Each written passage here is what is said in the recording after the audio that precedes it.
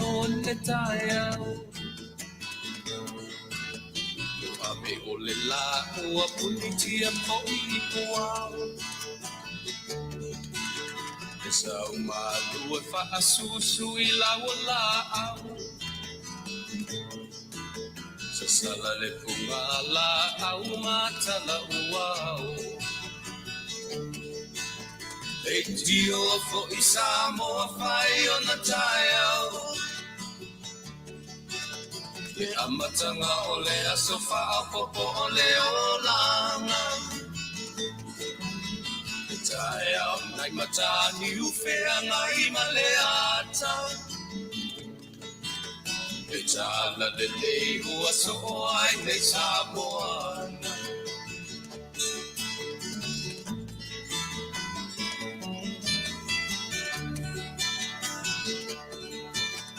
So ti tau pau le sua malie o le vine ula Papaunga o le lupe luma o le moso oi pula E langa ali ua kua ina mai lona manongi E aso ua foa ina I le Samoa moni E tio fo I Samoa whai o na taia Le amatanga o le aso wha popo o le olanga Le taia o nai matani uwhea ngai ma le ata Le tala le lei ua so o ai nei Samoana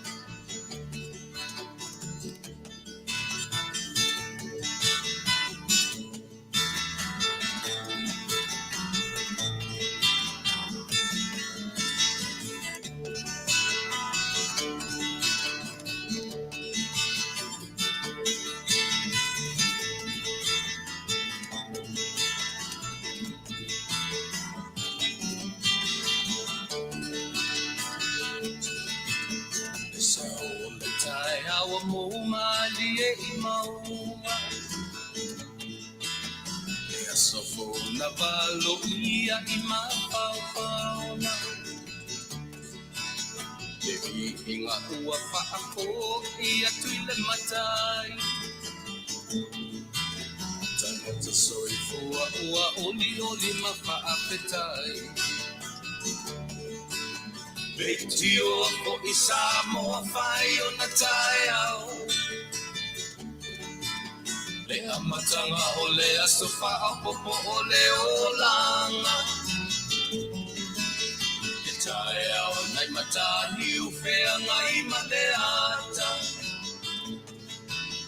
E tala le mei o aso o ai nei Samoana Le tio fo I Samoa whai o na taia Le amatanga o le aso wha popo o le olanga E tae au nai matani uwhea ngai ma le ata E tala le lei ua so o ai nei Samoana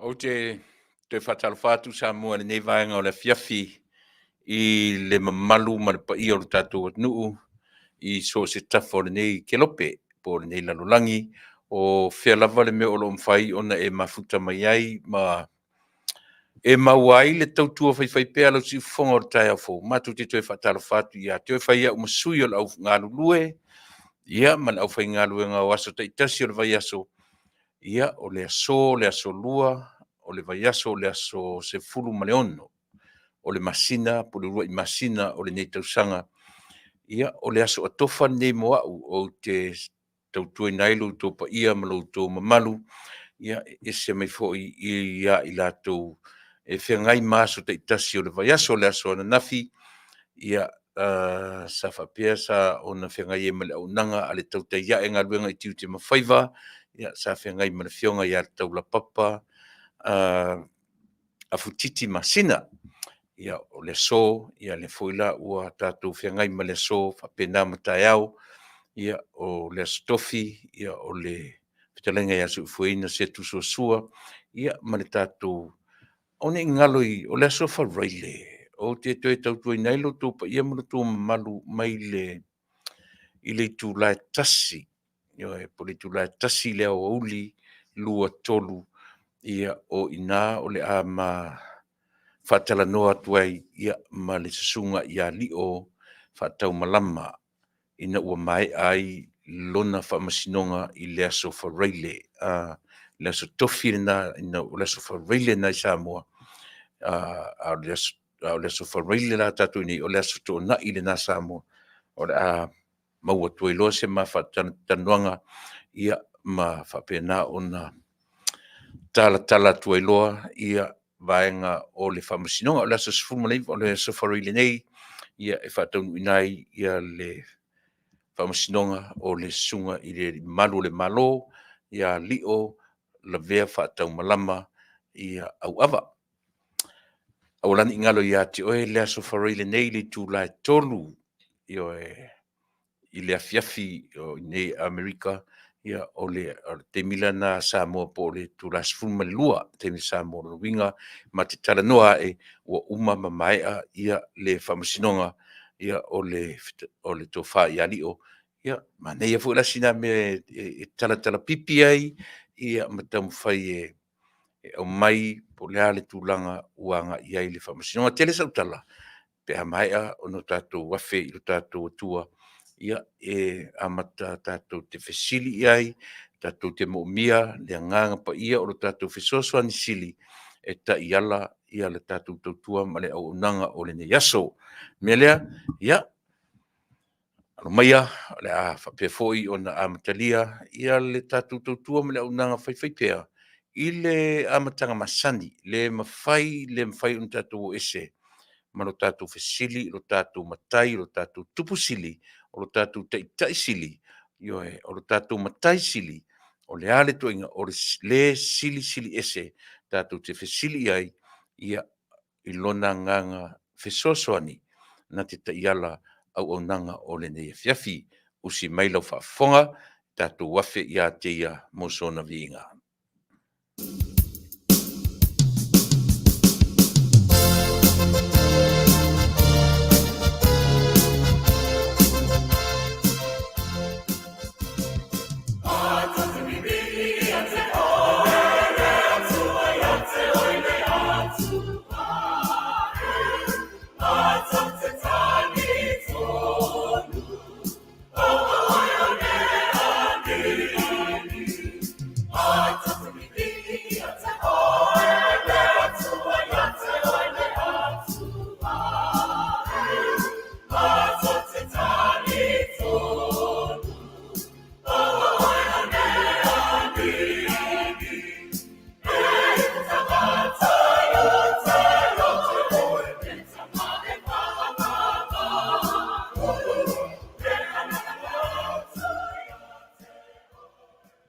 Yo e mātou te vivi I whaia e ia te oero mātou tua.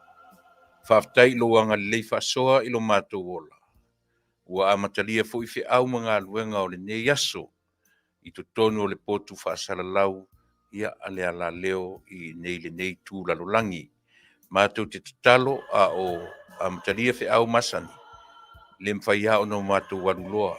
Mātou te awhi atu I te oe. O au wha Manuianga I mata upu o a mea mātou te talanoa I ai o la mātou tautua e ala I le au nanga whaasalalau ia e tautua I nai le whaafonga ma le whaalongolongo au mātou tangata iso se tafo le nei lalolangi. Ai le mwhaina o whaia na o au. Io e leiso malosi e leiso uiloa au te whaalangolango I a te oe e te whaangangana ina e te au maia mawhauwhaunga le lei o mawhauwhaunga ai maise o le ono sai. I ono sa I e foi ia ni winga o ni tala o ni upu o le alafo mai e whaalango ia te oe, e mawai lo malosi, o te talo i lo wanganga fisosoani i le tala noa atu, fisosoani i le mātou whaalongolongo mai, ia maua ni whalea o ngale leimo i mātou uma, a oa ia i mātou, a oa ia, oa o whaatonu i mātou, e lo wanganga pa ia.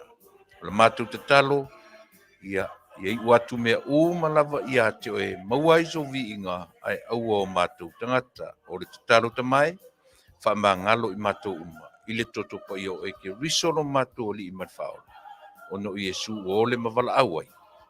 Amen.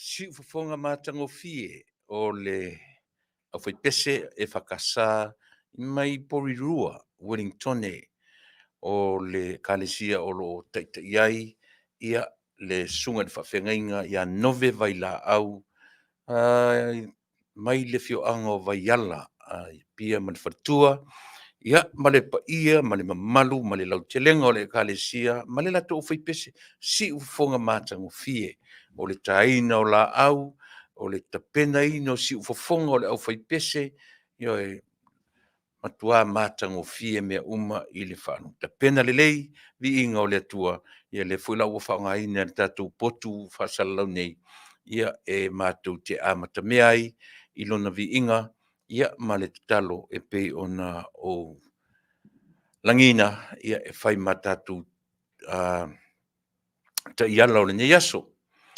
O le aso se furu ma le ono, manatu o laua se furu ma le fitu nisi vaenga o le lalolangi, a o tātou lava ia i nei, ia pe o lea ua whātu a se furu ma le ono, le lonuinga, o le lava i muri tai tātou, pe a fua i lo tātou atunu o Samoa, lea pe e a head Samoa i le aso e tasi, le ua se furu ma le fitu Samoa o New Zealand, Australia, lea ua se furu ma le ono i tātou. Po le ale se senga foi numera. Le metaua le numera le metaua o le ola. Oi. O le metaua o le mana vatu e le mai le me pese e o le mana valu de tonu sa fafu. Oi. Le la se me sili nai lo le me alo fataua. Ale tua mo le atulanga fafte tele ia i le au foi pese pe ona o faungaina ia o la tusi fonga matango fie. E a matali ai le tautua si fonga o taia fou i le nei aso o te whatalo fatu sa moa i so se tafa ia po fea le vaenga o le nei lalolangi o lo e maua mai ai le tautua ma le au nanga e ia le taritonunga ia o whainga matalasi alo tātou atua o mwhai on tātou maua nei fe so ta inga e le i umi o na iai maua e le lalolangi masalo pea ma le se furu tau sanga taruai. Ia po le i o furu se furu tau sanga i le tele vave le te konolosi ia ma upenga ta wha ilangi ia ua e monia o le tio ia a whaia e ngatale malolosi o pou o voi e satelite i le atunu i fua whaata wha o maila o square mileage o square e fua i eile ma mao le malosi e apo mai e pou ia i peitai ua leo toe whapena nei ona po ua tā a milo i le lalolangi atoa ia talu ai le mata i sau lo tātou atua ua mawhai ai ona sapi ai lana tangata ola lana tangata soifua i ona whaamanuianga, ai manatua foi. Iai le me tau o le whao ngā tatau. Iai foi mali me tau o le whao ngā se. O le tele o mea o lo whao ngā se ai. Lunga o penga ta wha ilangi, ia peitai, ia e tau mawhai lava, e whao ngā tatau, e le ngata i ona taimi le lei, o taimi tala whea ngai, o le whao ngā tatau foi, i mea e aveai le whea au au ngā. E leo se fe au fo le e tau mawhai le peti ai, ia le nofo le lei, ia ma le peti ai ta mari anga o tangata. Ia, pe e tau ngai whapena. E moni ala po o whea lava le mea nga i eile so i fua mle ola. O le pe tātou tea nga ia i lo tātou mataisili. O ia na te whaatonu fo lau. E le ngata o lau whaafonga mai, o lau tautala atu, ia o le tātou whe oe ai, ma whe ngale ai, i ma tā upu tātou te whaasoa i ai, ia ma ni mea o lo tunu, te tonu fo i o le tala whaatai o le nei atu nuu. O ana nafi, o le aso malo lo whia ngai ma le atu nuu le nei. O na territory fo i te tonu o na territory.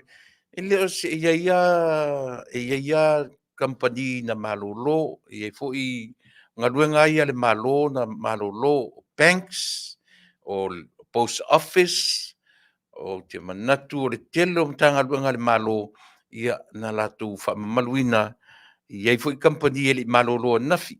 E te lea wha company sa malolo e ui ona watu, Pele Lopez e public holiday? No? Yeah, only Martin Luther King is a federal holiday. Yeah, not even.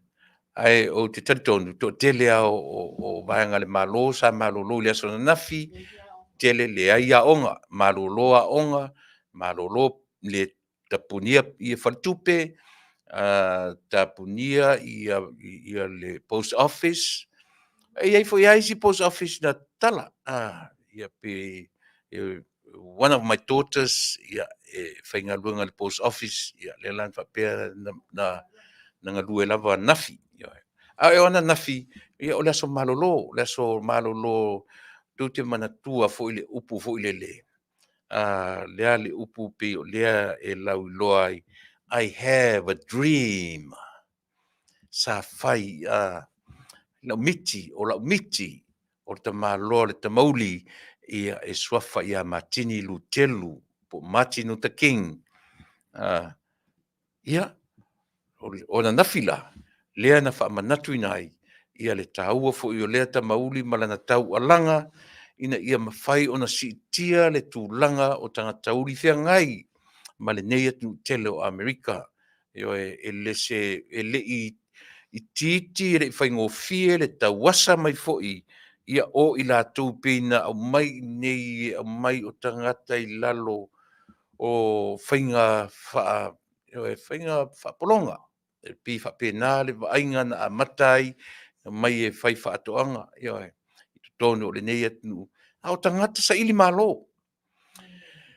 I ai le ngana fo le pe le whapea nisi. Whatole i pe Manuia ai Amerika. Iana au ta alo ai mai se lava taimi Olympics, taimi o ta alonga te telo lalangi. E fiu, e moi fo i ana lua e au sawa Jamaica, but le fula uto e anga i mai. Io to e tami neti fo i Amerika, ia ai mai se lava i track events.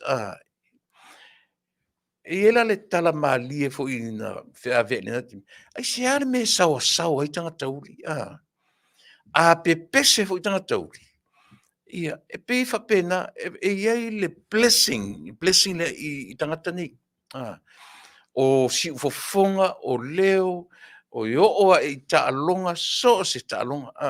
E whai mai na le tala, o te le ilopo, e rito e ngata na whai mai. E ala na sawa tangata uri, o le ta mo e le polonga. E ala na le leo, o le e le polonga. O te whai atu o tala tangata. No, whawa e nei mea. Aile o ni mea mo. Paua ua Manuia ina nei tu ai ngā tangata i lea fo i ai tu te loa. O lea sasa mai fo i asi mea si o tātou atunu. Ia vai o lea ua fea lumi whaatasi a le au fusu o le tātou atunu. Ia matangata fusu tamauli Amerika. Lea ua o tātou tama fusu i lunga heavyweight Amerika. Tātou wa ai i tasi lea tala fia Samoa. E le iai ani te lea ni tangata i le whaamanuianga o tātou atunu le taimi just before the Christmas. I think just before the Christmas. Na whaamanuia ina ai yalo o tātou atunu tama fusu. Le li o la aulia le mali toa Lupe Sori ai Joseph Parker. Ia ma si li o ai foi. Wharingo le si tamale mai Australia. O Petaia, Jai o Petaia. Ai li Manuia la si tau le atonga. I li Manuia si li o Fa. Sole. Ngalo le ngor tama. Pi uma o Fa lo na whai u. Tolu na li porinsia. Na ta alo uma le pole tasi. Ia ile pe main event ile li Britania fo le lo Anthony ia maleli i piseli sia mani ia le na manu malo ile li Britania le li AJ Anthony Joshua ia ai pe o tatu tamalaia pe o tamaia na la tu fa matango fieina ia fusuanga le ala na fa paleina ia li o tatu nu man Pasifika ia ai li fa paleina sia li tonga no mata o tā lofa i siri tonga e le ngatala o le to i lalo siri i lana panga le li ina la tamauli na la taalo. Ai na fai inga leanga, na fai ina leanga la e li umata unisanga.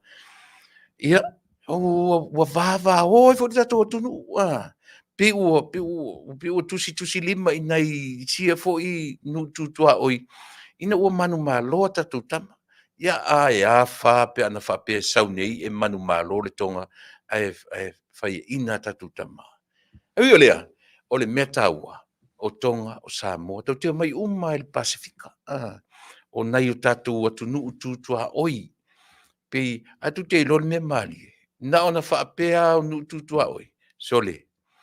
Atu te iloa. E o olo na final Samoa ma isi au o le pe ilakapi ia ia le winga fa fuafua le naso ia i to ala itia le tangata au fa pe final tatou ma no lo le liki le na final le tatou mai fo ma Australia le liki fo le na su champagne tatou totama no va ai au tapua ia tonga matua o ese matatu ai tapua ile leia ile au pe fa pena e winga ai atatu o mailo ia tu te tele fa pena ma o le mea ta te va ai se sa i se tonga ta te va ai se fiti ta te na e o fora le New Zealand ta te va ai lo ine mai se la le tu ni America ta te va ai lo i se o PFI na o se Australia po se New Zealand te ia le uta au foi pe no te fa na o Australia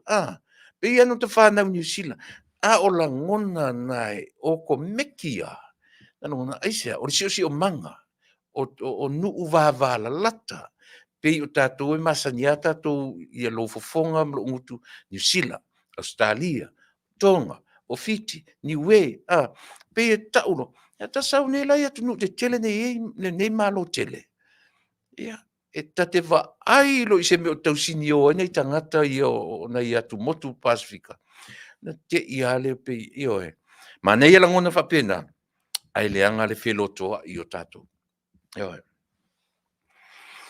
na tala na a matai lo tutu mo o i le nei atu o na nafila na o le aso marolo se ngai ma le nei atu tele o le aso sa o le aso i ona tu atu ia o le faletofinga le na ale matanga luenga tutu tonu ale whakasa i nei Amerika tonu o le California ia sa tu whaatasia ai e kalesia e lima e kalesia o le pulenga tūtotonu, ia poi nei Los Angeles.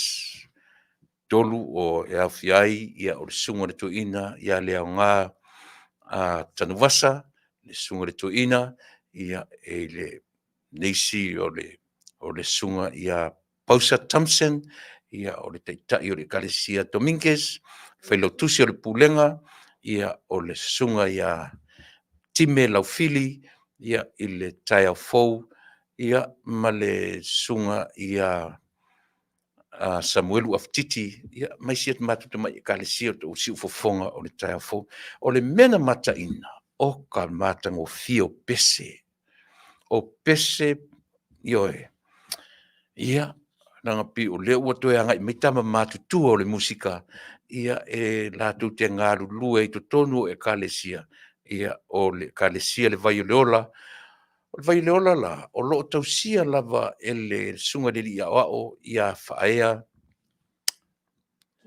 tulifau, sunga ia whaea tulifau. Awa umana na maua le sunga le whaifi au, e le i lela masalo pefto a alu le aminga o le whaifi au, uman whainga palota, ia o le sunga i le li whaifi au, whaato a tasi pe lua tausanga talu o nei umai i le korisi whaifi au kanana fou i Amerika Samoa, ia la na le ua manu malo, i le palota fo i ale Kalesia le vai leola, lea sa ngā lue ai, le tamato ina ua wala au iai le tua ua whai folaunga, ua whai ilangi folaunga, ia le sunga le to ina ia Andy le avasa, to whaiono, le la ia manwharitua ia losi, ia le la ua sa ili le lato whiwhi au fou, maua le lato whiwhi au o tele o maua le swafa o le whiwhi au fou, thea ngai ma le Kalesia.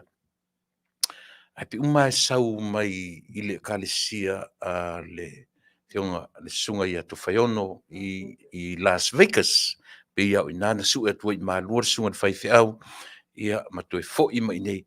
Ai pauna i tala moro tu sila fia, sunga le whiwhi au, ia e le ngata ina whaau umai i tono o le korisi whiwhi au kanana fou.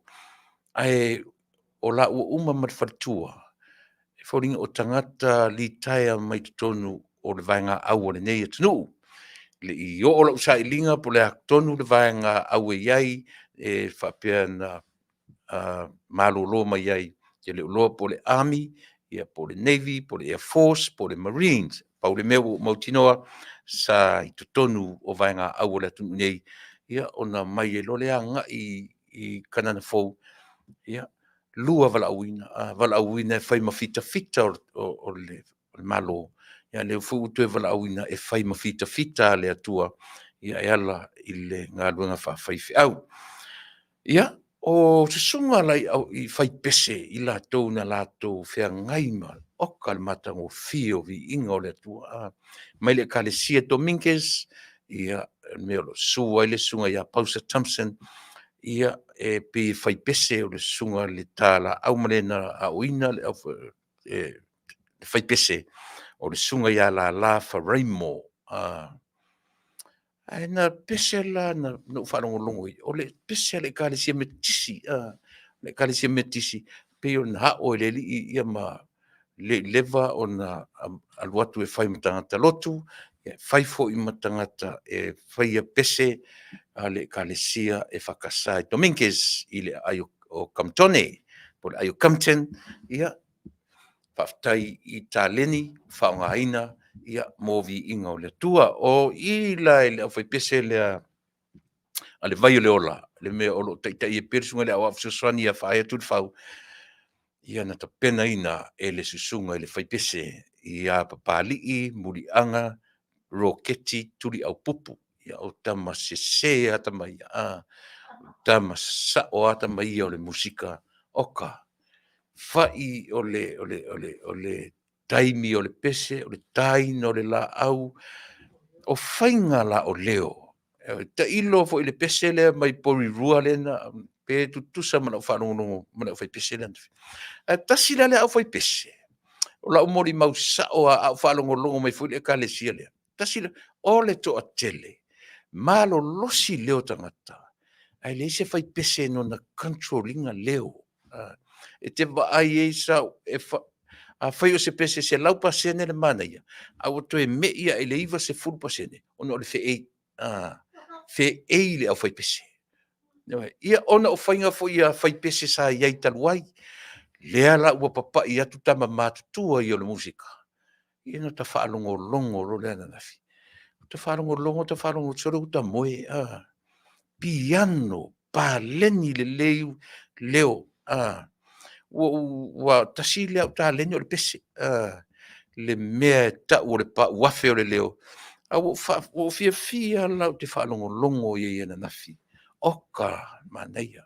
Ia lasi mai le au fai pese a le tai au fou le sunga ia time lau fili, meo lo taitai ai ia le telenga ia tau wā i sa ako pula, oka ia o le leina la vaitasi. Matango fia, ia e matau li fo si matou au lotu e fou, ioe. E whao fia tua ia markukama, whao fia tua ia masia matutama i au fai pese. I whalanga mai a tama mātutua ia. O le pauasi mea fōle ua nofo la toina. Ma piu whatala mai a le mātu o whaipese i le amatanga la vore sauninga. Pi fōringa mai e pi ua amat. Ia matauri hui atatu o mo meo tālonga pi e ia le wangatala mai a no winga. O tama le tauria tamana. Io i nara le na whao soisia mātu o whaipese nafi. Ioi. Ia ta te whai ale upu hoi lele. Ale mānei alovi i ngā le atua whape. E le o le vi, e le o le leo. E le o le mānei o le vi i ngā le atua me taua. Isi me fwoi le tau sisi o iai. Ia e ui ina le leo le mato o whai pese le te pena. A le Faafetai i le atua. Ua mato participate. Ua iai so mato sao. I vi inga o le atua.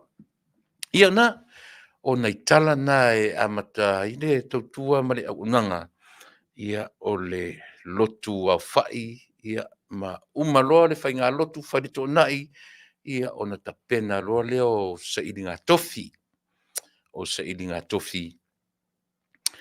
Pale mai ai la sui o sia matutuma i kalesia, o le whai le taitai fono le nei kalesia, ia mataita iti akono o le pulenga, ia le fionga ia taula papa, Afutiti Masina o ia lea ua tūlei mai e taitai ti akono le pūlenga atua tūtotonu i California ia e tau aveina fo i le nei lua tolu fia Faatautaia.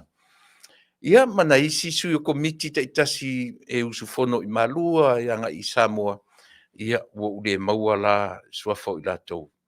O le suafo le teu tupe fisosoani e ave i le palota ia e wharongorongo mau mai i le si campaign e pi o leo whailo atu o Samoa tiu pitale i ataua lea ua filifilia e le mātou pūlenga tūtutonu e sa idia ave i le palota ia e sa idia i sui teu tupe a Fisoswani a Amerika ia mo taimi o fonte le malua.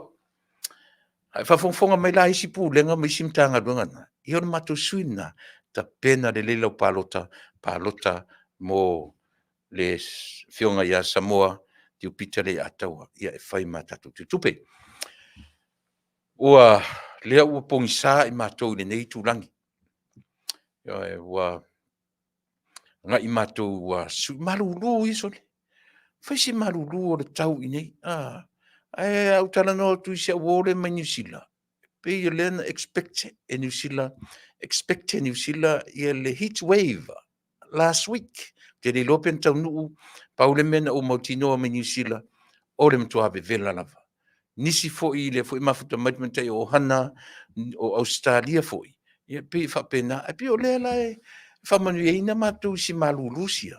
Pau asimia, pe o tau ovara titi foi, tau ovara titi foi i si malulu, ia whia ngai mai mātou i le nei tūlalolangi, o ro whapea ono mātou au mau manono fuai. Te a mai la le vai asolea. A le aso sa tu yona tu le weekend. I'm sorry, next week. Ia.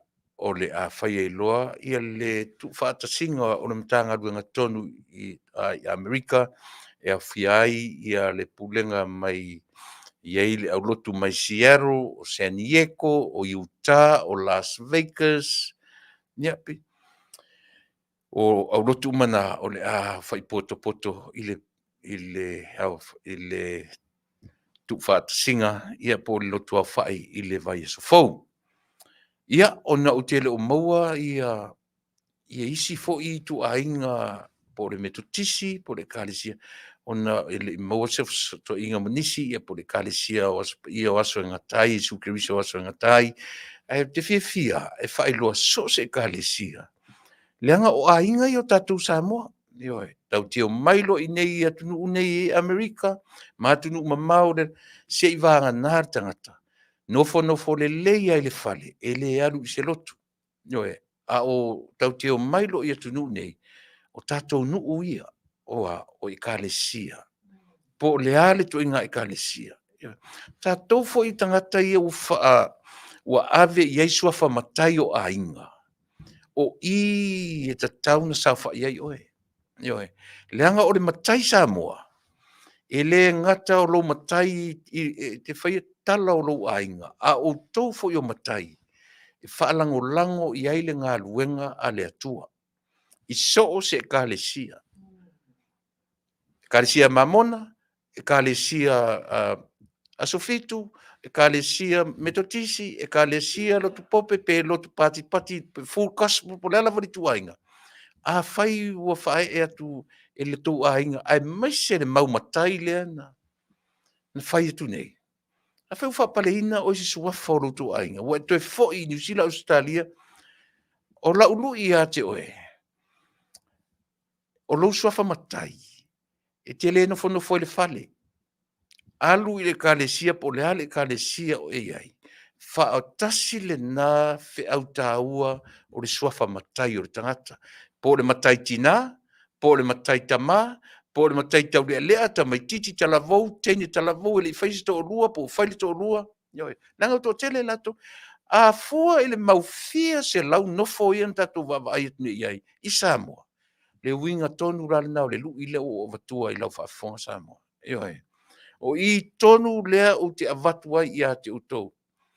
O le matai Samoa, o lona whaamoemoe, e le ngata o lona ainga, te sauro i whafo, o lou nuu, o lou ainga, o lau e kalesia. So o se e kalesia. Ai le o le matai mai Samoa, e le o le sau o le sa o le ainga Samoa. E sau nofo le fale. Sau nofo le fale. O le matangofie, langa tasi e tiute o le matai. O lea, wha mau popo, e kalesia, ma le fe aua le atua. Nā tu te lango i le fe aua le atua. E lango le fe au whaati a kono. E lango i a whape o se matai tina, e te lango i maftanga tina. E te lango i vaenga o hafu i tau i si e kalesia i vaenga tina. Tu te o e whaau ngā i ai le tofi matai ma le vala a wina o tou i suafa matai. O te le whaatonua le Tofa ma leuta. Ai taua ina tua lalo atu a e alu e sa irira utala le whai ati ate oe. Na e manino le leilo la ira. A e toe vala au i sa moe le tou ainga na whaamatai oe. E sa o le tala le li ilea i lungo le ti o le Amerika. A fisi le tutu ai, oi le li. Tau le ia whai, o le ale tala. Whai mai o lo umatai le ngata le tatou ainga ma le tatou nu. Whai mai le tala le li Amerika. O lo umatai te tau na ualu ke involve se lotu. O le te lola utala i ate oe. E le i uma atu lau tala e whapea mai tu ainga le samu. Ai o au pau e whaidwhale. E le o lo matai e na sau ne whai atu lo suafa matai e te alu e whao ngalo wola mo le li. Hale lui tele lea. Matai nofo le whale. So le se me tau se matai nofo le whale. O le matai e alu e tautua. Ainga. Fe au. Mga luenga. Ia o whaalongo mai fulalo ua whawhine. Nā fu itoa, peni, Oe, ia le na, e a afia tua tatu, e lese matai e te e vai le lalulangi. E lese matai e te e vai ma e tau alu e whaalangi lungo le Facebook le ngom tai. Oe, oe. I le se matai tatu te tasi se matai e peo le umi o le freeway le umi. Tasi oisi tai tolu, tai wha, tai lima. Oi ki kai koru se fulu ngom tai. Ai a whaalau mai fo ilam ngom. A talu nei me fo i. E le misi e sau a whapea e ono ngom tai ioi ai. E sau u mai ngom tai.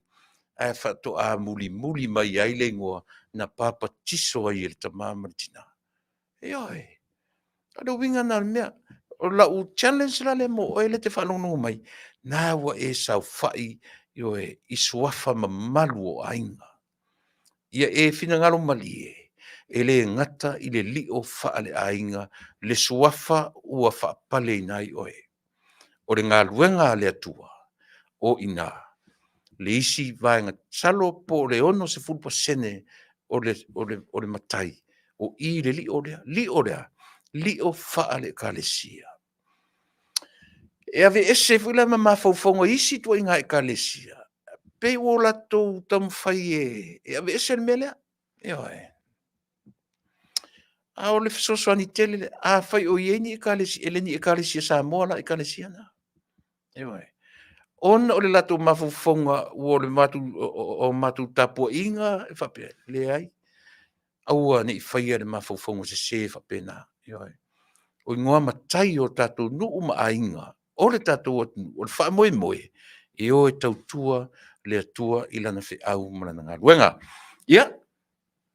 Fape na e wha umatu fape na. Le matai le titi, matai talavou, matai matua, matai lo matua, matai toiina, matai feololo, le hale toinga matai. Tautua le fe au man ngā luenga a le atua. Ia, le na, e le whapea la o whai atu e tautua, wai, na e whapea le la e ave umai e au tupe, so le ai, o le mea o le tangata e fua ta tau.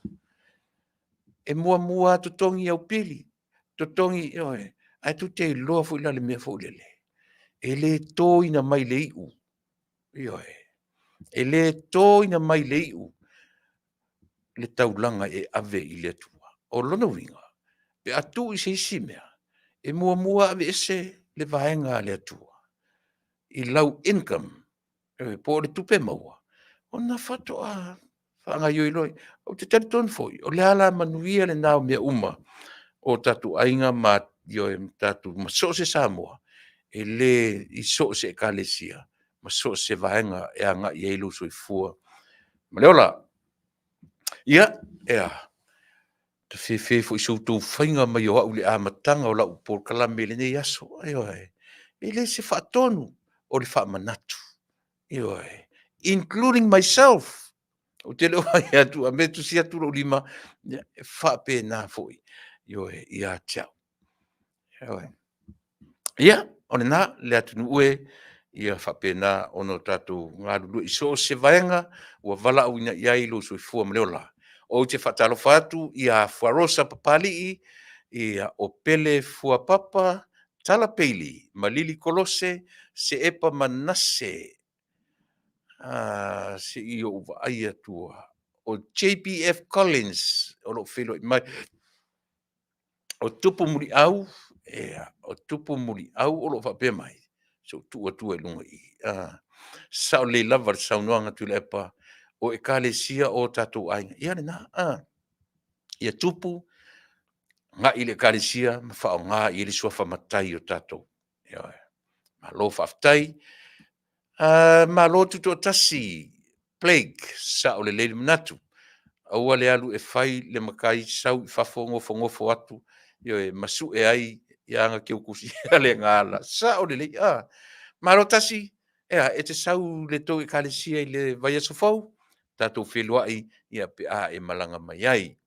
Erika ma oe, patala whatu lau whiong Tuilaepa, mawhtatu, i safa toa le whanga au ola i Samoa.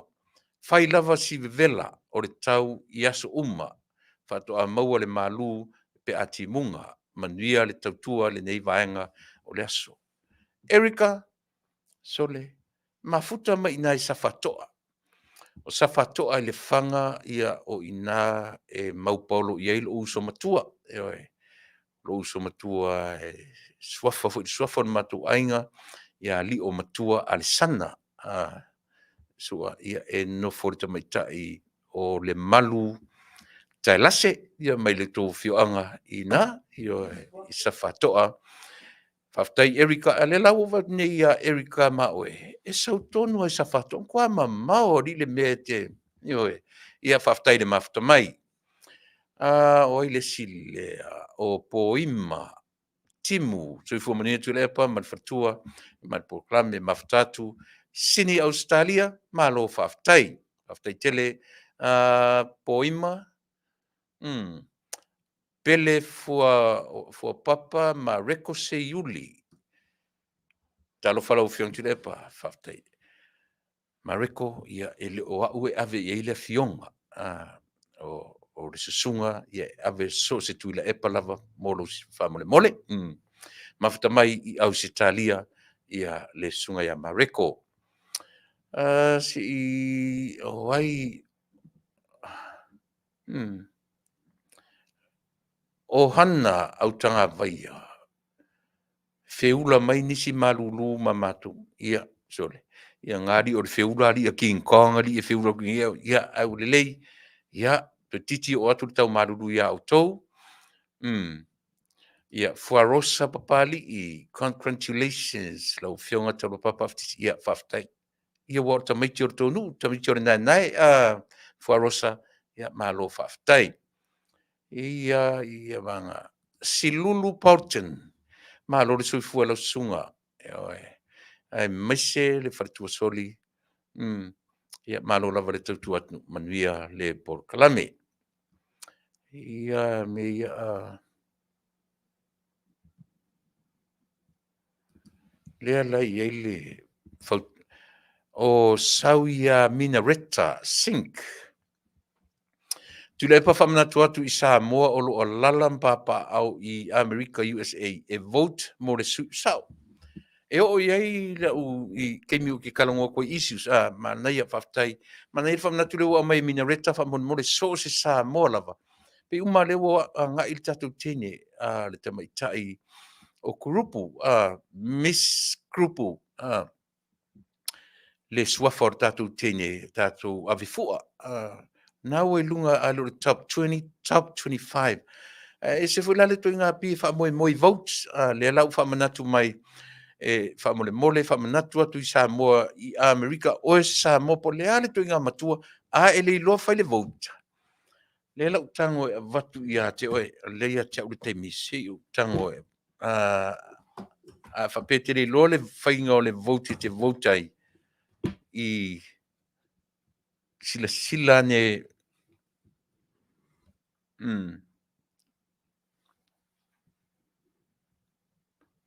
ale tele lo foi tango va ai se o le to fai se o le fa na we fai e la vote fa mole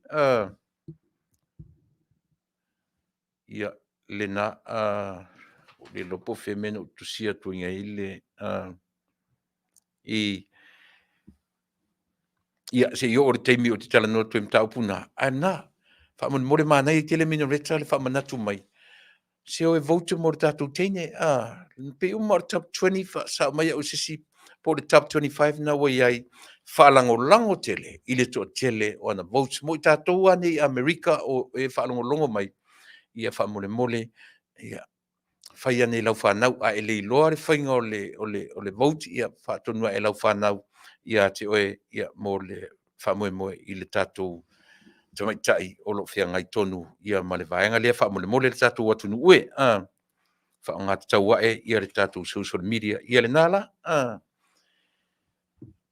whapeke ai alu nungo penga te whailangi download the Miss Global app longo winga nei ia le Miss Global app ki kango i download ona so e lola ia tatala le app mai kango lola ia te click on the vote button ngai ia le button ki kango e omi ia mo la vote longa kolu o ngai kangole scroll until you see the name Samoa. Pe ke scroll down se ia maua le ingoa Samoa. Ona kilikile iai, tap on yellow star to secure your vote. Long winga iai le fetu sama le na iai. Ia mo le tangole kiliki iai. Ia mautinoa o sent la vote, o sent la palota. Taua na i taua tere si mesi wa mai mina reta mo i tato uma ta ma tina ta la vou le hale tu o ai lau whanau o vangi e vote uma io i si mana tua e le tai ta la whenga tu tusa le population o tatou tangata ia matunu te tele ia ua whea lumi whaatasi ia ma le sui o le tatou atnu e taua tele la Samoa si vaenga si e whaftai tele a mina reta ia le whamanatu mai o le vaenga lea Sam, si maile, malo le soifua le Tuilaepa, mai se fo'i le aufaiga luega Manuia tele le Polokalame ia ma le tautua. Ia le tofine asiani salima Manuia aufaiva lenei aso, tapo'i atu matou i Melbourne salima, siani o mai le aiga. Ia alofa tele atu mo oe ma le nofoalo. Ia, Maria Stowers, Maria Stowers Fiti, ma lolo sun fatun, ma fatua ia mo le programe o lo fapion mafuta mai i Aukilani i New Zealand. Ia, manatu o le to telena o tatu oro iai i le teimi nei, sau se teimi ia na tue whaawo watu lea, a inga whaalele Smith Ulberg.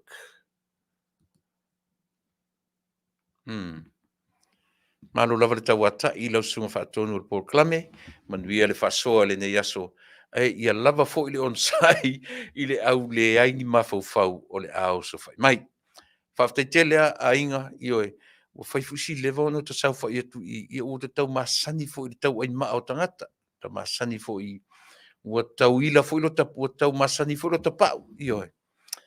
O tau whaaleanga whiololo, tau whaaleanga matua silin, tau matua leanga mamatanga. Ia piu tamasani ai, ioe. Iu ia na se matala pepelo, ia o tamasani ai le mea o le whafatua le mea, ina ia matua i whaaleanga lava lota tamali anga i ngata ia tiau, ia o nisi fo i au whaasalau o mwhai ona. E tasi lea vaenga tā ua leo langa. Tasi lea whalea onga, ioe. Peu o tele i maua le whamanuianga lea, pe ana ule sau whai lunga o platform sia. Wa ule si tangata very sensitive. In my real life, if apena, I'm a very sensitive person. But since no sau whai lunga o le platform le nei, ma o mata wina ai, so le whalea onga le mea. O le whalea onga le mea. Ea wa wina ia ule mea o le lava le onsai, ia o ina ia ule mea o le whiawa tai, o le wafi, e whapena. Ia le mafuta mai, ia sia o malo Masani, ma tu fine, ia o le tamita e Tupa'i, malo le tautua mo Samoa, malo le whasoa ua ova kele le vevela o Aukilani.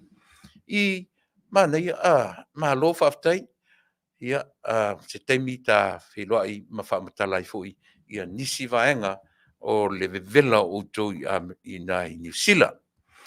Ia, e pe o nai vaenga i o te whawhila tuai ma o a matatuai ia manai tala a matatu ni Amerika. Au lela uanga i le vaenga leo lau tautua. To tele i o nai au maliliu. Ia isi li isia o whamanu atu atasi. Whafonga mai Carol ma le whanau. Ia o nisi fo i o wala au iai lea tua o te leo te tau whai mana tua i lo mawhauwhau. Ia, ai a whai o te lea mana tua. Samoa. Le mwhai na vese a mala u Polokalame e le se vaenga whapitoa o nanga mō whamanuianga o sa whanau. O lo tatonunga. Toi whamanatu fo i le se whanau lea tausanga, ma le tausanga, ma le tausanga. A o iai pia le ola. E whaamanatu pea, a o le taimia ave esea i le atua le soifua i nā ma le ola i a tiau, tau te le tue wheiloai. Pe mele e tāua i a tiau si vaenga le ola o nanga. o te avatu ai, e te le mawhanawhana i sautala e whai atu. E te le mawhanawhana i se pese, e taua o se mea, e whai taua ne ai, e manatu te le atu, e a whai o iai ni tūlanga whapena o whanoa noanga i tono ainga, ona o wala aupa ia le atu, a whai fo ele o le wala aupa ia, a o ni mea e ono po o iai se o pele i le finangalo ma mafufonga, ia po nisi fo iwa atoa le tausanga ili atoa le masina ili atoa, talu na mali li watu e pele ia ilato, peselea. Taina atu, ia e au alofa tuai le tatu tautua ma le au nanga. Ia ali si fonga o le tai au fo. Pese le kalesia mamona. Ia mai e se le feo o le tatu tautua. O le tatu pese le kalesia Yesu Kiriso o rasupa ia e ngatai e fai ma fananga i le tatu atunuu o ai lava o lo whiangai ma teimi whengatai ia o le pese lea. E fesoaso anu tua i le siufonga le tai au fo ia mo teimi pongi sa whapene i usi mena whafonga.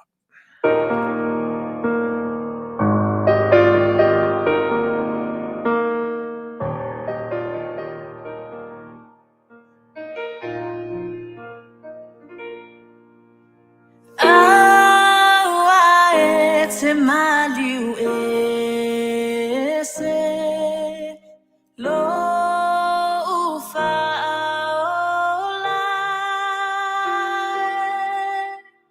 ia tali ala utangi la bea i mai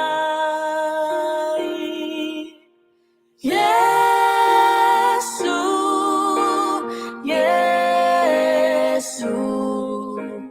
fa'afofonga mai, ia tali ala usangi,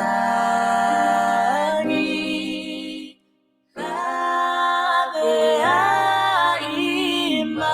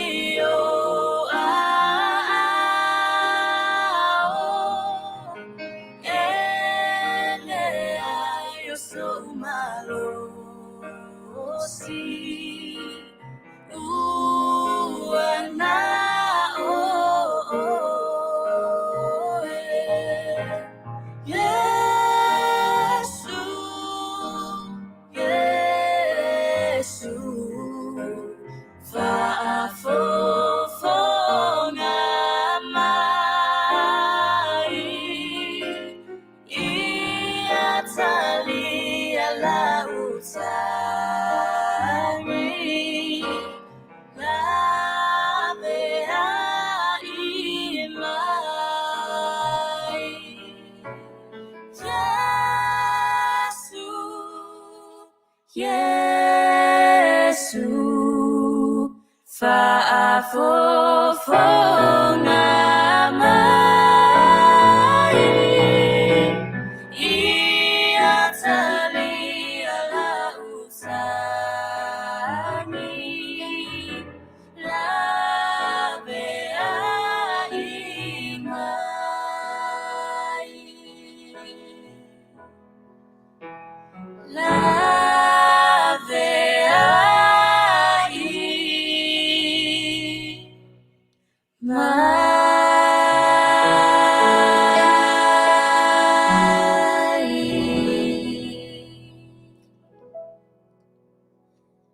Ia, o le na, pese mori tue lo whaanga, ia ma refa mai senga, e pena uwhai atu. Ia se o lo soi fua mala uola. Le ai ma sesi o tātou e whanau mai, se vangana ai le pepe na ona whanau mai a, toe le i o nei loni mea, e le malama lama, e le whanau noa, ma le fia fia. A oe ma un tātou uma, o le natura leo le soi fua. Tau te whana nau mai whea ngai ma teimi whanau noa, tau te whioti foi. Ai ai le me tā ua tasi, o te whamanatu pea. Mele tātu te maowhai le atua lea, tātu te tonu i ai. E ui na tele teimi whanau, i teimi whanau noa. Ai tango e wa ai le soifua ma le ola. E tele atu teimi fia fia o tātou, nei lo teimi whanau noa. E oi. Le mele tātu te loai le atua e ou le ola, e manao ia e fia fia. E manao ia tātou ori ori. Al me tau, e o ofo ia pe iai ale temi ina o tātou i loa le leile atua e ana le manuia lea. Fai maila e ale tala. E pōngi sālava. Ai e mo ia le ori ori. E le manu mālo le pōngi sā i le ori ori. Pe au mai temia ia i tātou. Le whapea mai whaatalofa atu fo i tamata i o Lorina, siusta taula papa, ta alofa, alofa atu ia taula papa, ia malfa atu mo urua mane ainga. Ore tamaitai o Fara Fruento i lalo, whamawhanawhana foi, le isi o nephew Dr. Reverend Mal whaalili Fruen, whaia onga kolisi whaifi au malua, ona o le wala aupa ia le atua isi ona whale tua.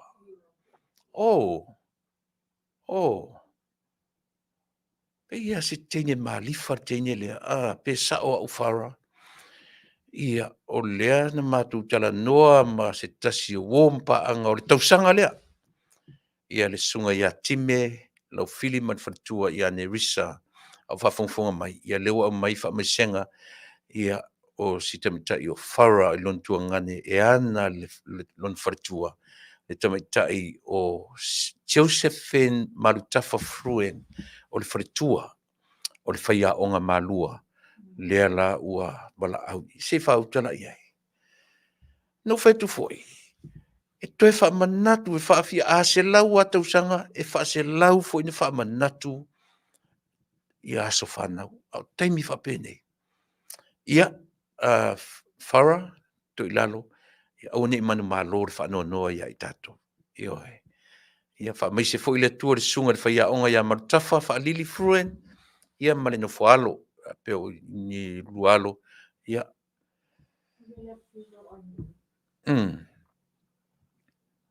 Talo fai, ia, o sunga le whaia onga, ia le uwala au le tua i lona whale tua, Ia, pe uma o di tau manino, o di tau malama i le ainga o le whale tua, i nai malifa, whafte tele, wha maise le atua, i ainga mwhanau, ia, tarsia, ia, babe maua fo i se teimi e ma whanai di sunga le whaia onga, ia a fina ngalo lava le tua e to ia se tasi i pe fingtanu tala no i mea ia langa o le fou ai mo le nga i pe o le soifua ma le ola le lumanai ia o tatua o lo o le ngalo nga misi ngalo nga whaia onga ia ia le teimi le mwhaina whaito tasi le ngalo nga ai whaftai le tua ma ua le ava noa e watuai le tina e te rua mafuta ma whailoai ia se ia o ina rua onga i tausanga o tauina i tausanga i tele wha tausanga ha o tawina i le ola o oina le ua fo i atu, whai ma whai a onga i tu tonu o le korisi. ia lea o le nominga o le PhD ia le sunga le whaiaonga ia Faafetai ia whaamisele tua i lau sunga le whaiaonga ma le no whaalo ia pe ona i me ia o te maanga ia o mwhaina o te lau whatalo whamaruru atu to tele o i tatou ia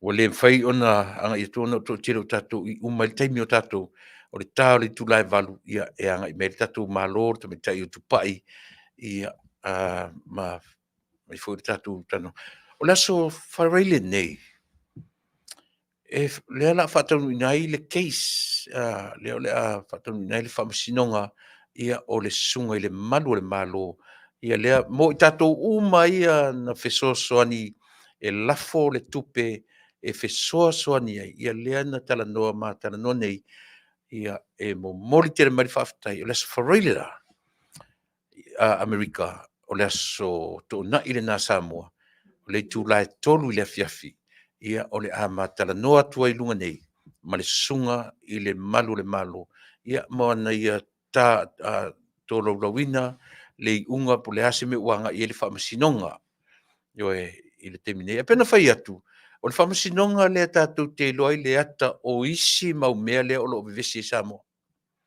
o isi mea uma ia Samuelu yo le plot to kill o isi mea uma o i le whamasinonga lea e ata ai le ata mai le na o le unga o isi mea uma o nani ngalo ia te oe le aso to na ia Samoa le aso whareile nei li tūlai tolu le Afiafi le taimi Pasifika i nei Amerika ia o le a mawai se mahavanoa ma le sunga i le malu le malo ia matitana noi ma au mai whaapitoa i lava le anganga Faafetai oe lena e foai le tino i tupe e whesoasoani ai i li ma le keisi mai Samoa ma tailoia i Samoa lea ua maua se taimi pei o le aunga lava lea o le Faatautaiga o lea moli mai ia te oe Samoa anga le lei e le ngalo so le afia siona vau e tāua le mo le alofa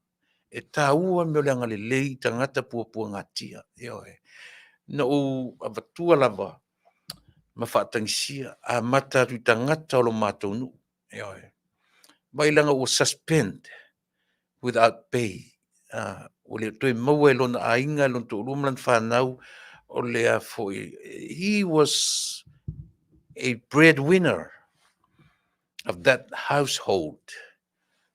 He was a breadwinner. Ai o mea o tūla i mai ua suspend without pay. Pay nai vaenga ia. Na leina u whaatangisia lo Tupa'i ma lo tō mamalu. Na whapio sau whai se miliona tā lai lau account. Te le tangi atu i auto. O te le mausi teimi o te wala au atuai. Au lea lana tala pipi ana nei le sunga le malo. Lo na nganga Faafetai. Na nganga Faafetai. Sau fesili ai. Mai le ase tūlanga o iai. Confidence ta ua i le whamoe pea. Pia nei me whapena le o le tūlanga. Ai o le aso whareile nei. Au ni ngalo koe ki mai le tūla tōru. Ia o le a maua tuai nai vaenga na o le maa whatanoanga. Ia mai se lava tātou na ngalilei. Ia ki mai lau la au whanono mai. E la lele atu rou suafa whailoa. Ioe, e mwhai antou whapea mai le ai lo whamoe na le ai. Awana i whase ina tātou mena. Tasi si mea si te fia fo iai. Langa e mwhai fo ina whao ngā tātou tuspa ia e si upu fo le whai me awane i loa. Awane i lia le pū pea whai sa fo ai. Awane i loa e lo lima tau matau le me whai e lo lima ngā vale. Ioe. Nau na ufisosoani e tua isi mesi. Ai o tala nā tuspa ia. Aua e sila fia. You as a giver. Ioe. Ole nā. Le ngā luenga ale receiver. To acknowledge. Ele se fe aula na oe. Paua mea na kiva. Faafetai le tua. Moso ava noit fua iei. A o le tangata e receivinga le lo whamaleanga le lei. Mea na ai malama i le anga nuu o Samoa. Lea pe ua toso atu le tele o tātou. Le tusi pa ia. E tamu whai wha malama i le mea lea. Mana tua fo i Samoa. A e alu i le whale o matai e ave se to o na i le whale o matai. Na e vai lo le tau le a ua alanga i fafo. O ela, o lau mata whai oi as a giver. O ai o lau mata whai lo le ave mea. Na lo la tua tu e alu malolo to mama. A o le fola ina o le anga le leo oe. Ele se mea oe mea na. Ele to e se fe awa oe le mea na e ngata i le receiver. The person who receive your gift or whatever you're giving out. Vai, e manino. E malama. Ai pe o langa le ua toso me tātou wha o ngai tōn whata. Na te se lo le interpretation na tātou. Lea la o elana e fōai. Lea ua ta pena le sunga. Aua te nepe e whapea mai ua le ai. O mata whai oi a le peka po le receiver o le whaailoa lo wanga le lei. Ia, e vai e mawhana i manatu manona. E sa o pese se. O lana ingale te oi laso whareile. E matatalo ia mo le matatalo mo le afoi. Mo le whamasinonga ia o le uso ia po le tuangane ia tatu uma ia o le sfreile le ua mautinoa sfreile tatalo mo le whamasinonga i latou foi o ita i le mele i te pule foi oe pete tatalo ia whaia ina ma whaaleanga e tatou ia e pei o le atuae sa wele taritonu ma le tarimoni ma le tarisao a te lo lau toi au ngani ale i ati oe. Whapea, e oe. O to iaiso walofa, to e lafo ane sau tupe, e oe. Matauli, ele i umatatongi loia. E oe. Au mai le tātou tupe lena lafo ane lātou New Zealand, te ofo ia te uto New Zealand sole. Te ofo ia tātou New Zealand, oka se whale tonu o le fōai. Ia e talia ma le Faafetai. E oe. Talia ma le Faafetai i lātou wanga le iane. Ia na, mo tātou toi sistema Italia, ele i o ilas whareile, toi la fua e sau se le ne fsoswani ilo ia, io e asi malu le malo, o le ngoe la fua, iai pe a whapeo toi iai se finangalo, la fua ne i le suafane na,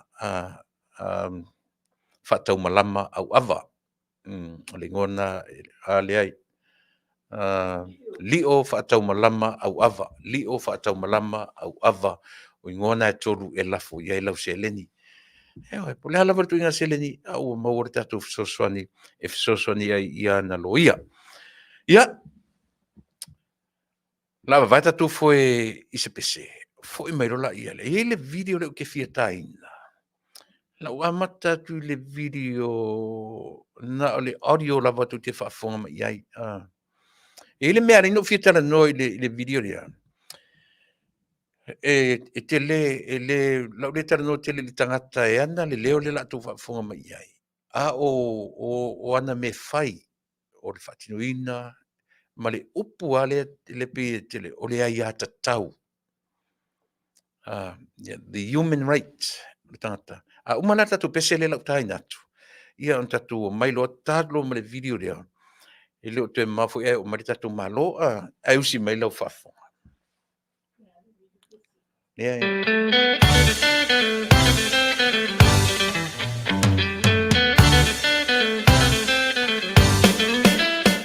As I was slowly passing an old friend's home one day, I stopped for just a little while to watch the children play. Alone the boy was standing, and when I asked him why, he turned with eyes that could not see, and he began to cry. I'm nobody's child, and no, nobody's child.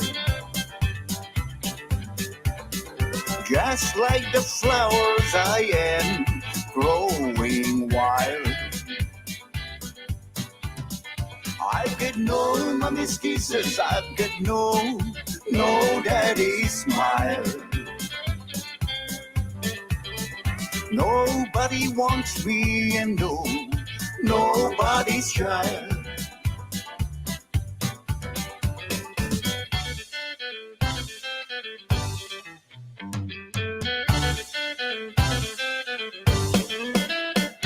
No mommy's arms to hold me or soothe me when I cry. 'Cause sometimes I feel so lonesome, I wish that I could die. I'd walk the street of heaven where all the blind can see. And just like all the other kids, there'll be a home for me. I know nobody's child and nobody's child. Just like the flowers I am growing wild. I've got no mommy's kisses, I've got no daddy's smile. Nobody wants me and nobody's child.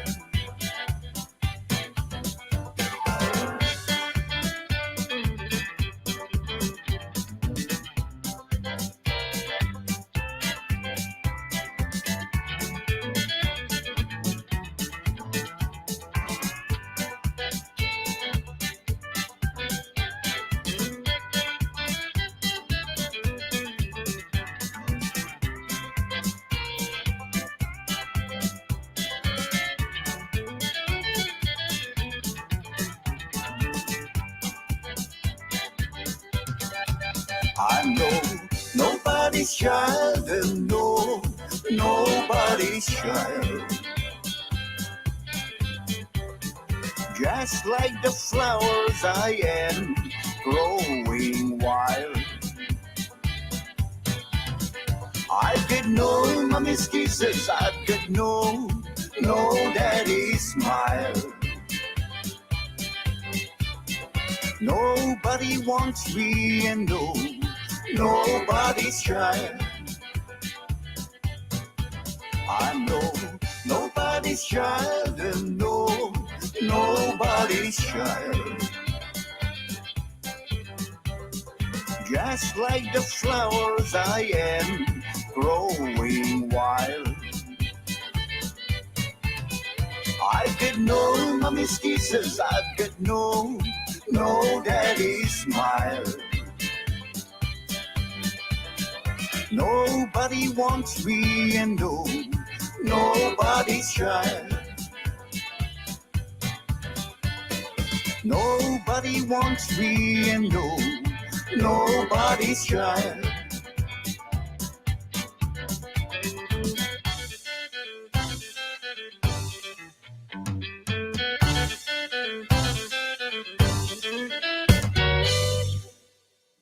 Ioe, si ufonga matango fie o le li o petiki, te le lopo usua whamatai le fo i o ona, ia a o pistasi e nawana pese fau, ioe, o tai natu, mana i si ufonga.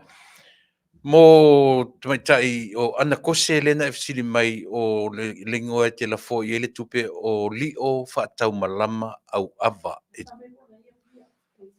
Ia o naia pia o lo teminei, se isu atu le numero de telefoni a fa pe ona ai sira in Samoa ana a fa pe ona te Samoa ia ona vala wane le telefoni le la atu lunga I fa mole ana pe fa pe ona ona lava I te Samoa di terminate ia a le la tatu le video dia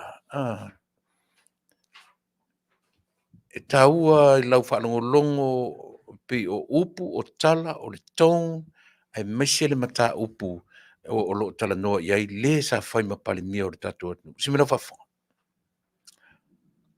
Pati whenua, ia la kilo, ia leo ilo wavo. Ilo tangata ma ma mi moria ngai o fai. Lela o te wat a fai mo tau para ai. O meia sa ka ko fo ya so sa o pai ai. Sa fai ai o fo. Awa ka ko ai a kau de pupui la no fa mai. A fai mo ko para ai. Ka ko kalangoa e matau. O tongo ai fai ia whapunga, nga ulo mai nalo ia le auto, wangi konga ko ke fefe se menas. Ko ke ren whai ang kawhia la wai at tau. Lo mai wha mai o kaukala e pēr. I me pi o ia e whai, i re teine whakima, e le mana. O ke kaukala aku i, o ke kaukala mai ko kongo le whanpupui. Po kau kala mai no kunga maui upu o kusia. E me ko ki le whai kawhia. Ane tulanga na. O kai mongi o le itapipi. E le fefe si mekas. E a vo ua le au maia me whakamaki.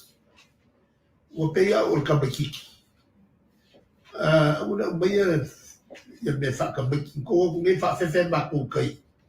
O le ave whapupui pia mako o ese matane. Mako kiri whiwhi ngā mea. A whai o le tangata moro na wala winga. Ia oki lo wala winga. O meo, e kuke leo mai whawhewhe mai au i ngā mea. Ia o se au, wao ngā voi le nei pasini. Ia o pei au o kamakiki ho i le nei. A whawhewhe mai o whiwhe mea. Ka mai la o son kula whong. Ka mai la son kula whong whai. A whai. O la son kula whong o Fasa o ko komea. E le son kula whong o le merga. O le maunga kuspaia. O le fefe kaukala le mesako. Le ang sala.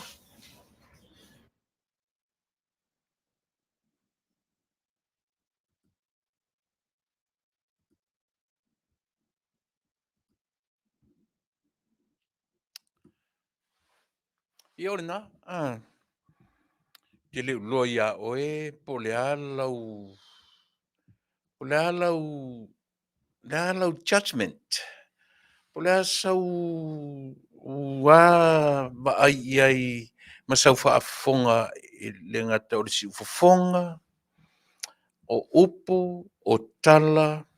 Ai o si mea tasi o te le o anga i tele i le pole ale, o le mea o te anga e o le upu le o le ia tatau.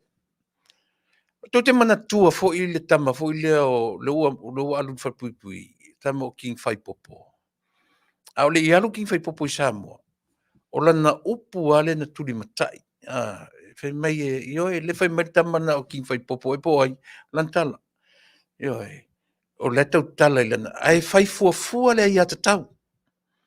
Ioe, whai fuafua le i ata tau. Le foi la o tatu whanongo, ma tele foi e o foi la i a whafonga le tala len whai mene. E le eise me o no tosi e le leina o le iata tau. Le tala to ina le mene. E pule sa o loto ia i so se tala e tau tala ai. E le fefe i se mea tasi. Tau whaalongo to upu so na lafo. Tau whaalongo o le toi. O se toi ngā tai le toi fia wa ai i ai le tātou atunu. Tō te whanongo longo i le tautala o lana tōng, ma mea uma, ma tala e sau le fofonga. O lea lai nofo ma tamu whai au mai le upu ai ata tau. Aua fia ni tangata e na te whaapea le foi na loka nei siungari lea o i foi le ingo siungari. Ia papa waa mai wharitua ia meilin. O lungo le mea o lea. O le mai whai mai ua so na lafo upu, so na lafo tala. La tō whafonga le tala len whai mai nei. E pule sa o loto ia. Aua fia ni tala. Nia lela whai tu tala. Eoe. O le solo whanua le pelia. Eoe. o mea o la uma, whaatusa e ele atunu. E oi. Ale lau tau whawhongwhonga le taunenga mai nei. E whai mai a. E le ai sesi e whewhe ai. E pule sa o loto ia I lana ia te tau for anything, even a single word. E tau tala iai e pule sa o loto na ia. E le whewhe foi. E tau tala. O te fie I le winga lo Tuilaepa. O le tangata lotoa. Tangata loto tele. O le tangata toa. E oi. Ai leo le toa whavalvalea. E oi. Ala na toa le na tamu whai e ave sa mo ilo na toa le man mea. E umane le whi I lafi o mena nau iai. Ai kau I mafangu sa mo. I longa lokoa lea. Leanga foi tasile upu ai whalongo tu Tupa'i. O le mora tangata lotoa. E oi. E saua I upu, e saua I lona fofonga, e saua I le ngutu. O le iloa fua te tau upu matala. E oi. O whela o ta oto I le fefe. O whela o ta oto iai le meo le so na talafo tala. E oi. Ia. E lo toi ma maua, e tatu baba ai e li unga o le tangata lotoa. Ai. E toi ma maua. O lona ma faufaunga le sa tau te sila sa mo. Ua whasi umi. E le ima se mea lava le hita pipi o whaia I e tamano le. Na mai ape o teu funga la au fo I e teu I au ta for tamano le. E le ima se si e toa e te lele fatu. Ia pe te le fo le ate. Le ate le o te tala noa tu le ate fo le tu I ne teu whanga se sila tala. Ai. Te lele ate whaia le tau tala I mawhasa o ai. Ai. Le ai ma sese iai se e whaia tu iai. A wā ana o whai pule, ai o iai lalo I nai lana, o te whai sao iai. Ai oi, e leo o se sifi. Oi. E whanga walu le si tu, ana mafuanga le whai matu la fono e pui ai le wheoa I o whai pule. Iara me le awhapeu lotoa, au o whai la fongo.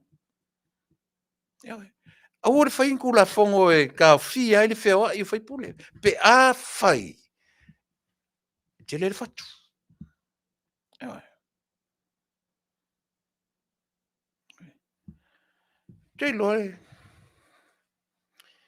Taluna o lunga I nei. Taluna o lunga I nei ma o talanoa tu. Nei teimi whaatolu e whawhanu talanoa I tamatei pale mia. Whaatele no talanoa I ala auli. Whaatele no talanoa I nisi meni star. Lea ma sesi na whapea mai I a teo. Whaamalosi. Whaamalosi e whaile mea na I te whaia. Whaamalosi e. Talanoa ma issues nei ma. Lea ma sesi whapea na. Pauan mea o le latola ofisili tali mai uma. Ai whanongolongo la ngā luenga to lua leo lo whaile ngari le le me le whai. Os. E al whaasonga tai whaunu mea. Oi. Auange lua wha vai. Lua wha malo losi. Oi. Nau mai lo le male ngari le sanga solo. O le ma fau le loa la tala le whai. ASEA. E whapenga le mea e te loa. E loa le vale tu le mea ailo na ngutu. E loa le vale fia inu. Oi. Au I tua inga tangata ia. O te e tua ma le vale. Te le loa po ratu inga tala ta wai. Oi. E vai sua malie te malo le sau. O le mea le whai. La ta mea le whai ata mai le yaso vo I. Yaso I o tala I titi. E tau a whea tu lo se siri teimi o mea ai. Papi, os. Oi. Mea umala to lua le whai. Le ko'okolu, o ai tangata uma ia le ia le Polokalame lea. O le latou ngā luenga na o lo whai. O lea. A pena whai atu. Faafia na tala no I tangata le malo o e o te mate pare mia. E le maumauina se teimi e whaapea mai Tuilaepa fa malosi e whaile mea le nā. Fa malosi e alu e aua lawane I sao mai tala. Te ai ma se iota ta se whaapea. O a fesili e watu tali. Tali mai fesili atu tali mai. Uma se interview, uma se whaatanoanga. Au se mea fōro le uma e whaapea mai Tuilaepa. Kau kua ngāma oe. Kua aua ngai a. Ia wa ai ale au vangai. A mea ia la vangai e lalo whai nei. O whaalongo longo. Se teimina o tāinga tu le lunga. Ko kilo la o kouni mea o lo whai nei.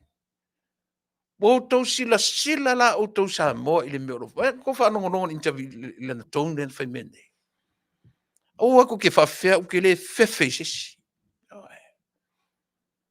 O ako ke whawhea. E pulea u ia upu matala o ke kaukalai.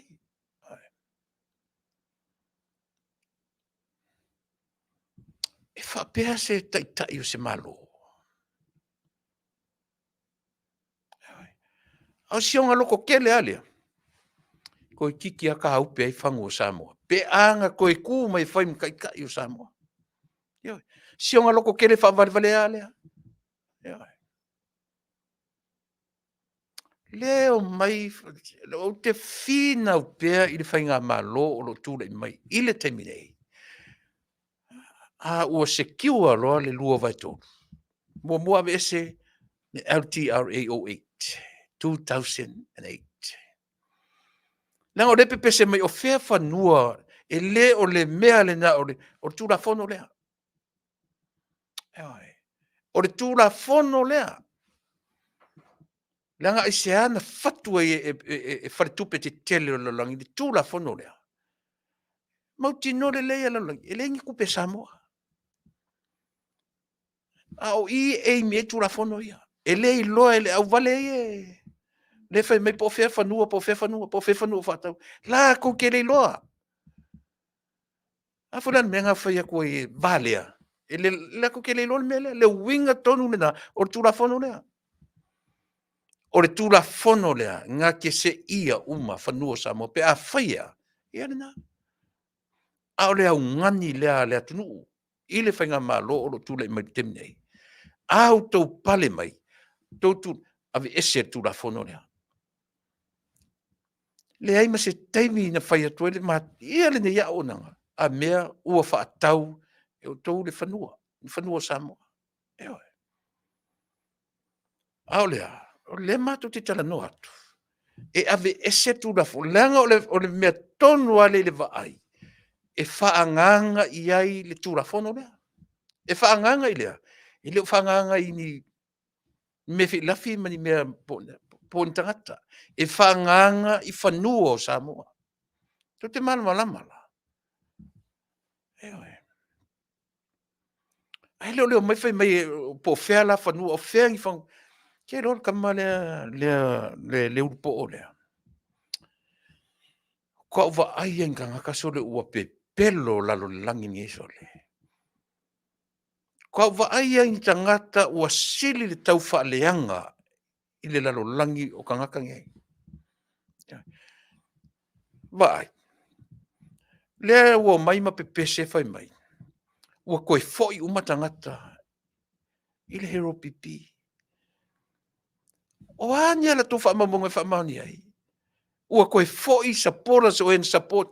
Vai tala e pe nofo tam whai ia vai lua le o pawara lato au penga le lo whai te minei. Mo meo false information. They are giving people false information. O tala pe pelo, o tala e tofnangai. Te lola, no whanongo longo I le tala, I le whaosonga e li moni o lunga aridia, whaoso e Tuilaepa. No nofo a mamo ini o matau whapesole. Levanga whai e ka ngaka I le meolea. O le tau whaoso, tangata o le Taunuu. O fia whai tala lea. A fwelo te whai atu. tele temi o te talanoa ai, o te whaatalanoa nai, tangata o whainga malo o lo tuni. Le ai ma se temi.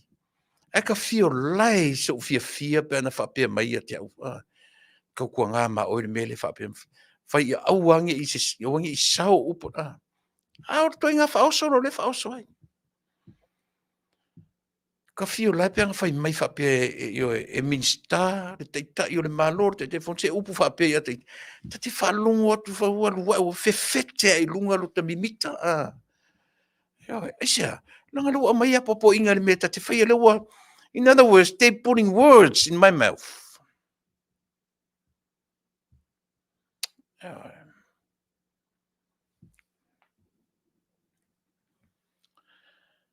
Ia, na, e le matangofie mea ia Samoa i le vava ai.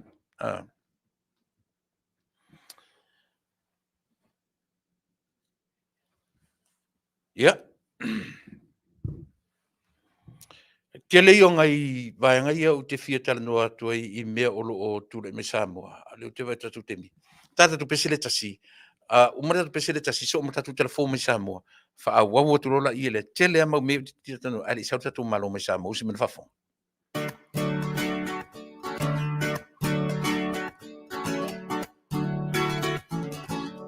Uale motonu Uinga ole lana Betua e ifea Lene ipola Maligi loe masa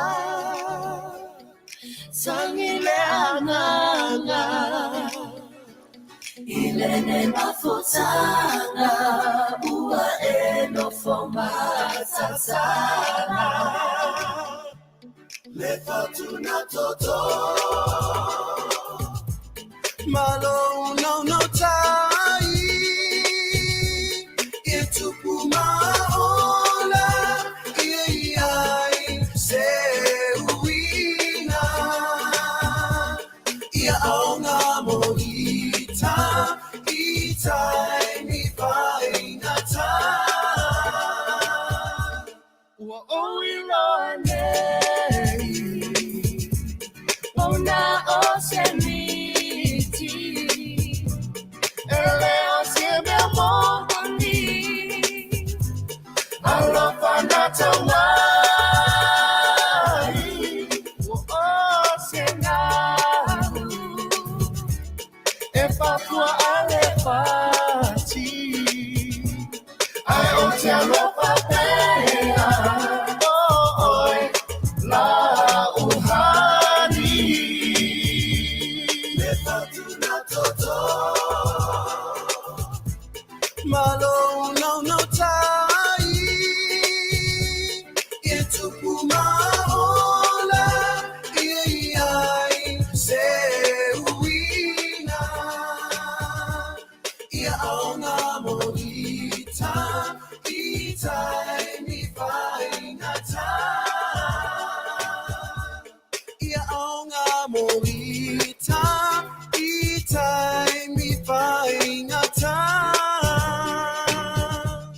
Ia aonga mohita Itai ni painata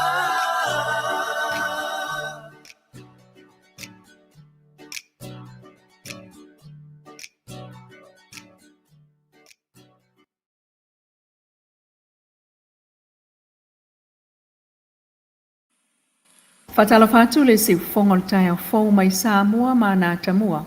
O langolangoina malosi mo lau whaafonganga e le Paradise Supermarket and Senior Citizens Care a le Crystal's Room and Board Company i Anaheim, California.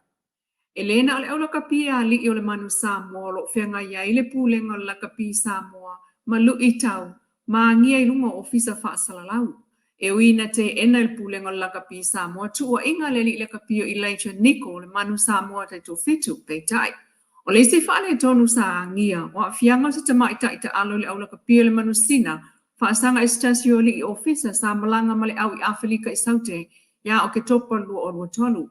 O le nā whaale tonu ua ta'u le pūlenga o la kapi Samoa i lunga o le tala mua media o umona faial fa ai ungal pulenga leli officer fa to esel te mai ta ila na mio matanga ma wa fau tuai na ila na mio ia pulea ile si o mangole o ka pia te mai tai ile li poti lava leo ta wa ile li pule ya fale ma vaenga Vincent fe pule ai ele tu ma mai na ile pulenga le ka pia Samoa to engum ta o petunga mole saungale mo te ni ta aloman pulenga i lalo o le la tu tai ta inga o le langa le nei mata upu ina ua fasilingia le pulenga la ka pia Samoa talu ni ASEA le manusina Faatau ia mionga le tau pulea na tupu le taimi o malanga le au i Afrika i saute i le tolu masina talwai. Sa tusi e tuai fo il faya ongo le manusina le pulenga la ka pia Samoa e faya se su enga i le fale tonu. Inisi o tala e o ane ina uma le taimi o le tamaititi o manu malo mai sa wanga e no fuai tu tono loto a wha moenga po le Campus of Hope al SVSG i tona i mato. Ai wa fa o aina I to mai ese ma fa yayo na amata se pisinisi e o lai ma fsoswani lo na ainga. Wa amata ile ma sina mua lu o lu fa ile o ina le fa na o le SVSG e tusi le ata e pe no fa ilo mai lo na pulenga ile so. O le tutusi ina o se ata pe ona sa no le fiong le presidente le SVSG sili niuli na jang. O se mata fa yoi po se ta le ni o fa awala mai ile tonga fitia o ma fau. Ai ole au mai I fafo ole loto malangona ole teine po le tama o fana au nei la tel sela o lo tono loto ai ila to e matua fainga ta la va ona Faatalanoaga e fie talanoa mai fo I seisi e tai ole ave ia ole ava no e tusi ai sanata mai lalo le taita inga al faya ngo faapitoa o ina fo e fua ia le ngalwenga o faya ele to manga o le faafile mu le mafau o le tama po le teine na sawa ina I taimi a tolo no langa o lo oia mana tua. E iai ata o fungala au. O le taunu unga file mu mal matangu fie o iai isi. A iai fo iata e ata ngia ma iai le ita ma le lotoa. E ta o ma iai to tonu o lea mai titi. Ma ona langona ma na umia lava na faya iai se ngaluenga. E lua se la wafe se la walus fulu tala wa avatu le mta ngaluenga o tinamta maita I le sango. E la to te whaafoe a ini o onga whaapitoa mo to tino komiti whaatonu o whono I tu malo e lima sulta si tonu le tunu. E pepo whamtalanga mai le mtanga ruenga o tinamata maitai wa mai a saini le MOU po le malienga I le vao le sango ma le mtanga ruenga o tinamata maitai. Le sango e ngafa malatina ina whaala papunga tuma o ti le tunu wa vatu iai le whaatua tuanga e la to te whaafoe a ia tina e whaawa o le malo. Se fululua masina le umi o taimi e whaafoe ai le malienga I le vao le mtanga ruenga ma le whaamalu whaala papunga tuma o ti po le sango. O le aunga ia mawhai ai ei tu malo ma o la tu whono whaavai. Ona whaawa au le aunga tonu o le Polokalame miliona tala. Mo le tamau a inga o tangata umai Samoa e Afiafi ai man si o manga. Ai o le Manuia tutusa. Ua mai atau awai le fionga le suya o le malo. Le fionga le mamea tu le tufunga ro pati mualia. Tusi tofinga o le sui o le malo saina I Samoa le solua le vayasonei. O tofia ai fei ming Xinjiang. E nata tau avea, ngā ruenga wha ampasa o saina I Samoa. O se sootanga wha awa o malo e lua tal mai nove matasiwa fitu lima.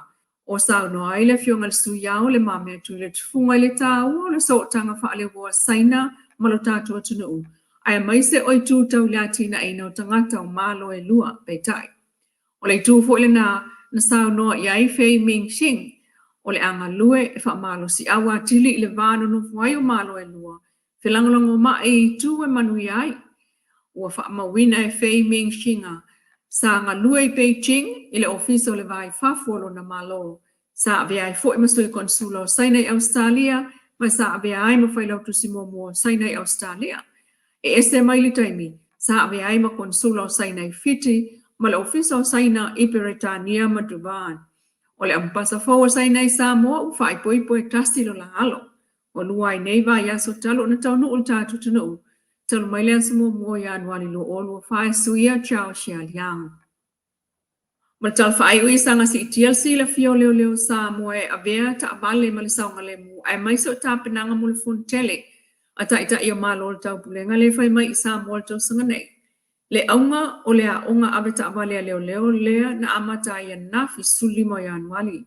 O lea onga ave ta Vale leo lo whai ai lo na ofisa. mua o ngai matautu. Mai o le masenga mua lea wa amata ai lea fo ia tinai.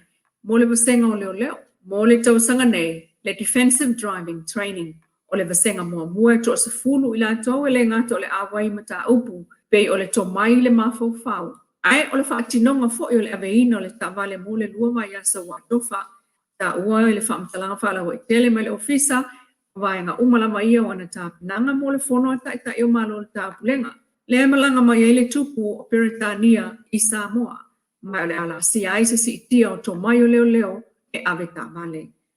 Le si fongol tai au fo mai Samoa, lan whapaanga ma le Paradise Supermarket and Senior Citizens Care, ale Crystal's Room and Board Company, Anaheim, California. Ia, Samoa nisi na tatu telefou mai Samoa, o tō whaafonga mai ai si ufonga, ia, o le tamai o le lua ame sene tani elu. Te leo me matango fie, peila o le sitala matango fie, le tatu whaalongonongo ti ai, o le avea e le matanga ruenga o tinam, tamai pe o le minsta ai, tamai safa minsta o tupe. Ia lea vanoa i le vangota ua o le sanko, lātou te whaia pini training o a onga, ia lātou te mō vaenga fo ia whai tu malo o le poloketi 5 sumatasi, i o lona winga pi o lātou le la whaia sosani le whaia o a onga le au whai ngā luenga, i tu tonu o ofisa te tasi o tu malo nei po le afo le tau o le vaenga. O ioe, le ona ai tasi la lea mea taua, o le fe oe ai ngā rurua whaatasi o le malo. Ia ma ngā ruenga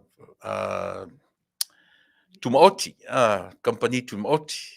Le la ua ave i le avanoa i le sanko, la tau te fe sosua ni tele ai. No winga, wha mama a venga fo i le minista, malana fo i la mtanga ruenga. I le tasi le vanga taua o le whaia o a onga i le training po orientations mo ai mese la tonu officer tauna o wina. Aisea, langa e leni tupe la iti tupe ia la fea ngai mavaenga ia o afo i tau officer ia i tumalo. Se ngalo ia tau, lea fono faa vai, my goodness. Fono faa vai, officer fono faa vai o i tumalo. Le la pe ua le o le tūlanga fo le o tūla fo ai e pe o le tama whai e va lua e ngā lua e whaatasi e se le matango fie ave iai le wha moenga ave iai le langa e tata fuila na mawai se vanga tupe a ia vanga tumoti o se fuafuanga matango fie i la ule tilo ma la ule ava ai ma le tatou fo i va ai le tatou au nanga ke pe o le whamatala ia i tātou, i le ala, i le mata ala, o le whainga malo, ai mai se fo i le o lo tū lai mai foi, i le mtanga luenga lea, ina ia mawhai o na whaatupula ngona, whaatupu fia, i isi mtanga luenga tū maoti, i isi pisi nisi vaenga tū maoti, la tu te loai, o lo o whaalango atu le whainga malo, ia i latou, e maua i le whape whaifua, mo i fo i se whanga tupe, a le sanko lātou ia, ina ua mawhai o na abatu iai, lea whaamumanga tele, a le whainga malo, i so lātou fo i sao, ia e maise lava trainings, ia po o a fo i, o le a o ina, o fono whaavai, ia o fisa ia fono whaavai, o i tū malo tai tasi, e maise lava, vaenga fo i e tolu, ia, a o le atoanga o ia mea uma, o le whaamaoni o tangata nei. Langa les o le miliona so le lela u amata ta pena le si miliona sau. Ia e le tau ona tatou e tau lava. Ona matua ave ia i le whaamoemoenga atoa ia i lato. Ai mai se foi la. I lato ia whai matai tai whono. Ia po whai pule. O minsta. Langa o lato ia e whaururu ia i whono whaavai o tu malo tai tasi umane. O lano winga. O i latou ia e whaalango iai lelei ma leleanga. E o foi a tatou iai, e le whainga malo te minei. e mo o mia le whaamaoni o Tofa i pule, o fast. Ai se lo so le, e le ntama i tupe ia la tu inatu ia te uto. Le o tapena mai le si miliona, to e sauri si miliona. E umane ale tausanga, e ele tono foinga. E lesi tama i Samoa, pe a fua i tupe ia. Aua tātou te toe a ua tala ale au loto leanga, ma le au loto vale o lo fai. Ai tua maati le peni ma le api, ale, ina ia i loa lei, ia o ngā le poloketi i tangata nu o Samoa. O lea ua i lima o Samoa, Manuia, ele i nyo o mua i ailu tātou atu. Ele i mua Samoa, ai mai se nu ui tua. E o ofo i nu tu taulanga. Naona au mai a tupe whai e poloketi, whawai fale. E au mana mea. E lima se furu atau sanga, ole ai a koa fale la. E se lau ane tau sanga, wakako feo ki uma, ua makua sui ale wa ainga. I tu tonu o le taulanga, ma mea uma o loo fe i lafi le tātou sila man vai. Pei tai le atina e mai o nuu o ainga o tangata te to tasiro ainga. E o lisi se lau tau sanga. Ua fe i lafi a toa Samoa a toa e latua i ale pata e tau i asau. Ua mawhaifu ina fisosoani mai i malo tuto tasi i le malo tuila manua. E a fua ia, ale o tatou tutilo iai. A mata na whasoa mai, a mai manuia tuila manua e watu i malo tuto tasi, a mai manuia o malo tuto tasi e sauanga i whainga malo tuila manua. O mea mo o mia na e isi tūpulanga o le a whai mai. Kau ke whioki. Le aia sisi o kako e kuwha maunga i le lalolangi ngai. Kau ke whioki uma lava. Ai o kako whioki ai. Ua uma ono tātou whau le whata e tū ai le isi au ngā tūpulanga. Ua uma ono tātou whau sia Manuia e Manuia ai isi au ngā tūpulanga. Ai leo mai o tātou misi a koa kilo ka kou le lumangai. O mai lo ka kou fu e le merka ka la kou ia. E tilo ia i lona taimi. Full stop. Nala le mea sa mo le amaua. Lea ua, lisi me matanga le nsau nei news. Mata itu ka ngaka le ka ua le video analyst. O kan makangaso le. Ai lole leia tangata e whaia a whapio su e se video analyst kenge, female, e malanga whaatasi, ia lena, e le o ma oti mai, po le ale sori tū la fono, ma le ovala ukamba le video analyst lena muli ioi. Kipilo i ngā man ngā fo i position, anu i makupe, e mo ia, e le o kelengisi mata fo i le ioi, e le whapengi o whapito na tawa ai i le manu Samoa. E pei o le manu Samoa la ia. O lea e tele na vevesi ai le tato atunu. O ina la ukamalenga makaiku nge i menea. Samoa. Ele la aiki mea ia e anga i mai i tato le yungi la kapi le tato nupo la kapi Samoa la kapi o tane matamaitai o li matamaitai le la kapi le tato atunu. Sole. Ia le foi ua toe vavao e toe talanoina nei mea. Sau le tama e toe whaari. A ua fien tamta alo e voice la tu opinion i le mea o le lei o na tapena mea tau se leni. Sa fsiringia i su sao na po Polokalame e Tautaia e tiute ngā ruenga tiute mwhaiwari fionga e talpapa. E sila le Samoa. O Samoa i le teimini, ua taste, ua tofo Samoa i le meori siampini i le lalolangi. Especially the sevens. Ua tofo i ele atunu. Ua tofo fo ile atunu le o le World Cup o le sufuma le lima. Ua o i lunga i finals. Ua o le semi-finals, even though ile ipa ia final, le final. But, ua final le leki. O lea la ua tofo Samoa le mea lea. O le whaitau ma lea Samoa. E ai e whaapel, mana tua foi. Tusa po lea le foi, le o vanga le no nofo mai le ofisa, le tau i latou le no nofo mai le ofisa, le tau le ofisa tatu le Samoa. Le tai fono ma le iai ma le CEO ma ofisa ma komiti aton a. Aleni players. Le se ofisa o tatou. Le intamta alo. Whapena foi vesenga o whaiaonga. Po o whaiaonga numera tasi o le lalolangi e watu e haia tu Samoa. But we don't have players. E whaatino ina le whi aumana ngā ruenga. E mai mauna taimi. E oi. Lea la ua ngai mai lunga i le CEO o le lakapi Samoa. Ma tau ma whai e wha matala mai i oe. Le tolu se lau. Le lua se lau o le tamata alo ua lewa nei tonu o le tamata alo fou po le ala watu inga whamtalanga. E a fe lima se lau le tausanga, e a fe onu se lau le fia, po le fia ma fia, e fiu e tau whamatala mea ia. E le mai toi mauina le taimi o Samoa, e toi fia malama mea ia. E oe.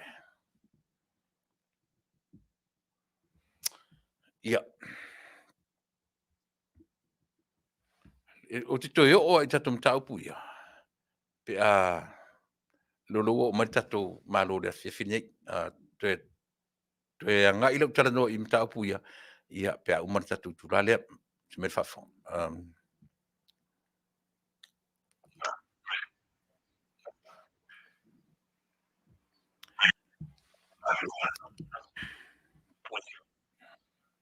Talo fa Tupa'i.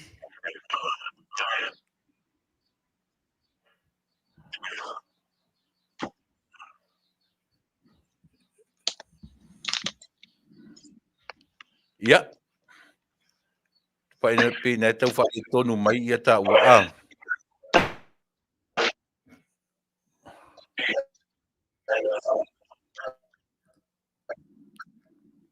O langona mai ia Tupa'i.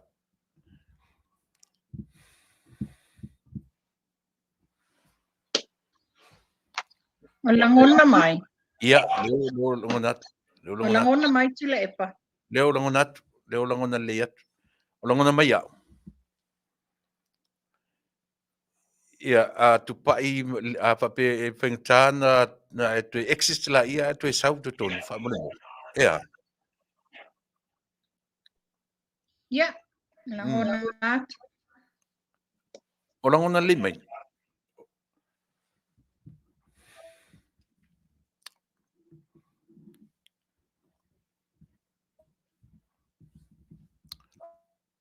Ia.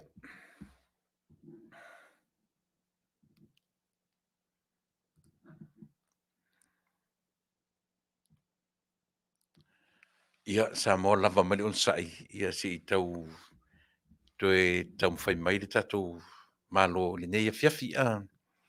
Ia le paanga Masani le tatou au nanga e tau mwhai lava ina ia mwhai na maua se mawha asoa le mo lau whaafonga Samoa.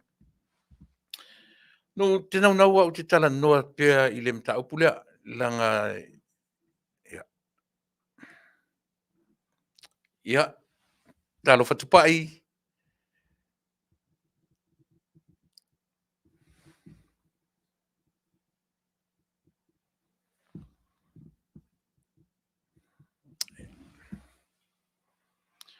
Ia, lava pale mai ale on sa isi i tau whaasangsanga tonu mai ia me whai ngā luenga ia ale Tofa ia Tupa'i ia monte. Ale la te ieisi vai sua lea. Le te tala no atu le lakapi Samoa. E fiu le mele e a foi. E toi tau whaamatala ia po atu pe tau mwharisi o e tau whaamatala ia Samoa. Mole mala maanga o Samoa. E le toi sanga tonu ai le atunu. Moni lava le tala le whai atu. Aisea, ale o te whai atu. O le memo mua, ua tofo ua o Samoa le siampini i le lalolangi. mana tua fo i Samoa. Ne nefu a tole channel le tanga Samoa, pe a tau fai wha matala mei o tai toru se lau o tam ta alo le fia vai aso, tai lua se lau o tam ta alo le fia, tai afe lima se lau le tau sanga, e fiu e toi tau wha matala mei. Aisea, ia le lala wha matala tia tio, o le fai tau o Samoa, la me o tupu le au Samoa, la me o le toi o i Samoa di sampini pena na o momo iai. Le mele o tupu i tamta alo, le mele o tupu i le ofisa le pulenga la pisamo. Po ai foi le au ta alo la tu sai tu tonu sa ta alo, lai tu tonu o le pulenga lea. E fiu e tau wha matala tala, o le fai tau o Samoa. E na o Samoa le a foi. I finals, na o Samoa le champini. Eoi. O le fai tau foi la Samoa i coaches e o i teminei. O coaches la vai ngata ai coaches. 15, marsulima. A male te to fitu. O players foi le wai vai teminei. O players foi a ngata ai players. Ala mele Tupa'i. O le ale mea le Tupa'i. A fai o Murianga. Yo, Fata Brian Lima. One of the best coaches in Samoa. La me o to champini le au. Players e well developed. Le lei. Ala me le tu lai mai. O le va aila na Samoa, e le o le coach, e le o tamta alo. Somewhere, somehow, therefore me ia. Te fa oro tar no i vanga. Ia, alo fa Tupa'i. Malo so fo Tuilaepa. Io, la me tau fa le tonu me fa ngaluenga tau. Ia le wasu ya kule si laptop mai les. Io va ai mera nga le le ia tin io. Ia, ia ne ia Manoa, Faataufa ta Faataufa Masani Tupa'i, ma lor folo Manuia, ma lor so fu la le o va foi na wa sa foi me malo wili ia o no winga ile i te ASEA le vela mtato. A tu ne ia Manoa, Faataufa mai tato fa fon ma falon. Faafetai Tuilaepa, faafetai mo le avanoa, ina o tui whaawa wai foi leo au nanga. A siu fonga ta fōmalo nei vai faatalofa atu i le mamalu o le atunuu. So se vaenga o ke lope e maua maile nei au nanga ia talofa lava i o foi nei mātua o i lātou tono mautanga se ngase po so se mea o maua maile nei au nanga ia mālor so i fō maua. Malo faafetai. Ia. Se fa isa utala, le tulanga o ia le vela o tato. O mātou ngā sau le heat wave warning. Le nei wa matua i le anga whaia the last 3 days. Aso ngā fua ma ananafi ma nei o le matua i vevela le anga. Sorry.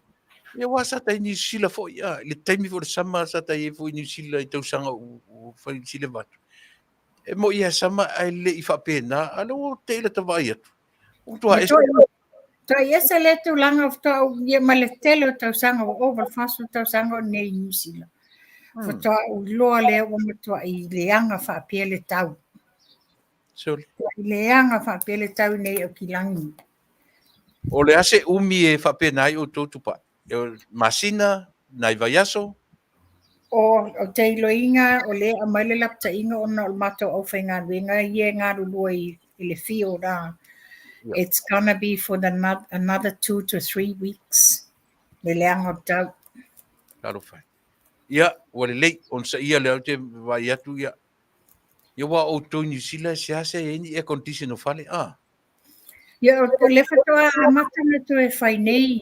Wa maua le to inga e a kon whaanga nge diu o le mawhaina whao ngā teimi o le winter, maua le hita ia. A o whoila le teimi o tau, le leanga o tau o teimi nei, i o whao ngā wha e a kon. Manei.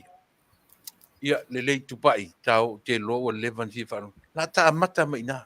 Ta amata mai se issue, ta tia ta good news ka ke whai iai. Ta amata mai i se issue te sila fia wa levan si whanu longo ili atu ma mea o lo o besi ati atu matwharo. O le pito i sili leana le o lo ngulu ele to tele a mese lava mātou nei au kilangi. Ia. O le issue lea ona o se whātātanoanga Tuilaepa le nonga whaieni la fonga whaapea ua tatau i le fionga tamaita i palemia ona whai se whai unga a ngā le sitsengi. Oh, O ia te langoina. O le tala tu sa'o atua le tala nei Tuilaepa. Ia. Ona sa o iai fo ini vaenga o komiti sa ta pena ina le tūlanga le nei. Ina ua uma le petition le sa mātou malanga i Wellington ni. E la sa iai nisi o tamāli'i. Ia e mai se fo i le fionga ia anai, afa anai o ia lea sa le palimene New Zealand nā taimi. Le sa ona molia le mata upu. Ia na i una malanga ai i Samoa. Ona wala uma male sa valinga le sa malanga i lalo i le palimene New Zealand. Le la sa whapea mai, o le vāo whainga malo i whainga malo. O inale, le lana malanga i nisi o tamali i Samoa. E wheloa i malpalmia ma le fionga i Tuilaepa i le taimile o lo tu ma le foi. Ia o la fonga ni whanako. Tau sanga le Tupa'i. Po se meo le lua o... Le lua afe. Lua tolu. Lua afe ma le lua afe ma tolu. Le sa ta pena ia fufuanga nei. I o lea sa ia la fua ini la fonga.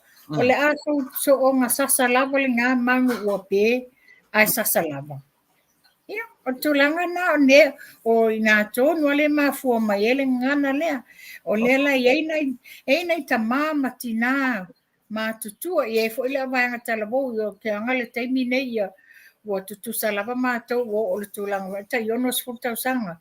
I le umila le o le mata upu le nei. I ole ya ula ia. You ask me personally, this is my answer. Yeah. Stop. Awa e te tau whaavalea i le atunuu ma tau whaasese le atunuu. A ua whai sao sau campaign mo le luafe male ono. Sa ili se mea le lei ma se mea sao e te whaia. Don't use le siksengi lea as a way e whailau campaign. You were the one that was behind the mafuanga. Waleina tuaina toi. Maua se tala pe, maua se tonu o na nemu tā upu. Pero mea lo telling na ngulu ai tele o community nei o kilangi. Le Tupa'i, le anga o e tonu wale nā le sa i ai, nai te nofo New Zealand. Mai o le fulau sa o lova i te mi tonu. Na satu, lono winga i te manino, e whaale manam te le matu ni Amerika. Ai le la tau i le melea. Nanga leo pe ua whao ngā le issue lea. E whai ma mea i Tupa'i, lono winga o whenga ngā i mua i ai le community o Samoa. Nā ngā i whewhoi le capital o New Zealand. Wellington. Oi, nā la le nau mua i ai, Nā le sa ave i ai le a foi le sorte te le petition e sa whai.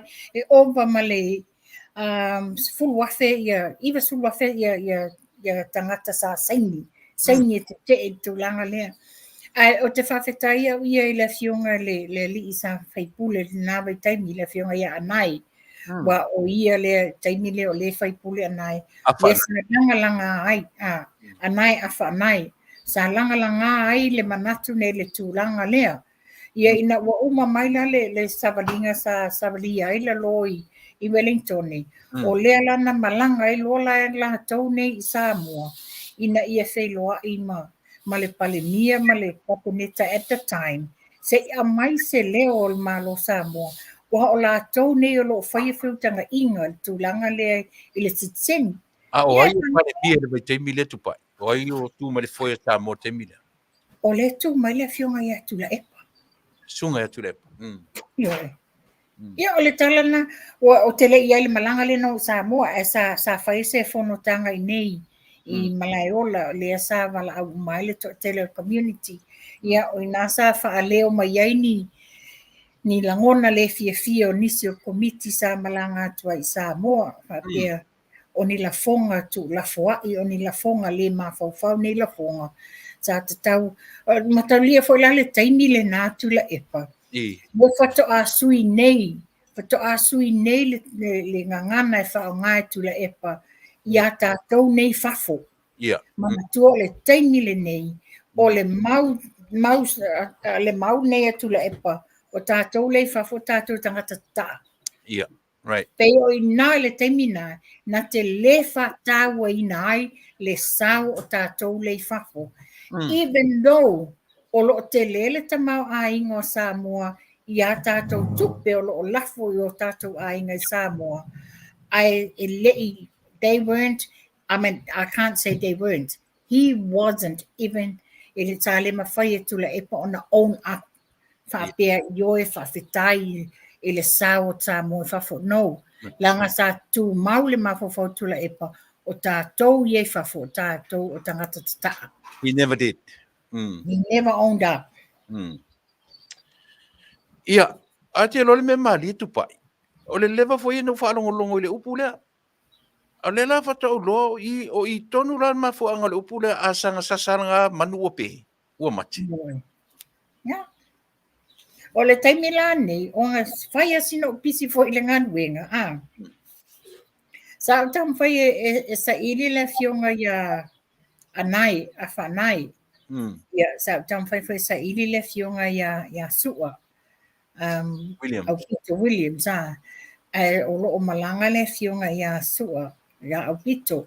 Ia te lo maua la se so ta inga ma le fionga ia a whanai. Wa o tangata ni te tau na maua tonu mai ai.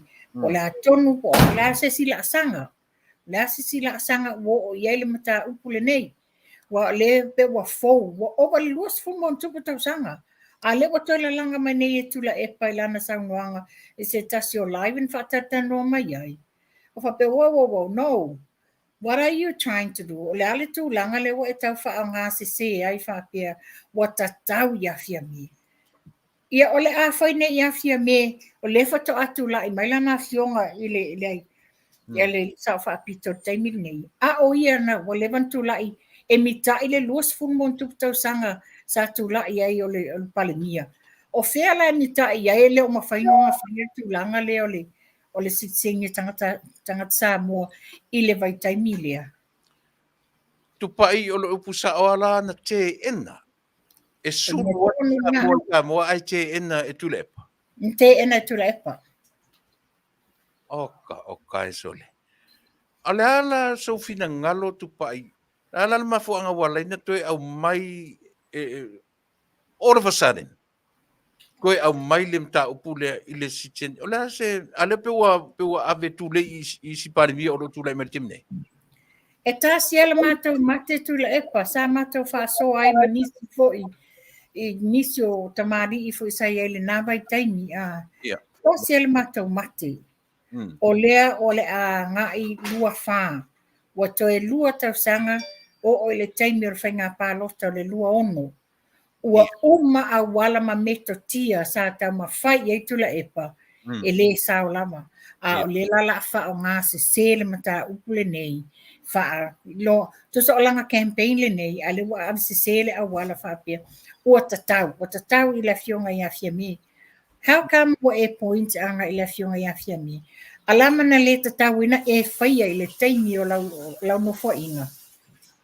Ana ia te le Tupa'i. O le manatu ala o Tuilaepa e lilo e le mate ia lan tupua. O le sa o le ortala. O nā tonu lava, Le foi no whaalongolongo atu nei o te sau mai tai le ofisa. A whaalongolongo i le lau Faatautanoaga. Le sa e au mai ai se live o se clip. E le o te le imawaina ai paule meno ma ua whapea. O ia le fefe se tangata e le ama ia tūranga na. O te le fefe foi o te whai atu sao. Hoa e te whao ngā ina. A wala pio e whai e lau campaign against ile fast. O mea na te tupu i lo wai taimi. O i nasa ta tau na whai e sau whai uma. A o lea la a avesese ile whaafonga anga Samoa le ai. O oe Tuilaepa lau taimi o lau whai ngā malo. Le na savalia atu ai le komiti o le mau sitseni le ngole o le komiti sa whai. Na e te ena. O le ale mea la e whasinsingo lima i nei le whainga malo o tūlai mai. Wha o ngā sisi me sasa mai e le so whanua se tu lau whafonga anga Samoa. A wal wha o ngā se ina. Malo. Tupa'i o le aso silafia. E le tasi lea ta isiu le downfall o to ina le I lona vaitemi. E tele na wa ia tele o mea Tuilaepa ia pangale sa ia le tatanunga whanewhapia ia wangalo atu ngā whitia o tea o le watu la I mele whainga malo fau ia tātou ngā lulue ina ia mawhaina maua se lei mo Samoa. A le whai wato titilo atu. Wa ese a wala o le nei la awha o ngā ingai wha o ngā sese ai. Ma tau tusi lima whapea o ni leanga ni masei a le whai al whainga malolo ia nei ia o le a wha a wau ia. La wha whena to alo wha a wau mea o ia na te ina lona vai taimi. Ia, o le ala sau tala Tupa'i. Mo Samoa whaafonga. Le au ngala leo ta Polokalame. Le au ngale ASEA. Le ala sau tala ia Samoa whaafonga. Au luma nai le lua o lua ono. Le toi lua nei tau sangata tua o le lua ono. Le ala sau tala e fuala vai lea for this one alone. Ta tele I o isi mau issues. Ai mo le tūlanga la vai I le sitseni. Le sau tala avi le tunu. O la ua whautuanga I le mamalu o le atunuu. Awa ne isi e tia o tau loto mo tau mawhauwhaunga I ni upu mani tala e whai mai e Tuilaepa. E leo toi iai se si toi tale tonu le tele na wai. Toi titi lava a maua le tonu o mea umane na whaafonga leo Samoa I le tele o le pangatia o lo tamu whai tatou whai ngā malo taimi nei lo tamu whai e fōfō ala mea ma ia maua ese lumana I le leo Samoa. O le mau lewa a mai e Tuilaepa le taimi nei, ia fesili I folama oi, o ai sa te ia whai ngā malo I lea vai taimi, o la tau ne sa la tau te ia, o la tau ne sa tono kapeneta, o la tau ne sa tono le whai ngā malo, o I le mea whau mai e tu la fonga. Sa la tau te ena, ia o lea la ava, whai ngofia ia Tuilaepa na la langa mai ni mea tuwai wa lewa, wa sila fia lei, o to te lo istangata e fau le lato whalongo. Ai ngalo ai, e iele au mai tau lolu e to te le nisi sa iai le nā vai taimi, lo o lato I loa le mea moni o me tau na whai. Ia paulo e se o whautuanga sa mua e le whapea whaatonuina, ia tau tamali, le ai whai ma le tatau a tau whai unga.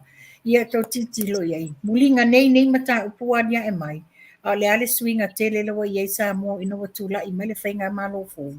Ia o le mau tau avele nā, o le mau le nā lo patino o mua tōlonga le leile te mau a ingo a Samoa.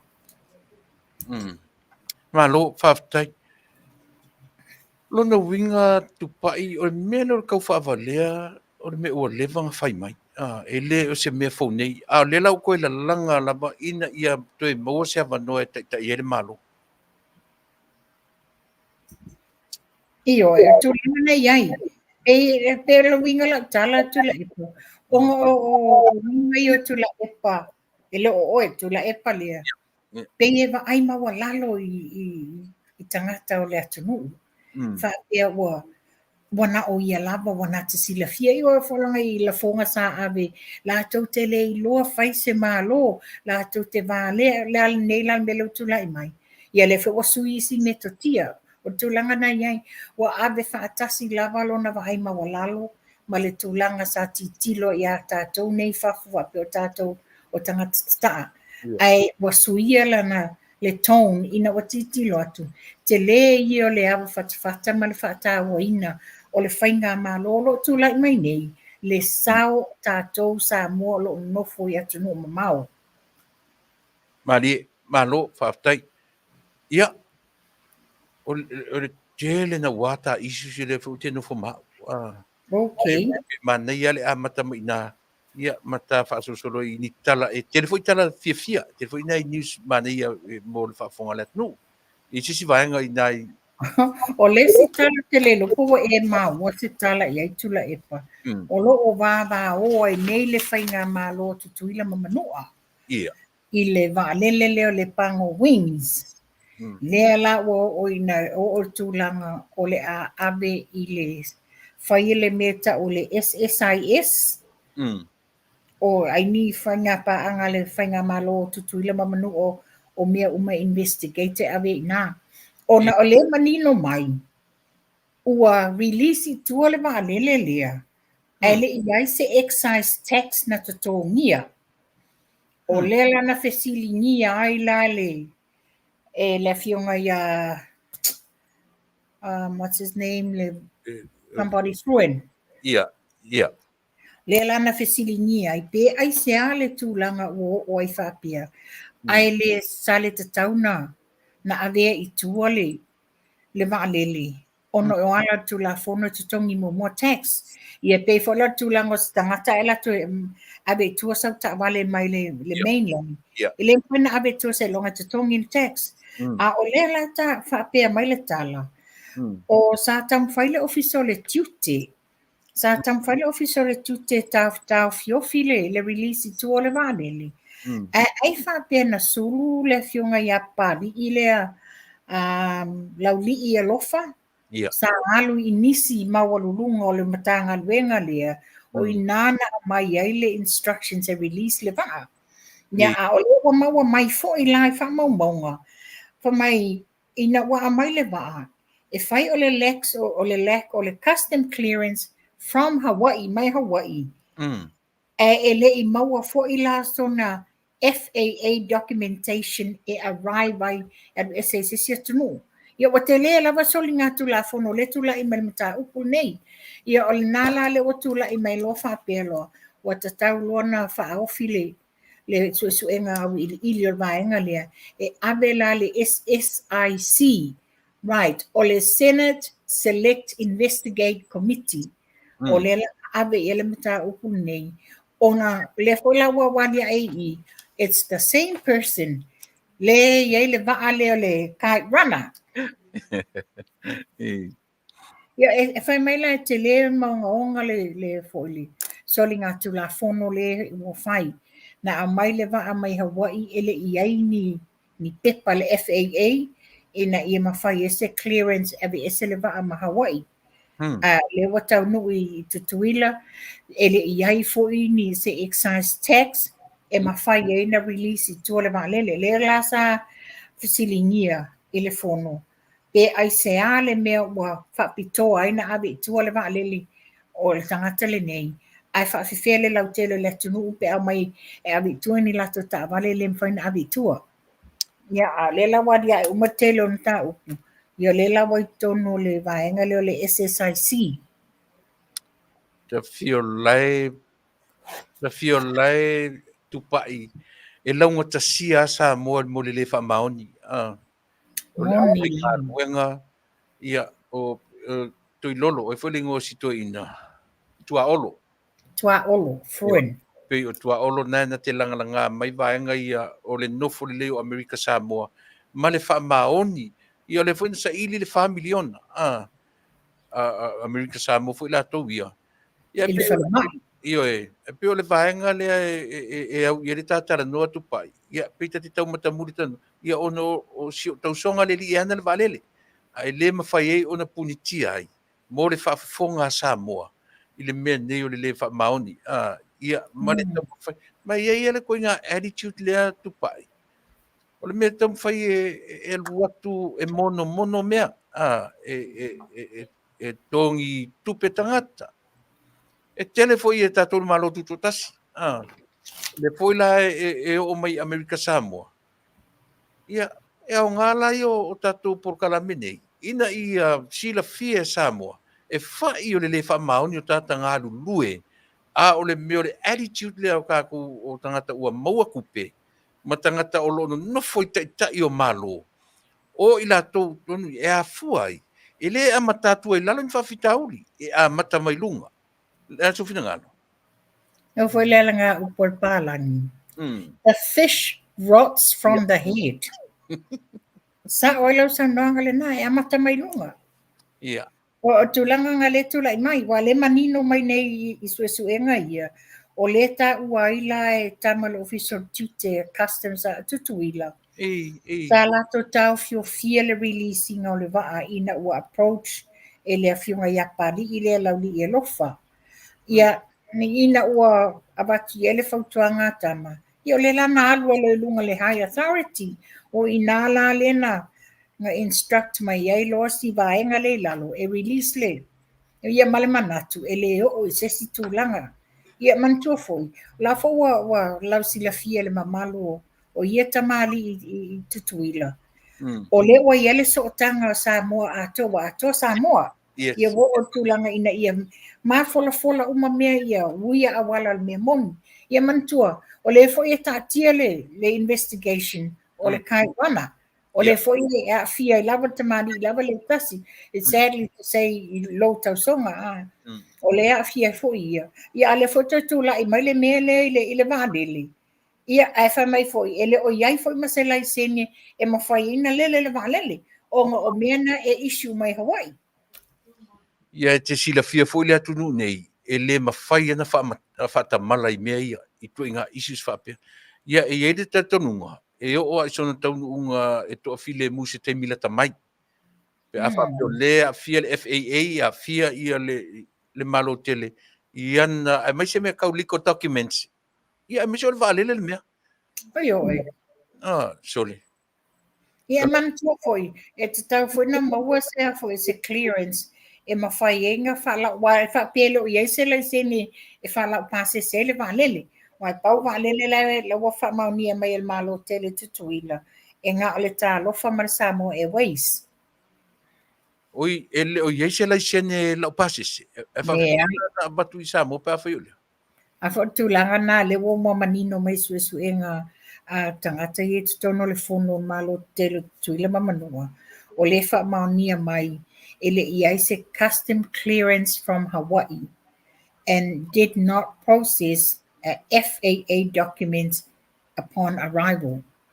Ia e pe fo la tulanga le nā lua le kai wana I Samoa. Nā lu whaasor tu la fono. Leo fo whaapea na whai. Leo fo wa mai whaasor tu la fono le a fo le pango wings.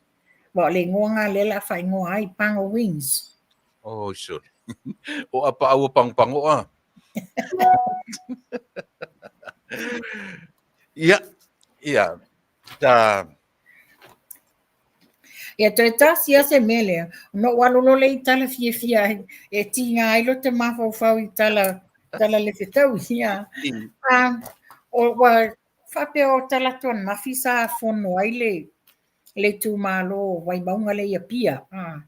Tu sai fo I ma le drug raid le na maua I malifa. Ia ai la wa fono la le a fo le pule nu o pia ma. Ai te e nai la le tamale e onga le ana whanau. Lona whale le na tupu le mea. Whapea o la tau ele o ese langa ele o whainu ia pia o le whainu I leo fisa. Ele o tūlonga whale o I whanua o leo fisa. O lo o tūlonga whale I lalo pule anga pule nua pia. Nala le whapea le te ene whātani. Se mo me se tala mai le afo le court. O le vesili la le no whai atua I le sources le ana. Tau mai whata. O ia. Vesili la iei a whai la nata te ena. How come ngonga ia le te ena inai? Le whai o le drugs I lona whale. A le fto au na te e taimin nei. Mo lewa na wa ai iai o whai mea I tono lona whane. La mena ona le tau fia I mona te ena. E said, o le wa wawe no so whape e whai nu ia leo fisa. Ona wa maua ia I le fio anga pia. Ia, a te sile fifo I Tupa'i. Pe whainu I leo fisa, pe whainu ia pia. Ua maua, ua soli tūrafono. Ioi. Por fea lava lai whainu iai. I te tauno na ioina ia tūrafono. Ai, aua tō tele o tangata na maua a. E to a se fulu walu. Ai whapea la, o maua I mata maiti na se fulu whātau sanga. Ta maiti ha onga. Ta maiti a onga victims. O ta maiti a onga. Ia, se fulu whātau sanga. 14-year-old. Yeah, minors. Yeah, they're minors. O le fesili la leo te fesili ai au ia. Izzy, pea whapea o le, and no doubt, o le na te loa involvement ma mea nei. Are they using o la ta whaonga ina nei tala bou? e whai ngā ruenga le alofa le nei o le whai o le whaatau whala au whaasainga. Tupa'i po le lua masina taluai. Na sawa news fo na sawa news tipi au tanga vai. Na mawai se teine te mai tai se futo sanga. Te tonu o le aonga. O whatau ala le mea lea. E te sila fia foi Tupa'i ta vai le mesi ta mai fasi pepa I ila whapea. E te le loa pe whafe. Le rafika o maua le mea le Tupa'i ia oes. O maina sia na maua to se fuvaru lea. Ne ai, mawai ma le tamatitis fu whātau sanga. Okay. Ai leo tamiti uma. Ne ai, leo tamaiti uma. E mawai ia malo Tofa, ma le tamaititi underage fu whātau sanga. But still. Yo e. Mawai ma leo. Mawai ma leo. Toru tama tasi tamaita. Yeah. Ia, Tupa'i e tauana whaiso tā sao fu ia whainga. So whai tau atua le, langa le whaisi te leo le. O le whapea maireri o Paul Siaminko, tamaitai, Maropula. Sa happened a pale miawa ai kolone, sa malanga atu lea o David Longi, malana group I Samoa, e saini le agreement, e winga I le sitiseni. Ai peitai, e taunu watu o lo o ngase la fionga ale pare mia iawa ai kolone. Masa fautua ai e wa ai kolone le sa avea masui pare mia I nā taimi o tofi lau eti ina ia aua ne I sainia le agreement le se I malosi. A peitai, e le whaia tofi lau eti le whaatonunga a o le pare mia ana porwa ai kolone ai ua whai lava le whai pule o tofi lau eti le sa avea masui pale mia. Wait a minute. Pila lela pila kau contradict I le mele ma le ka ta upua o ai tonu na sai niel mele. Mana tua le taimi leo wa ai kolone e tua atu ma le lua afe in the, yeah, tua atu. Taimi na a o tu mai le tofi le fionga ia wa ai kolone, yes. Taimi fole na o soifua le fionga ia David Longi. Yeah. David Longi le sa pale mia o le whaipule atu na le tumaloa mātou I nei mangili. O tulanga le na, Ia a muli nei lato e langa ina ua whaipule le fionga ia anai afa anai. Le na le mato e langa mata upu. Ia mantua foila taimi na wa ai kolone. Sa wailole ia tofi lau eti. Ia a lea iai le fionga ia, le iai Tuilaepa o loo. Behind. Yes. Yeah.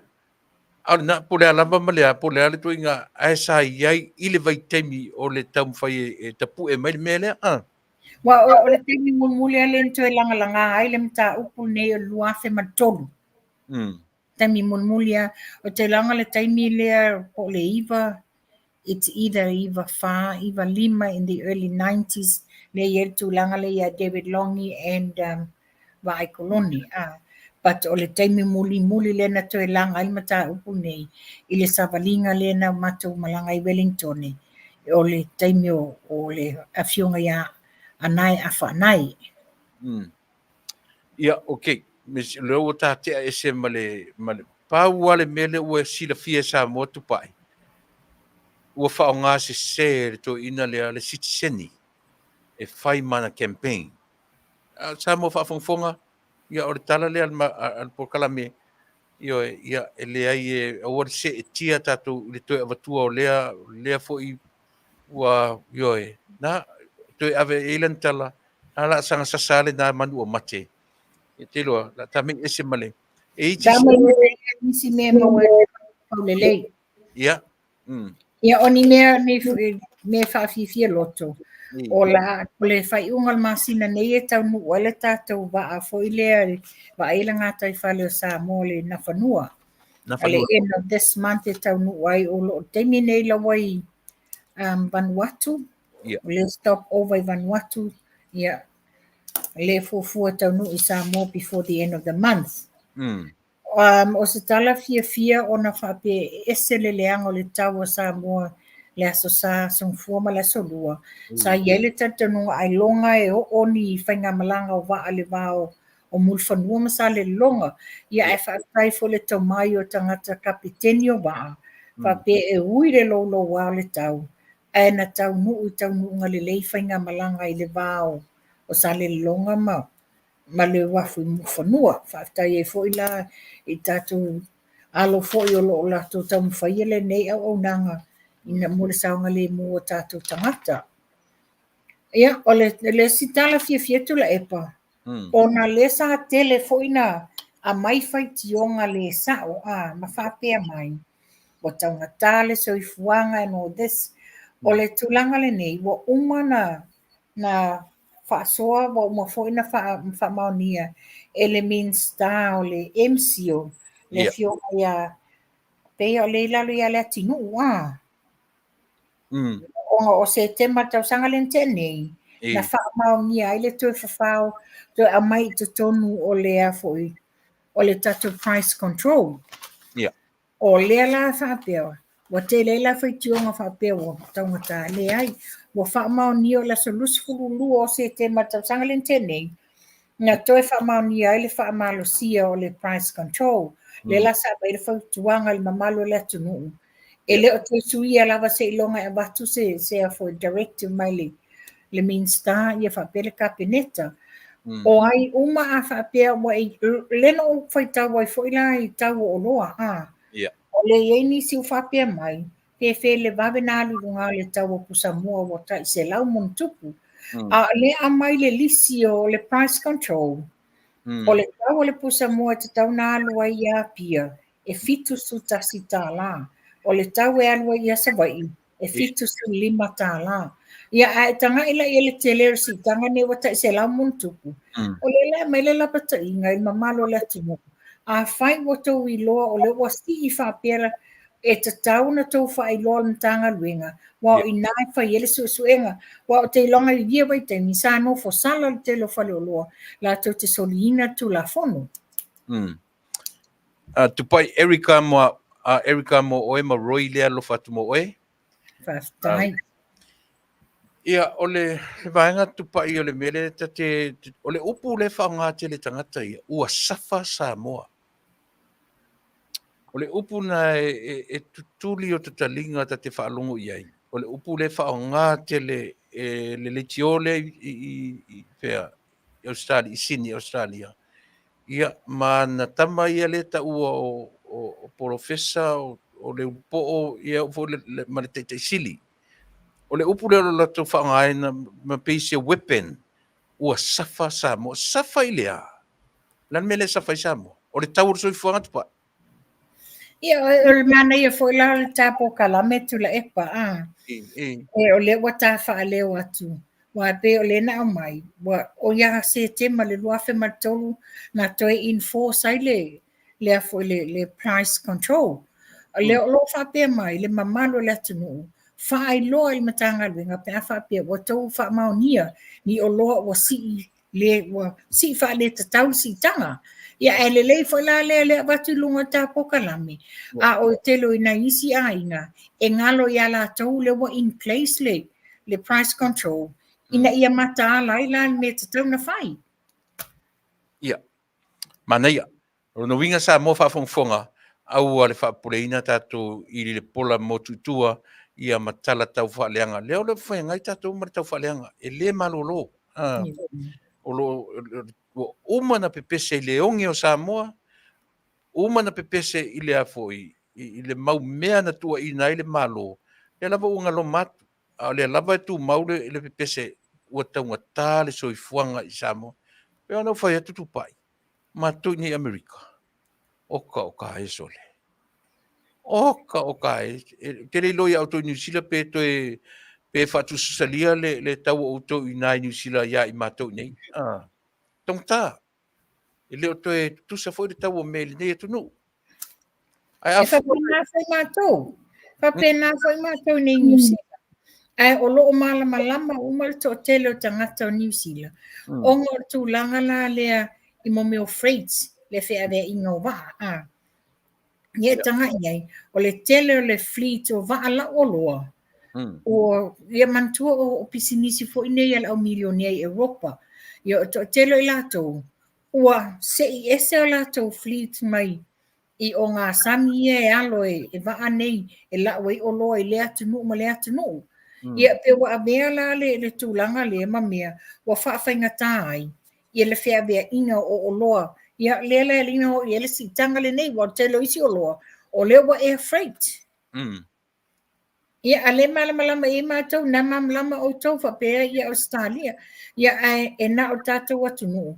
O le whaase se ina pēr e le vaenga lea. Ia e ngaloi. O le manino, le atunu. Samoa stama inu whawhena lau le olo e Samoa. Hea mai whafu. O le mea tono ala le mau al whainga malo o lo tam whainei. Ia awane e toi whaalango Samoa i olo mai whafu. Wala tūlanga la lea. Le tangata le la wo mai taimi whainga tāo tau am whewaiwai inga. Lea la e lenga pāpuipuia le telo na whewa i o waala o loa ia. Wa le lava le competition o air freight ma me o freight forwardings. Mai se la le whela mo inga o loa mai atu mau. Ia, Manuia, Faafetai. Tā mei me lo isi le mātou tūlau, le mātou tūlangi Tupa'i. Tā siasa o mele whainua Tuilaepa. O Samoa lo o ana na fifto adu ASEA le waala o loa. I. I mean, sorry, o le cruise ship.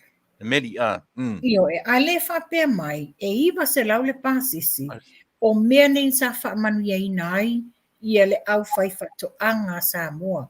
E valus fulu pauna ku kama na whaatau mo le waa, se lau lettuce, limas fulu fresh coconuts, o ia, o moesi, o mango, o whai. You know, o mea, tu sala ai tanga i ai Tuilaepa. O le Manuia le nei o loo sapi e to telo le mamalo le atunu o le au whaifato anga. Ia ai, tu sana o mea tau sami ia mo le, ai le tau li, ai le tele o maluenga tau lima, ma mea o loo mawai foi tupe le au. You know, it's such a good feeling. It's a blessings. Nei, wa le whape e luas fulu ono isi foi malanga o isi meli o atu i Samoa i le tau sanga atoa le nei. Malo, tai Tupa'i sa o no whanau no foi. O le e lima e meli na tonu tu verse 4. Nasa fo, yo, e da sa. Na whamanuia ina i foi i le autalavo e whakasa whatuia. O la tau sa whaia i a whawhifi. E le whawhifi fua. Yo, ia e whapea mai o le leanga o le lolo wale ti munga. Ai le i whaafiti, ai le whaafifianga le e whakasa i whatuia i oi. Kalo whai. Ia, ale me sido la sisiva le tupe. Maruruina le tupe, timu ia le tupe, susu le tupe. Faafetai.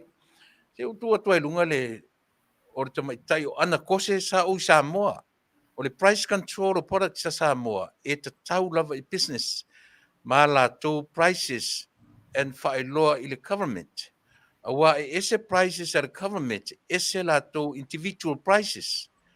O le value o le tāla a Samoa, e le wha au e le whea wai i le cost o le sugar, flour, eggs, i ma products e le o ngā osia i Samoa.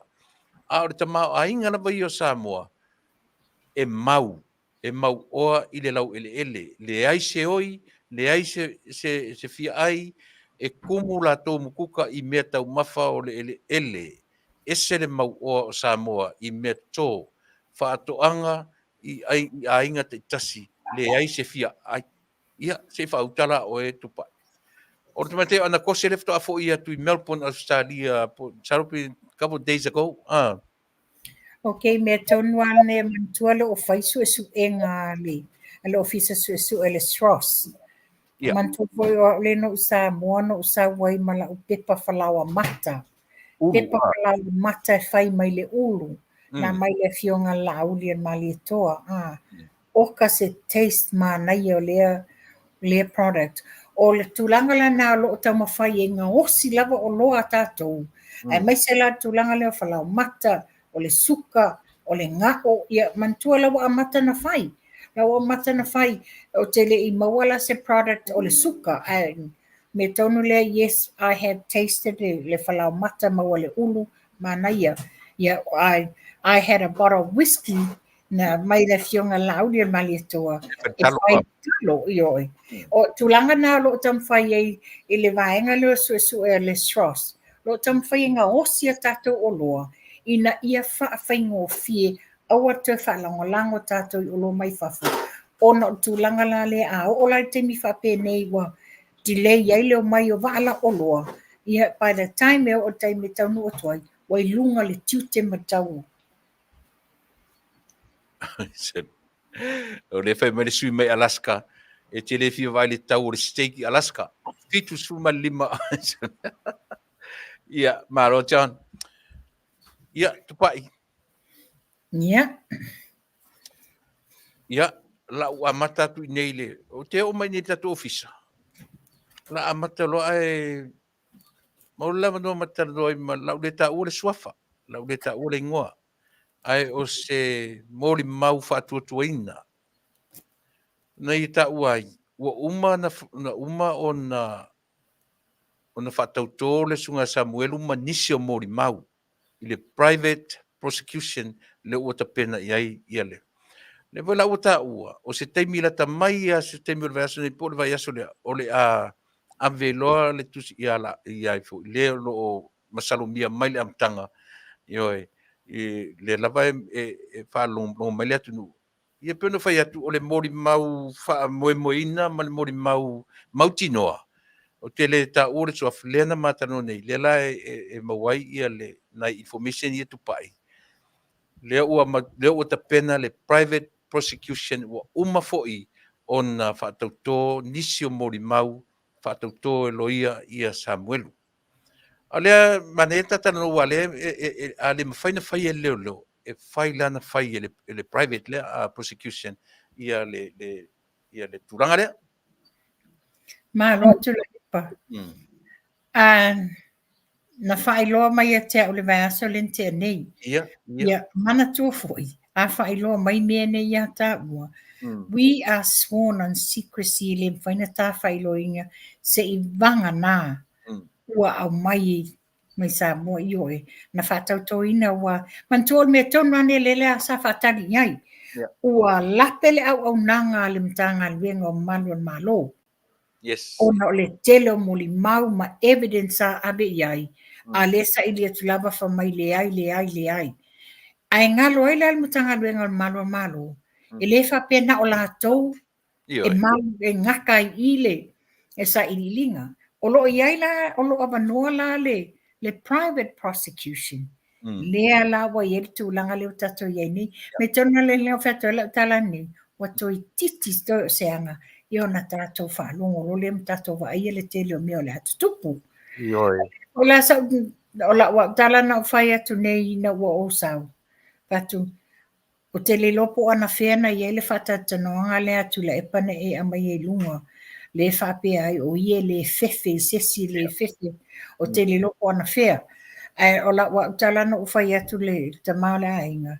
Wala lafo tala ia. Wa iloa wa matanga lata mai le taimi wa le wa umanga sworn in ia. Ia le private prosecution. Ia Sam maisi mori mau. Ana ia. Ia pe o nai... O le tā mei mea I le lakapi Samoa. Lakapi Samoa. E mo watu o mai ua fia ni tangata ta alo complain. Le la ua tātu ua tau mawhai le CEO o le lakapi Samoa e tau whamatala fui lana site. A pio no whai atu. E le to e wa ai Samoa po atu I ngā tupe e whamatala mai e. Nā leo fui mai na mai foi nei tamata alo. Mai foi nei tamata alo nei na matu siringia. Matu siringia o le tupe la male na mai a matu e lua se lau tala. E lua se lau tala. Le la valana fatu o famtala mai. O le mea sili na matu ya Tupa'i. O le World Cup lena umatu nei. O lae e alo tama le World Cup. Ai to sa ili tupe ale pulenga. O le fasili telea. ai se auto sa ili tupe o a me al pulenga na fai the last 4 years a ole yo ole World Cup o ata penanga na fai ale o tama me ko nga ka World Cup ka kali le la o fiu le li ko ka fa makala me si o le ko ka fa makala nga me ile ku ile ko fi faronga isesi le o to fi faronga isesi e fiu e ko ka fai su me se lanu al pulenga ile mana Tupa'i ua o Samoa tumtumunga o talonga o siampini le au Samoa o yo pa wanga me fia vai Samoa e koe fia tofo le mele o siampini le langi o fesili la ai se a le mele fa pe ai o ile la pi best coaches best players so far ai le to o siampini o fele la pe le mele e pe o le mele na lo tu la mai le CEO o le la kapi e tau fa ma fola mai e le to ma fiu to tau fa ma fola ai sia langa e ono tesi ma le 5 miliona tupering na pi le wo vai tu le wangi mo la saili yo la so nga Yo le ala tonu ale na Tuilaepa. Mai maua pea whapea. E tofi se CEO o se tangata e lava le to mai wa lewa na ta alo i ta alonga whaamao malo.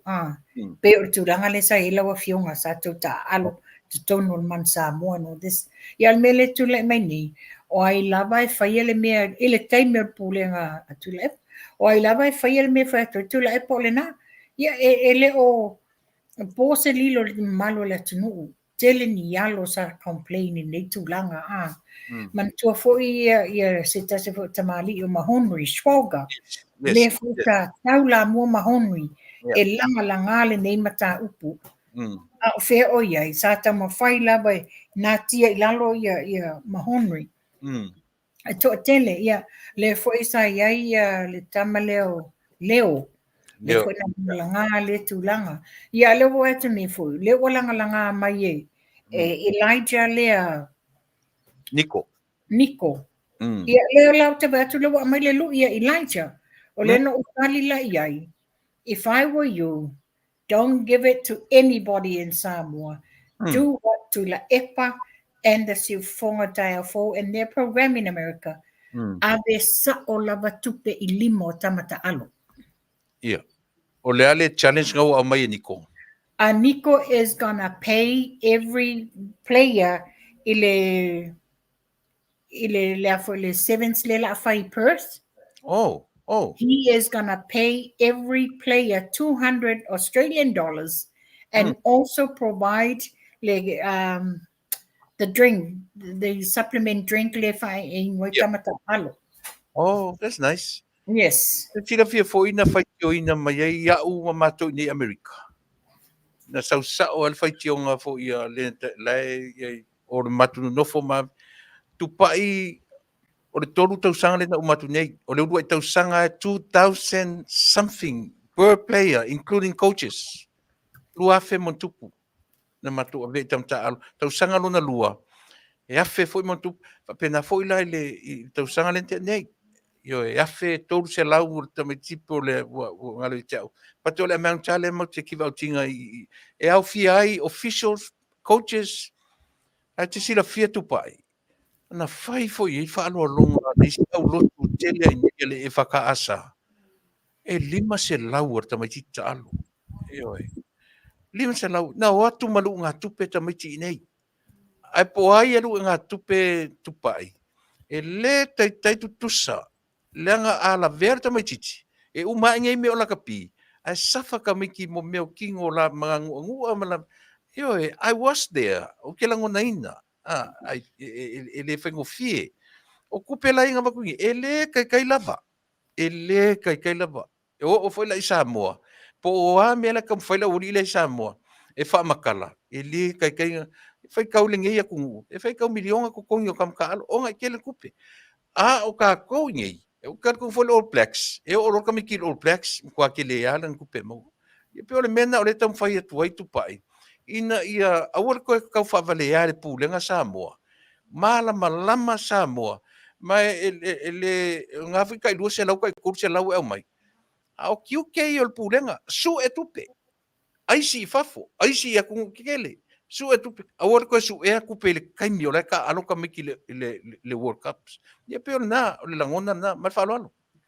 E moni sa roanga pe o le tulanga le lenta to baba ai atu ile le World Cup le talo ni ai o sa ilinga tupe tutuila mai sine o fapia o fela to fio so e foi e nei sa ilinga tupe a mato e leva tau sanga le ta pena pena. Yes. O tulanga ngai tula i mai fai lo mai o fea o mal telo tupe le Samoa o fea o le tu ia telo tupe ia Samoa.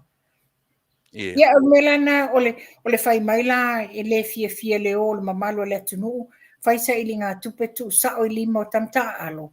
Le ai ua mala malama uma foi Samoa iei fafu. I le alo lofa e tu i o tino alo whanau le nei ai le o le leina wa ai e fai ngā malo le lato taimi. Ia talosia. Talosia wa mantua le na i e le tūlanga le wa fai wa vote po ai e fai ma whaatamama ta i o le.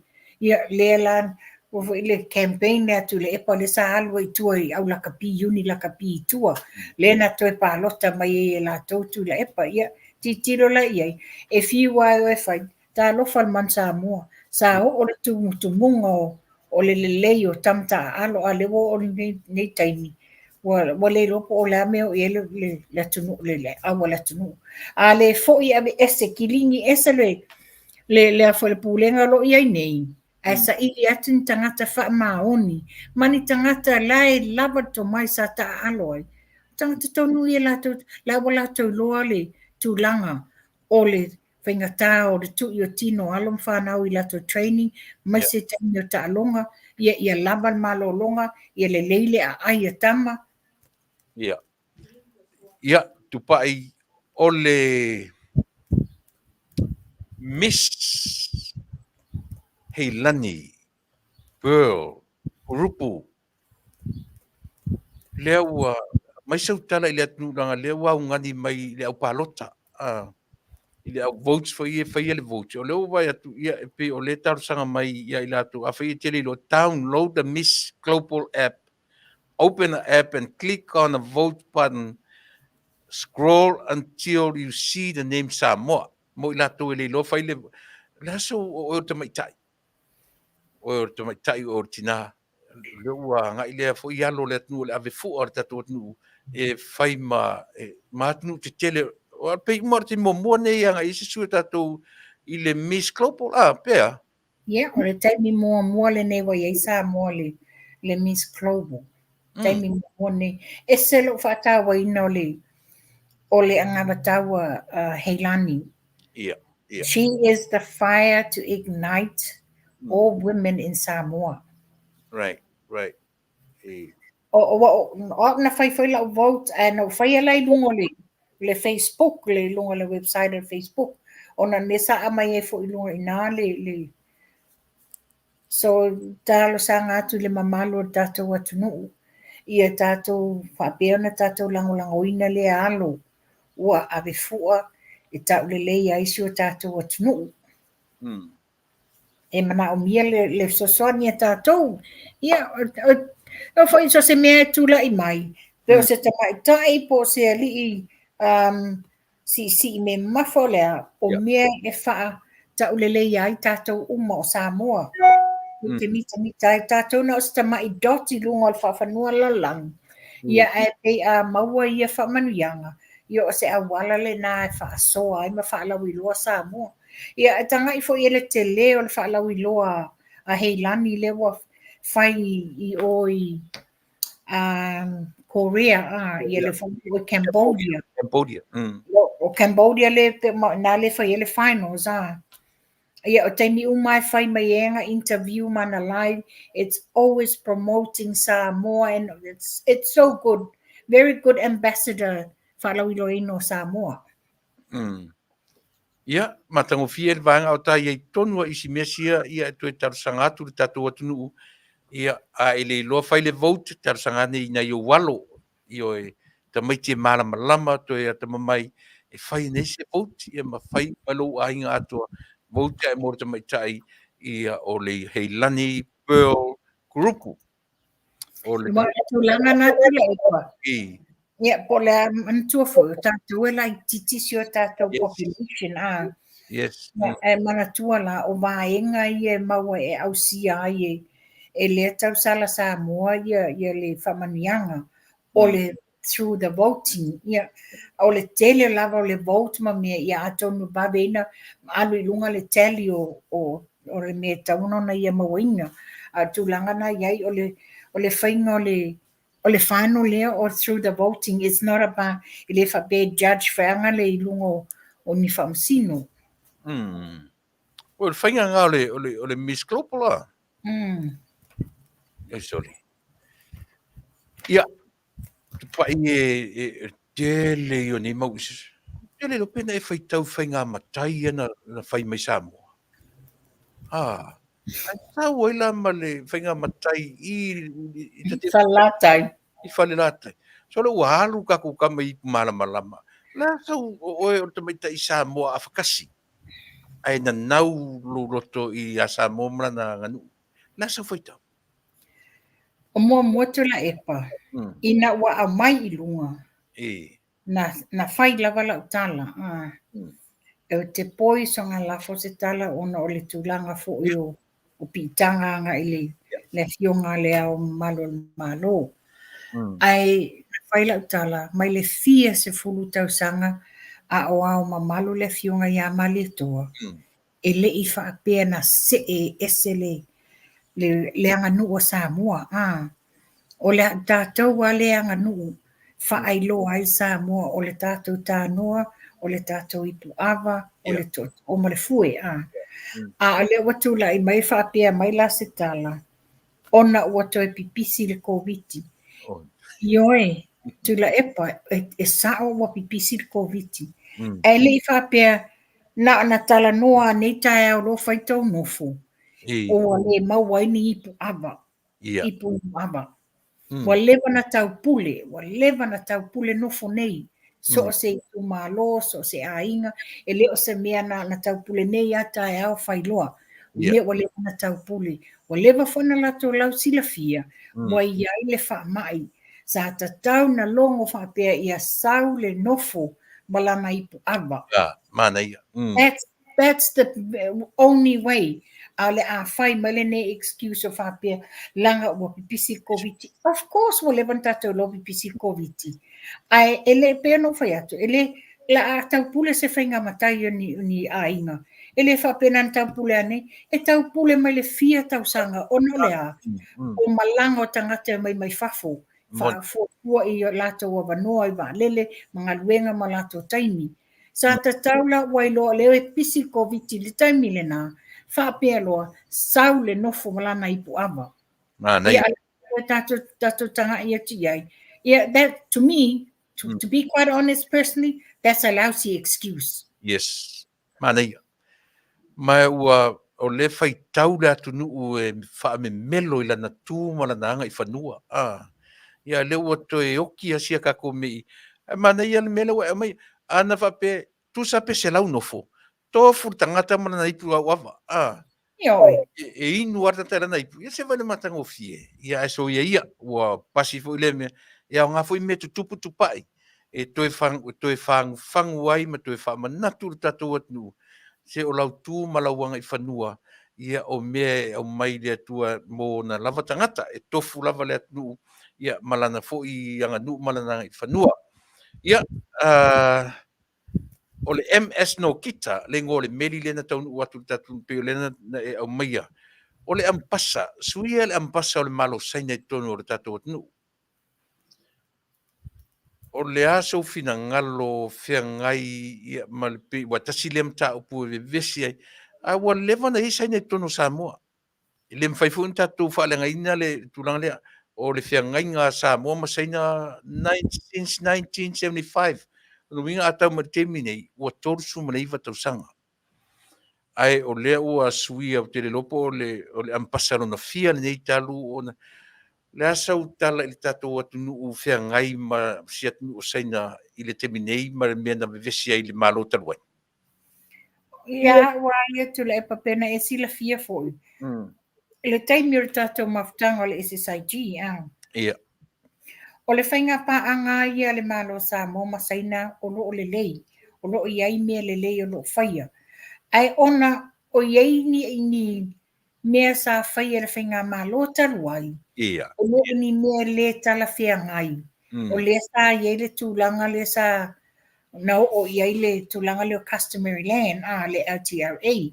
Pe o ina tūlanga e wha tupula iei ni langona le fio tangata i le malo saina. As o lo iei mea le leo lo whai e le malo saina mo le atunuu.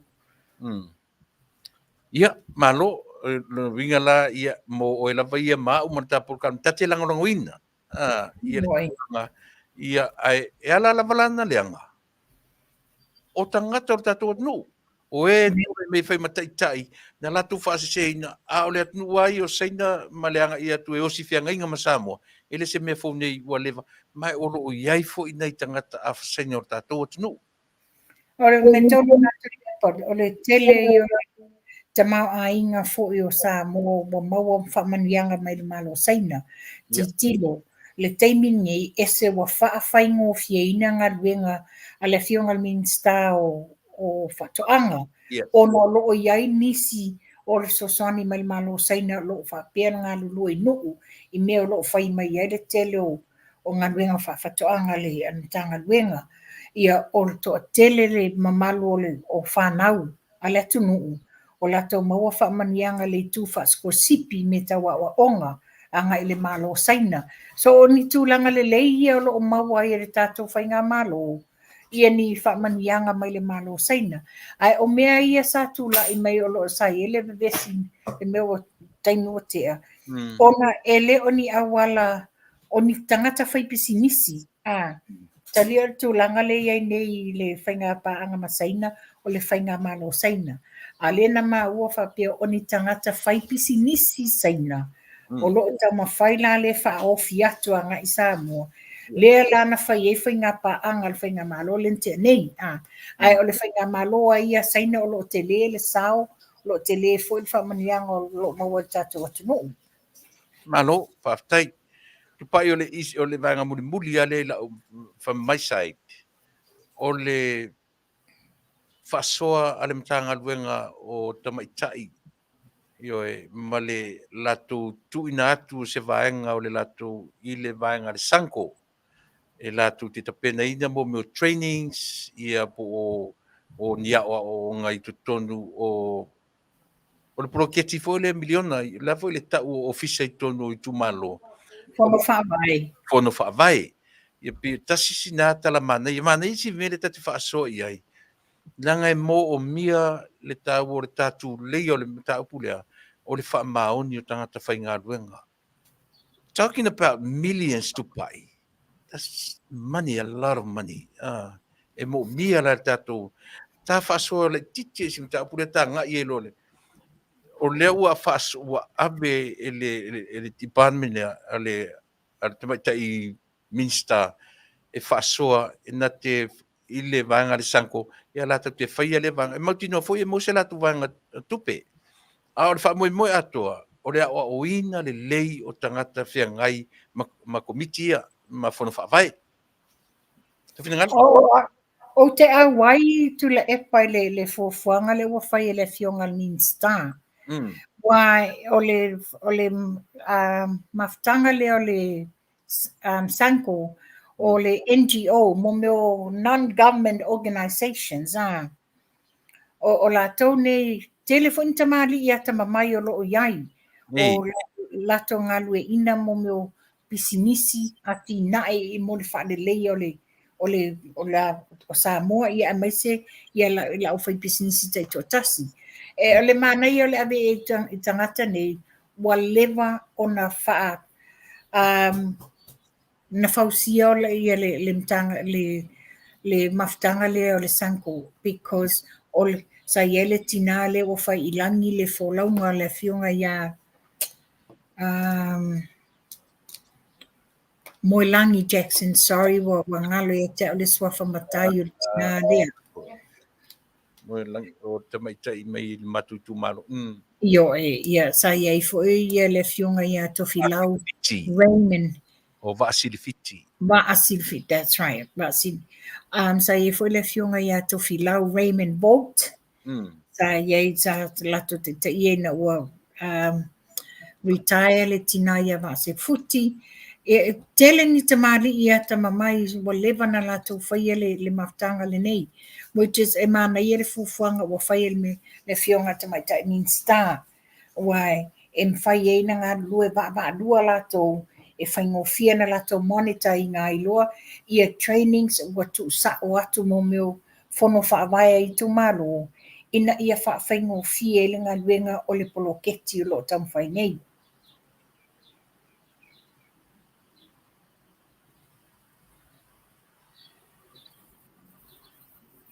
Can you hear me, Tupa'i? Yeah, le Sorry. wa maua mai. Ioe o le fu o mai au hackers I tonu kau whaale kongoi. It says that number 39 is somebody that's trying to get in.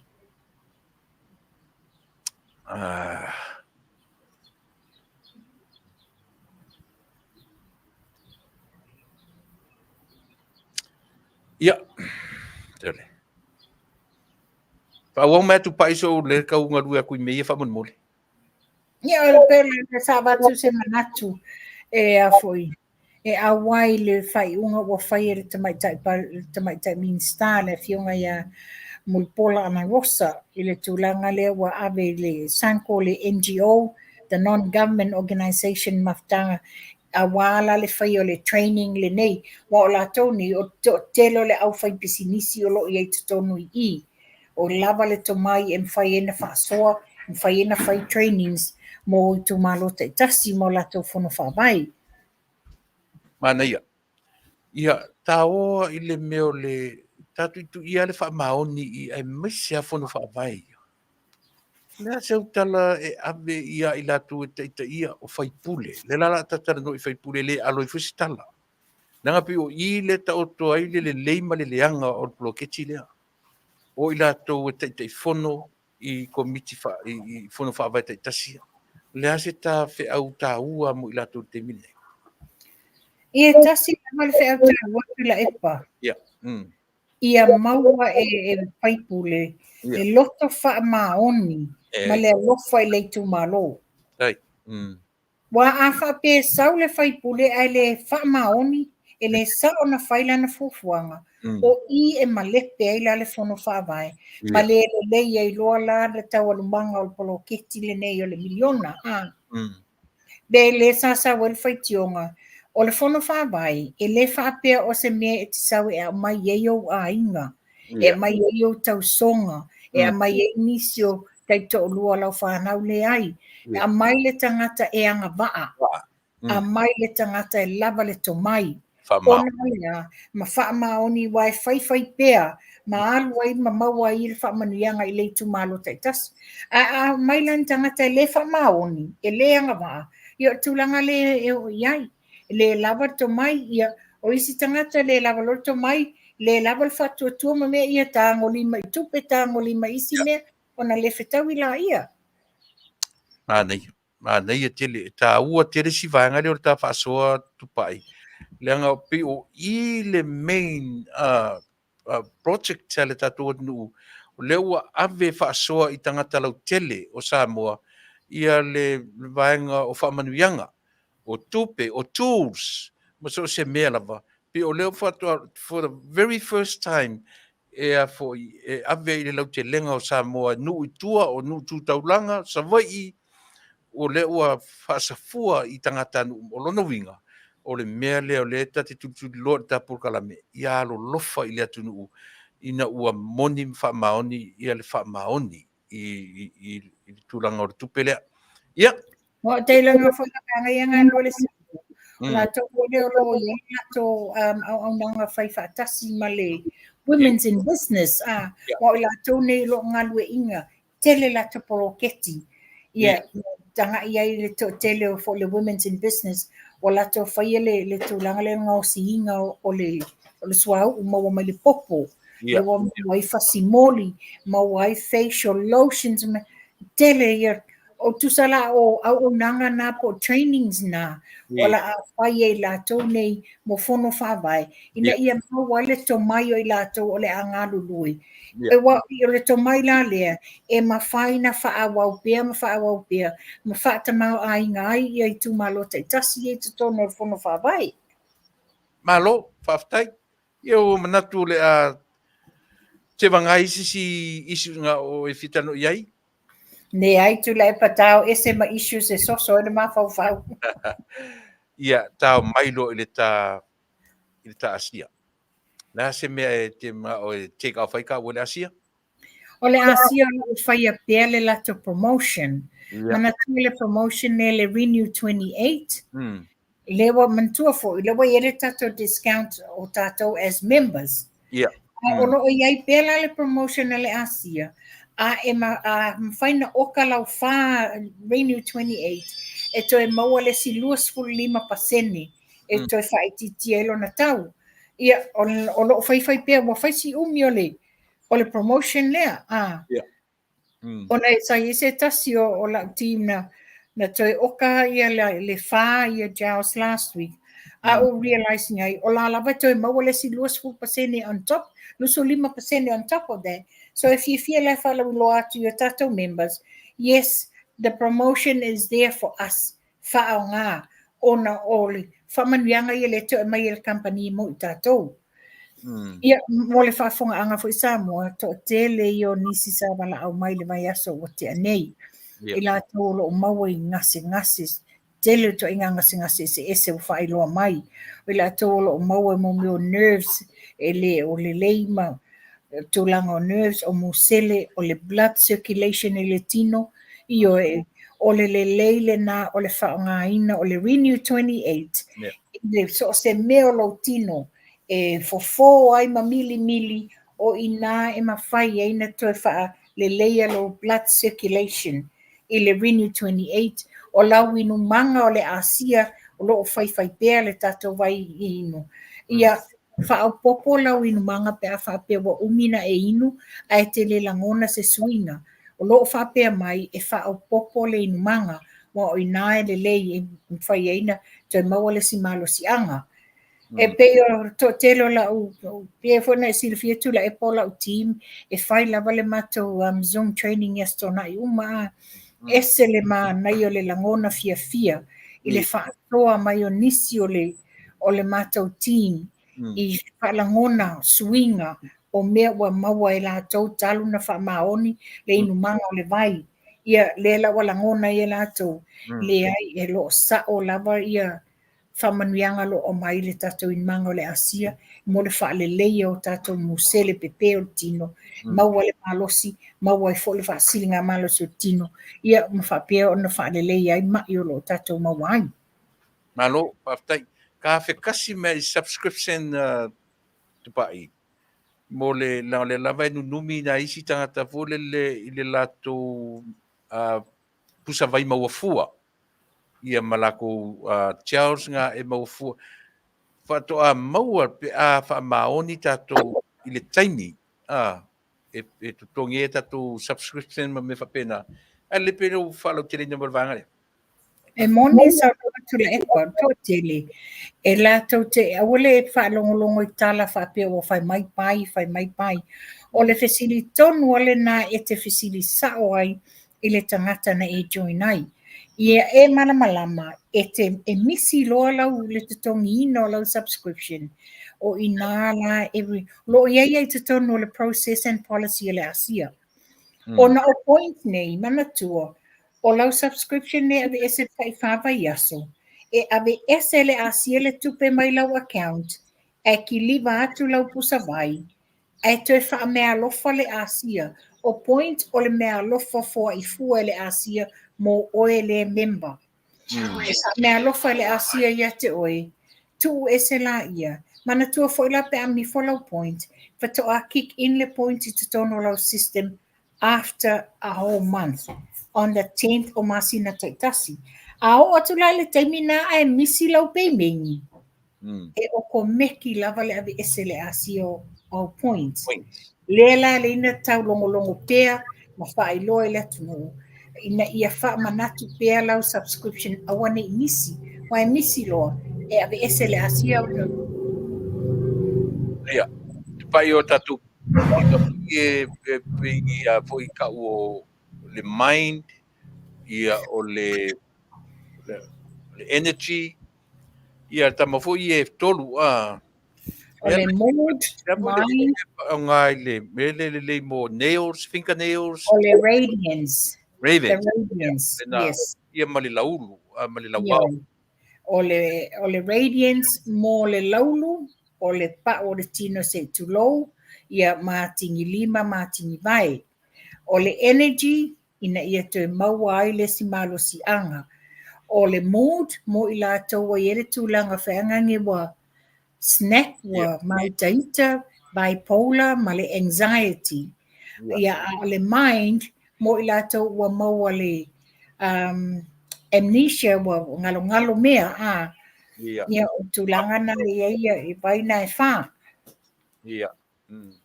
Ia, o na, o vanga umala na o lesi vanga fui tātou tupa'i o tangata ia non-members.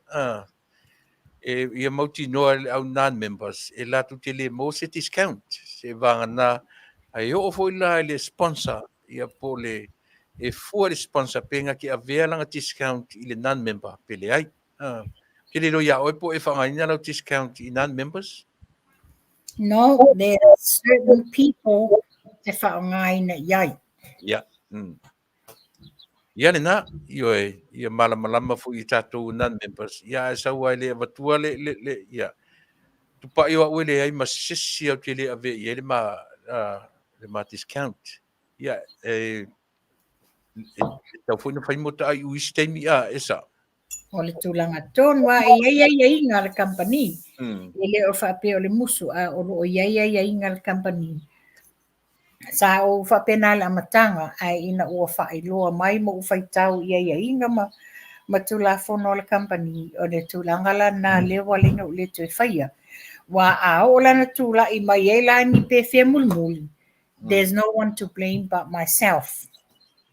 Ia, lei. Ia, mo ila tu umalawa i New Zealand ma Australia wala wane i telefoni le nā tupa'i o le ōrua tasi lua i valua tolu ono o tasi toi whawhanga mai o le ōrua tasi lua i valua tolu ono o tasi. Mo i tātou i nei Amerika, Hawaii o Tuila. E ine tangata ene walau mai Tuila. Vaso le ioe walau mai i le 5 tolu fitu o ono lua toi whawhanga mai tātou nei Amerika, Alaska, Hawaii, ia ma Amerika Samoa, o le 5 tolu fitu o ono lua. Ia, e isi si vaenga tupa'i o le ta ASEA o e fia tano iai, e mese tātou i Australia, New Zealand. Leo tūlangana iai le malua le Taunuu. Ai le au nanga ia whai pēr, so se taimi wala au mai. Nā watau whaafonga, nā watau sila e whanumera te whoni. Ia, wala au mai, text mai, pēr whapea iei ni meo e fia malamala mai. Mani mea olo e fia manino ai e ala o le vai, ina ia poani ngase o lo mawai. Wala au mai. Ia, le nasa mo tu manatu foi o le whai mo foi le matau tua mo oe i le nei vaenga o le Afiafi. Lea ua Lusu Mantasmini te ali Tuilaepa ia i mātou nei i masalo na ufto a te aleono i auto i New Zealand. Ia, ai ele ta tonunga i le nā fui vai aso pe apu le alofa le tua te tai ele soifua ma le ola tātou toi whiloa i le vai aso fou. Ai mo te minei i a tupai whato whamai e tātou atu. Ia lelei mo i lātou sa lafo mai whamanianga o le aswhana o Faafetai. Talia man Faafetai le lofo le tua mawanei tausanga. Ia mwhaiwhani tātou toi whaatasi mwhawawai pele au nanga. Ia ai lea Samoa e Faafetai lau whawhonga le nei Afiafi. O a fwoi ni sasi o le au nanga ia ta tonu whapena na tau whamangalo le au na. Ia ai tātou toi wheloa i le vai aso fōu. Ma wai fwoi nisi tala fōu manisi a tonu o le aso wharaile le vai aso nei Tuilaepa sa o au. I lea. O le whai e mai ele lua Polokalame ma le fionga ia lio. Ia, La so iva o le sfareile matou la sto na ia auto. Mātou ioi, ia lelei. Ia fia fo I whaatatali le, fia whaatasi atu whanonglongo le Polokalame ma le fionga malo. Ia ma whai po awo ia tauru manga o lana case.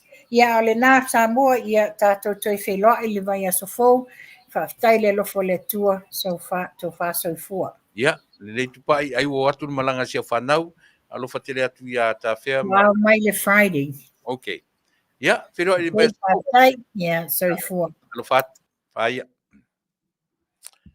Ia, o te manatu sa mo le ua watu e fia o minute e tutoe. Ia, le te iena ia o minute e tutoe. Tata tu pese lea, fo I mai. Ia, o anga ilo le vanga mudo le tautua moe. Smela fafo.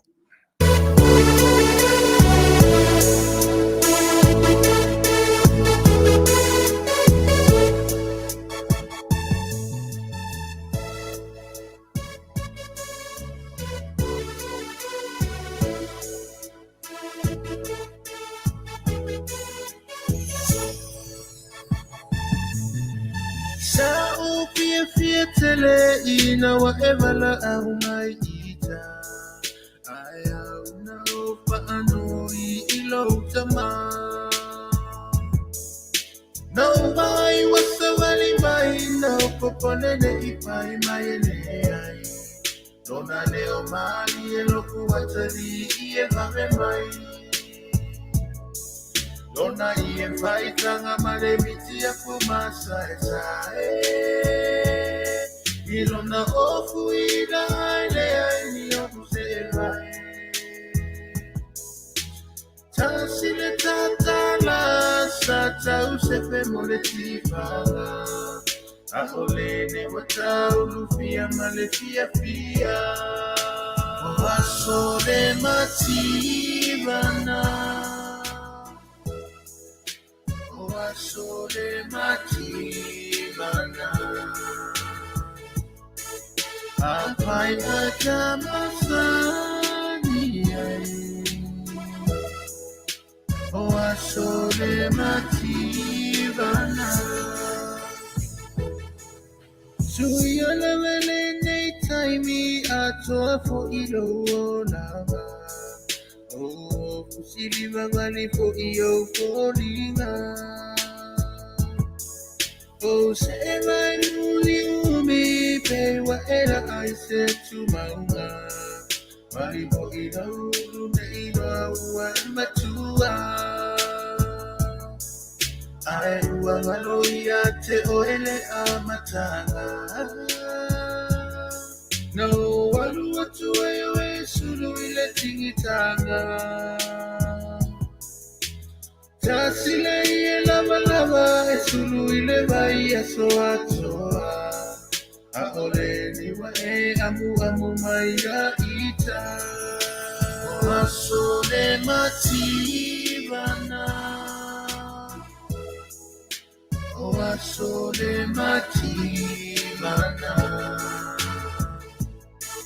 Apai aja Masani Asole mativana.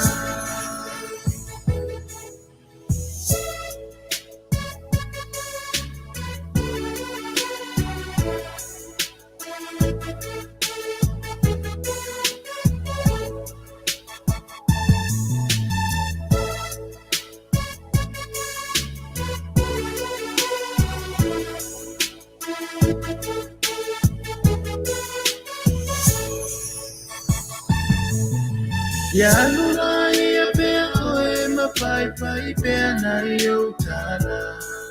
Ae o bualu o I matatalo ya e Manuia. Tusa pei ui pea o te inu pei nei mea tinga. Ae reri wai lava le alofa. Ae ua maloia te oele a matanga. No walu atu e sulu ile tingitanga. Tasile ie lava lava e sulu ile vai e soa soa. A ole liwa e amu amu mai ya ita. O asole matirana. O asole matirana. Apai ada Masani o asole matirana.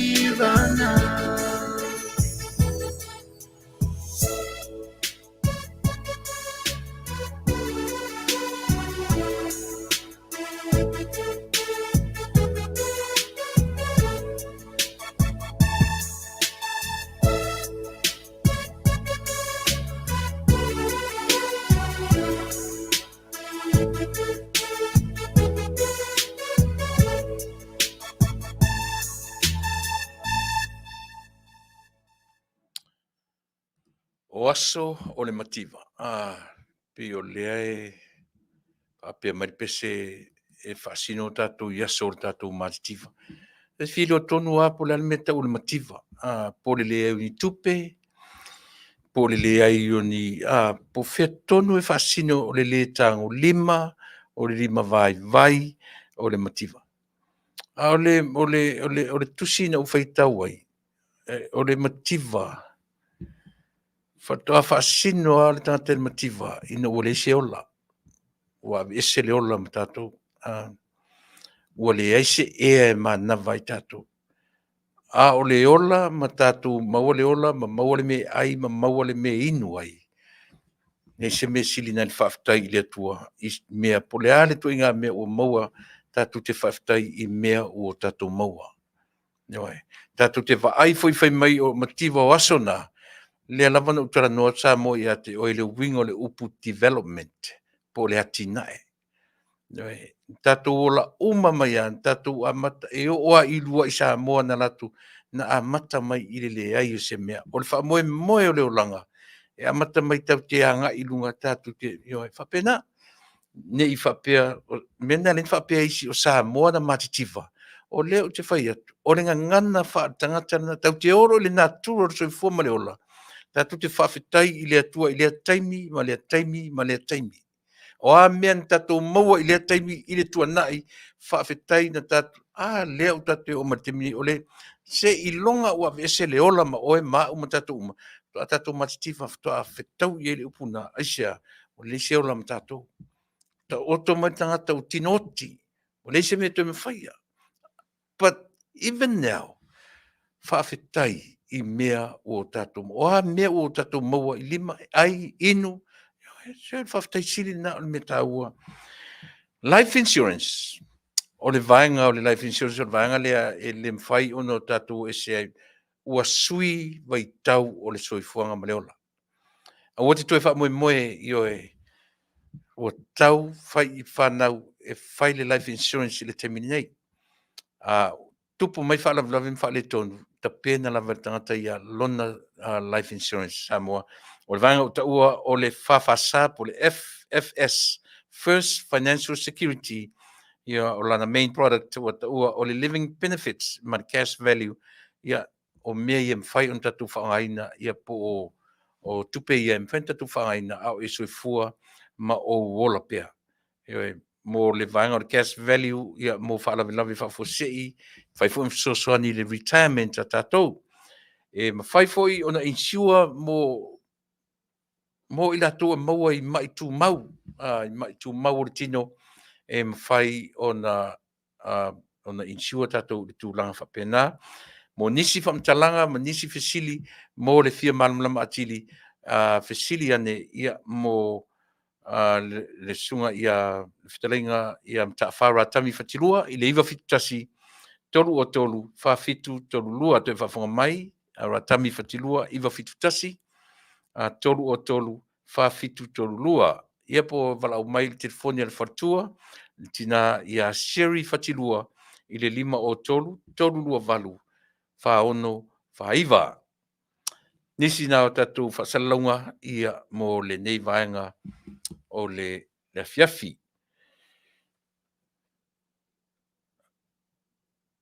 Le sa ma fai ua le ma tanoanga ma Tupa'i i le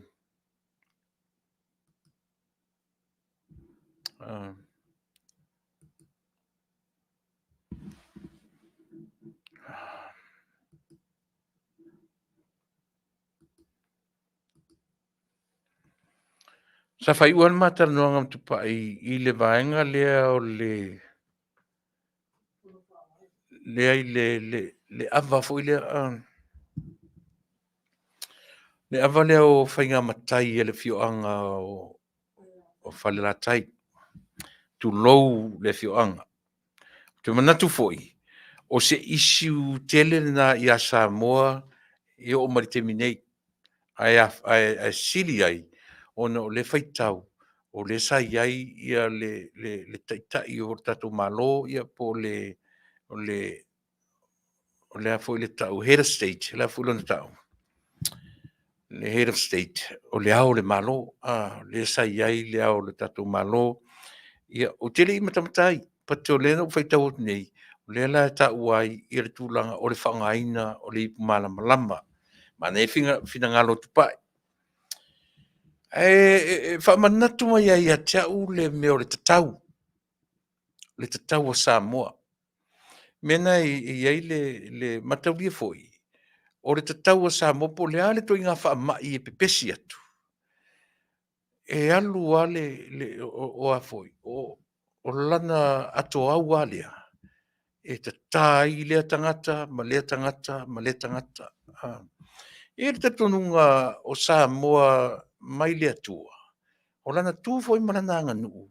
E whaamamanaina i lea tua. E whaamamaluina foi i lea tua. O lana anga nuu, o lana anga i whanua, o meo. Pe o tara noa i le meo o toi ta uasi mesia. Ona o lo la ngona pe i fafonga o le tatou nuu, ma o whalongo longo pe i ai. O lea ua tele ina whaongaina le upu lea. O le ai se wha Samoa. O aso ura i titi, o le upu na whaongaina pe alwatu whasalunga i oe. E sā le malo. E alu luar whasalunga fo le sau ai tua ma le upu. E wha mole mole e sā le malo. O le alu winga o le tala, o le winga e sā le tonga. E sā e afo i le whaongaina ia le malo, le tonga. Le whaongaina. Pe o aso ia o tala titi, o le taimile nei. O mua maliu. O le meise maliu e telea ina whaongari upu lea e le aise wha Samoa. Mai o moa ua ia. Te whaanoa noa lava. Ai whaongari upu lea. Leanga ASEA. O le upu na iei o le prefix na whaonga o le whaa. Pifolo ungoa. O le upu Samoa. O lono winga. E tau te wha sai na loa mea ia mta tutawhia mea. O mea lava la tau Samoa. E iai mea e le tarawhiangai, e iai mea le tatau, ma iai mea le anga, i le vaai le coming generation. Tilo. Ma e iai a whaupunga a whape e le mana na o e whaongale mea le tonga, e mwhain whape na. Pe tu o pea o tu a inga e o atu. Na ualo e avele si i loo o le maliu o le tina o le to'olua o le ua fine. Ma tuo le lunga i Georgia, fea St. George.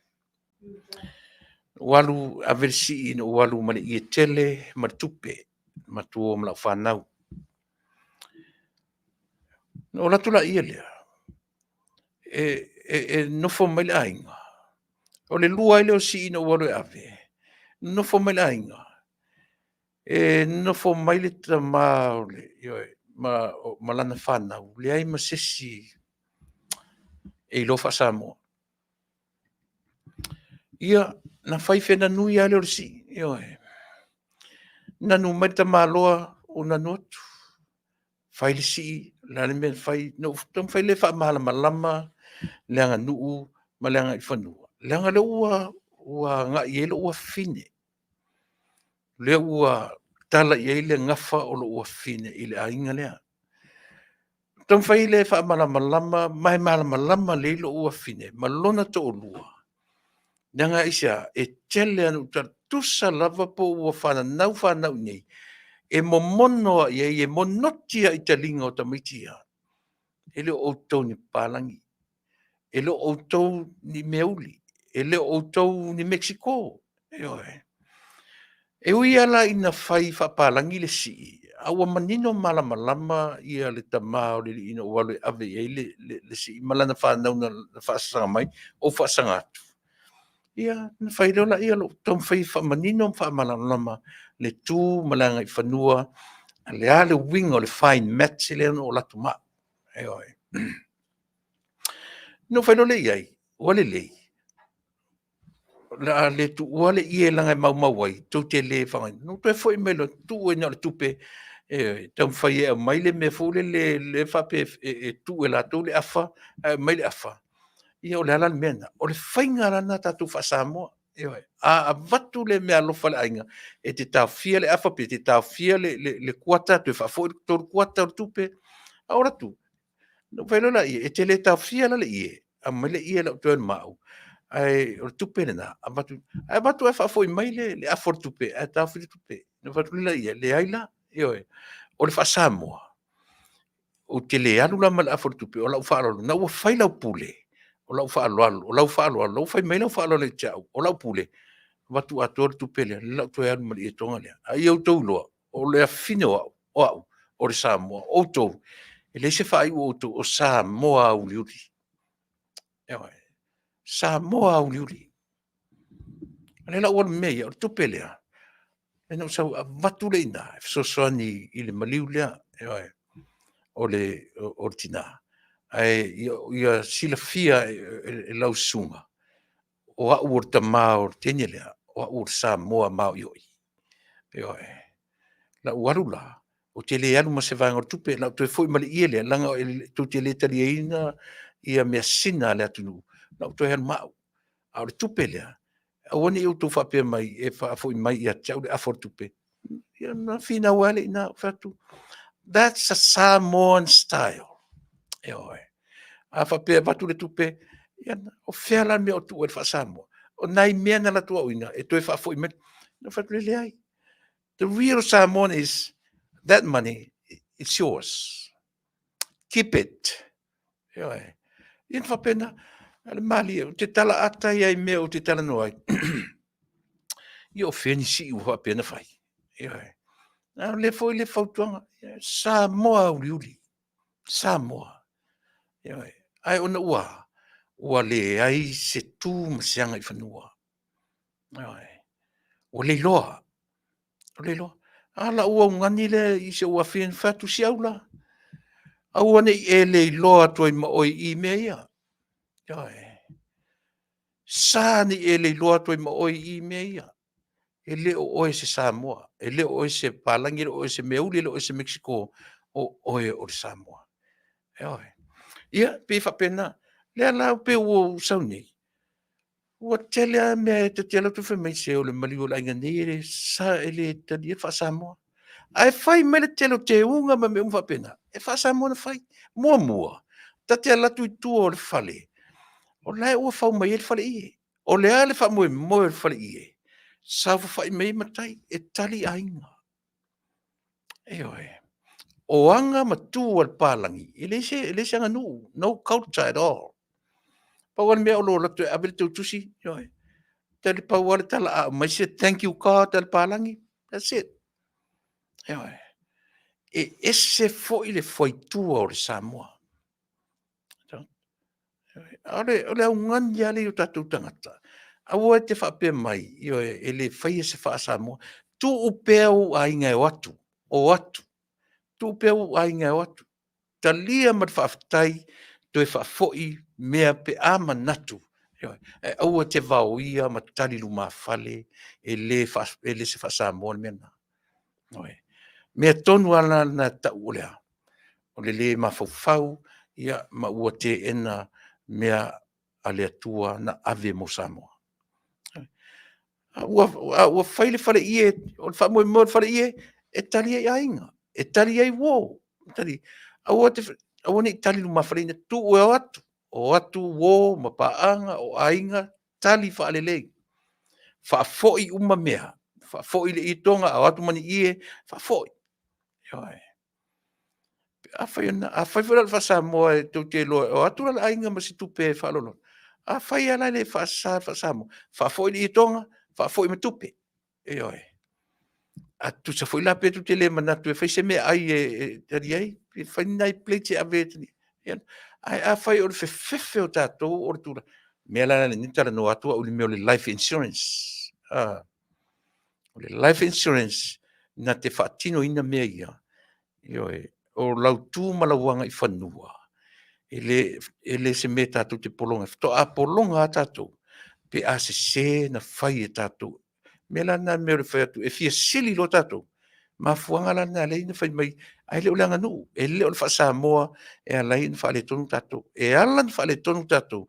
E a fua le fia sili o le tangata e ana whaale lave. Apa fua e whaatusa tusa isi mea na wa ai ai. Fai i le mea ua tala fia ngai ma le malosi. Ai awane i whaapea mai i ou a inga. Ma lou nu, ma uo. Ma lie sa le wha moa. O le ala me tau o le wha moa. Se i whamatala me se sili me tau wha o le ngangana wha moa. Po le anganu. Po le leoi. Langa o lo latu fo i tu la tau ta mai lungo le walo fale. Wha moa. So se mea le si o manga o tatu o Samoa. E whapena. Pe tatu te le ngangana o lusi le ngangana. Tu te lole si me mali e lea. O to tonu o nupa i el mele sa wile upule o le politics. Alu fo ila i e whaisau research. Alu sa ili le root word e sa wile mea.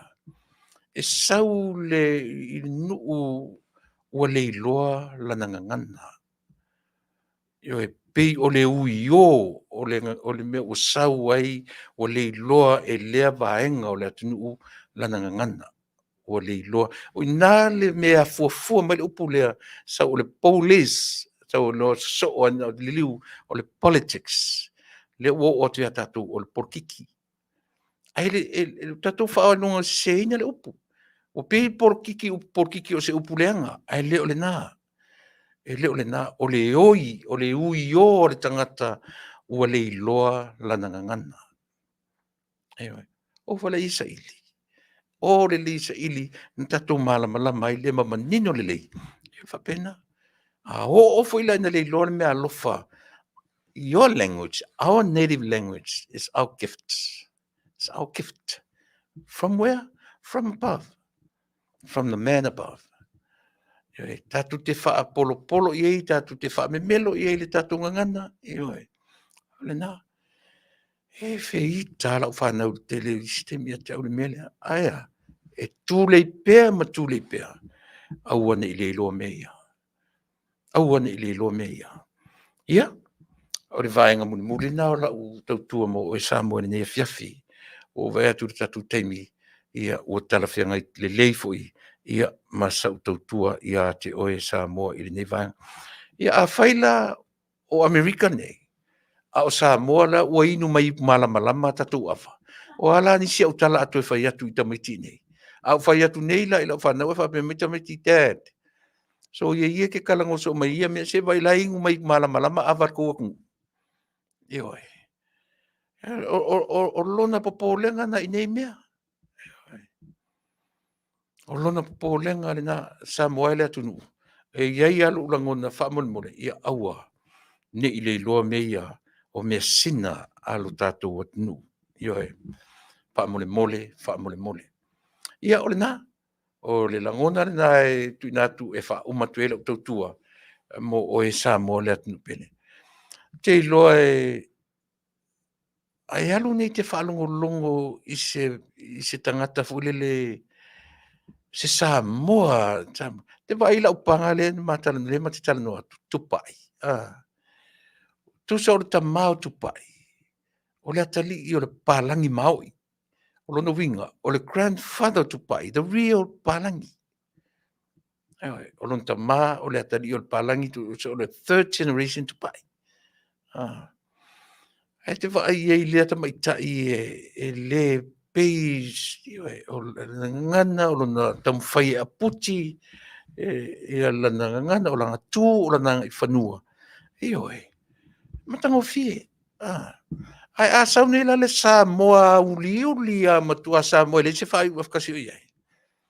A u whai atu e ananu mai i atau. A u whai atu e fito alus futa usanga i Amerika. Na whawhenei la na whai. Ioi. A whawhenei la on whai atu i ngā me whapea.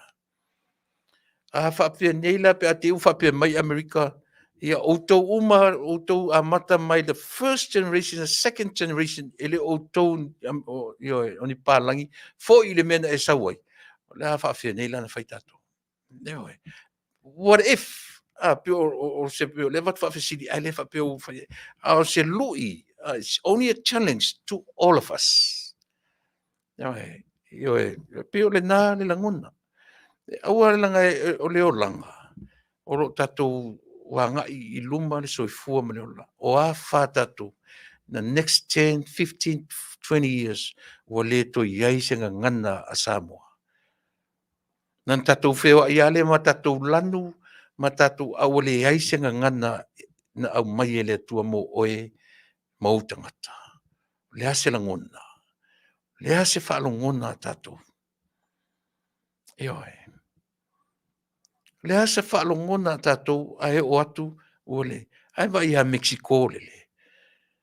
O le tamaititi Mexico na whaanau i Amerika e te whaia tu e sau wha Mexico, e sau le nanu e o mai whaatasi le teimi tasi. E sta mai mea fto a 5 tausanga. Ai.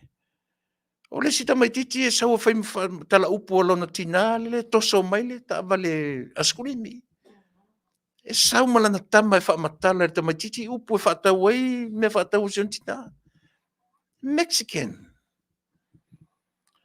Ia no te whai atu lea whamatala upu ta maiti whaasanga mea te ita e whia lea whamatala lea tu inga skulimi whaasanga i o lontina lau i le Spanish. Nga ngana, ioi. Ai ka whewheri a kako. Tu te loa, o aso ia. Pe whapena le mawhauwhaunga o Samoa na iai, ioi. O aso ia. Pe loa ta maisi poto, o le nanu. Te poto re te nanu, na i rolola i elea, o e tamiti poto. O aso la nei, le telo tamiti le lei nanu, a le Vale i vasenga a. Ioi. Ia na. E se ale pea o le nanu. Ioi, e se le tango atu e le ilofa se mea. Le na, Samoa le atu ue, na ona ufa ai ua tua whapena la Polokalame mo oe, i le nei aso. Ioi. Ia,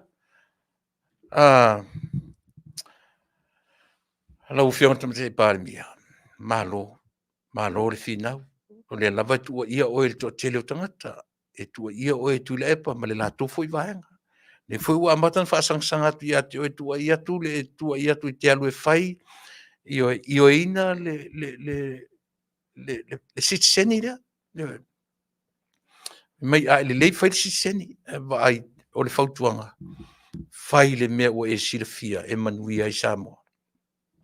Ma lor finau, ma lore ioe maua lo malosi, maua lo suifua maloina. Le kapeneta ili matamaitai e fa pena foi. O le fa malora vaia, vatu le ngang Faafetai i lo to finau. Atu te sila fia foi.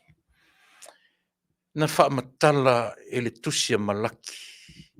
Mai le tusia malaki e tau atu i a Ioane el Baptiso.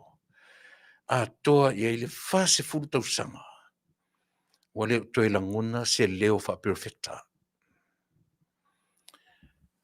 Wa fiu tangata toe tali se leo fa perfecta. Wa leo toe au mai ni information.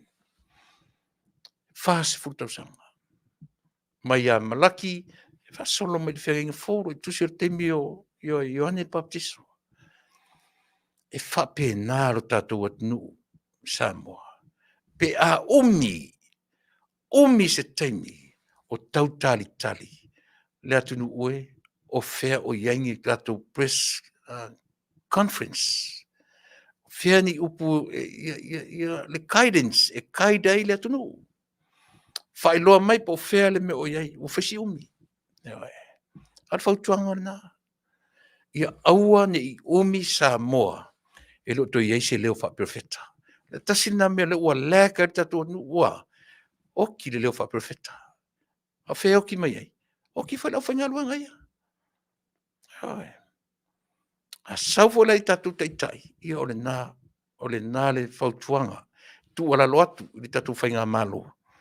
E le ngata o le nganga wha malolu tu whina wina, o le tatu atnu, te laupa sene Samoa. So far, so good. Whafte tele tō atu o matu pulo. Ioe, a pau ana si mea. Au ni umi, e lo to iei se leo whapirwheta. Au ni umi, e lo to iei se leo e longo puieli I le atu nuu. O whea wanga iei lea mea, ma lea mea, ma lea mea, ma lea mea. Ia ore nā. Manuia tele, lau whionga tamata I pāle. Mia maua lau tau malosi. Tau tua ai Samoa I so o se vaenga. Mo te nei whapea fo I le nā tala I le tuangai, leo lo whaimta I tai o le tuangai. O le whautuanga malosia, e mo o mia le ngai, a ngai le leile atunu, matwhenga malo. Ai aua, tu uro tu tau whaleanga. Tu uro tu e fia pai le foe. Au tau le lei, tu uro tu tau whaleanga. Ai a ngai whale le malo I mea ta o le tuangai. E to e mawaro tau awanoa. Ai a whapena leo maina le fau leanga. Tau whaleanga, tau whavalea, kau whavalea. Ia le lama whai atu e wha umatu whapena lau tau tua. Tau te le to e pai. I le taita ina o le malo. Pe a tū mau pe o tau. I le ola tau whaleanga. Ioe. A mio whalelei, ma ngai whalelei tatu whai ngā malo. O le tama I tai I le nātu te whea ngai. Ia sei whautai. Tau te le mamā iai. Tau te le mamā I le tama I tai whea ngai ma utou. Ma utou upu, ma utou launga o utou. Ioe. Tau te le mamā I le tau whea ngai ma tama I tai pāre mia. Nā tau atu ma utou tala. Ioe, whapena ma utou onga o tau manatu. Ma utou tau whaavalea. Ma utou tau whaaleanga. E ipu vai manino le sila le tamatai. Hau le matanga. O le ka māloa whea ngai ma ka maikai. Ioe. Nā, o ange a ngai whale leil tatou malo. Ave iei ni manatu le lei e whaatupu manatu. E whaatupu manatu le whainga. Ai leo e ave mea whapena tu te tau whaaleanga. E o upu tū sa o ai e watu. Aisea, e o a tamai titi ele I mausurunga I e. Malama le lei au tō winga. Lei ti o I e langolangoina. Vai, a tu te se sela mai lungo le lei ti o. I le tau whaaleanga. Tau whaleanga. E o tamata I pāle mia. E oi. O ano mai la auri. O mātou Polokalame tai Faatatai 5 tūla. O tau pepese mai lunga o tau Polokalame. E whaleanga I la auri. O tau whalonga o whaimese leo la auri. E oi. Ai o rua. A lua interview mai Tuilaepa. E whasino mai atea. Whasino I asavea. Whasino I isi. E oi. Ia mawhai atua ia mawhai mai ia matala. O tau te fia whalongo longo le mata upu a Tuilaepa na whai ia iti. E oi. O mana whai mai au. Whai savea. Whai iti. E se whauta wa o le tina o lea tau lea. Wa o I heri tau whaleanga artoina. O pei o ka maiki e leilon whai o misa ka maiki vai ngā lakuro ka maa ili mako whale. Ngā o ka maiki e whapea ngā kala. E whaukala I le kala. O le sirina o iti. Nā latu le lei alonga ki ngā kangi o ruma. Kua ka maiki kia very childish. Ai. Kule long ki ngā kangi ruma fia mai long ki ngā e ave. Se whauta o tau iei. E oma teimi pāle mi o fia me. She will never go down to that level. Never. Fia me, I'm telling you. Fia me will never go down to that level. Olea. Ore kangi vale mai whapea whamakala mai. Iau tā lofa ia I tisole. Tā lofa ia I. Tā lofa ia tui. Iau. Tā lofa ia I. A o tau fo ia lango o le tatou vaenga. Se au atu te whapena I le uso. Au atu te whapena I a tui. Iau. Ma fau fo di te leo rona sao. I lana fo I taimi. O le sasi. O te sasi fo I auia. E sasi fo I sa ve. E tau fai sasi uma. Pato le tumutumunga o matunga ruenga. Matu te alo lofa I le malo. Matu te lango I le whainga malo. Se lau 5% iai o matou sasi. E lo matou ni angelu. Ai au si mei titi a whapea. Sa ele wa au tato. Alo lofa I lea tamari. Te le sao o tui iti. Na tu te pepese I na pese. Na tu te whaalongolongo I lana musika. Alo lofa I le uso. Male au uso whaasala lau umalama. Tatou roto te tele tu leile tatou tautua. Lava sia mea tatou te au ngai I le whainga malo. Matu te leo whai atu, matu te feita. Ala na matu lango malo si. Wa ila lo tatou at nu Samoa I le sawa. O upu, o tala, o fōlinga. O mea, matala tu la fuai. Na. La fuana. Au tu whaalongo mai fo ia tia umau. It's me, that's me. Mai le mfano toi foi ile lango ina o whainga malo o tu se yo ai na ochi. E tau te sasi foi. Ai le whavalvale ai la lango. E le whavalvale ai la lango. Te le foi me tau te sasi ai. Apa wale o sia utala. Toi vava ai. Toi sila. Toi mai o te le peila lango isi tangata ai. Lango sistema isasia. Le fia fai mea foi sistema iti. E le whapenata mai tsavai. E le whapenata mai tsavai. A pau ale lui a te utou le whainga malo. Fina wina le Manuia mo tangata o Samoa. Awane I utou wa ai I loto I whale ma mea patino I a te utou. Awane I wa ai le Manuia o lo tin o lo ainga. Sila I le lumana I Manuia o tangata na tu ua oe I le no fore na. O te nau e whaatu se mention. O te nau tai tofu o rua maruto o rua marata Vale e le whapena le whaingon mea se ola I le o langa whamativa. Whamativa mo mua oe e whaamati e tangata na lato tu ua oe lunga no fore na te tonu le e sawa le atua si oe e pito maua runga me te nofo ai nei lo tangata umai na nofo e whaamati e soi fua maleola. Raudo I tele le ile tatu whainga malo ola le mativa. Ola le tangata aia whaamativa ina oe ina ia mau oa lo atunu. O tangata anu e valea lau whaalongo tala. Ai te lo oe e Manuia ai oe le lumana I Manuia ai au whanau. Au ane isu e mea se tangata o tatou le tofi. Ona I fai mea. O le aru e se ili mea lea. Whao ngā tau le ao tusi 5 le atunu na wha nofo ai oe I le nofoa le tumalo.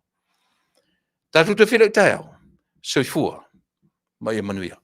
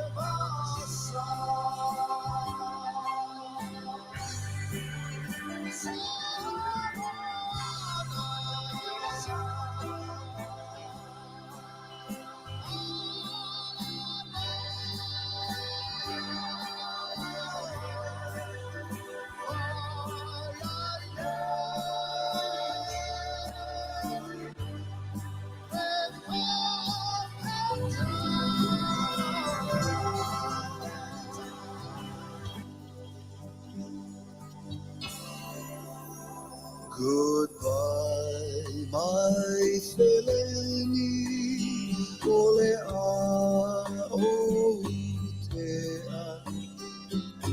Folau le basa, le ali pulei meleke, ne ingalo mai Samoa, siuta ele. Ai mana tua mai pea, pea pasese.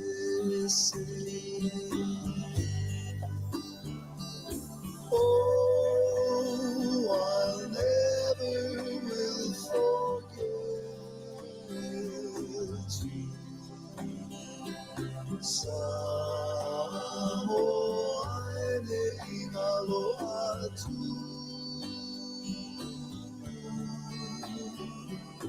Oh, I'll never will forget you. Samoa ne ingaloa tu.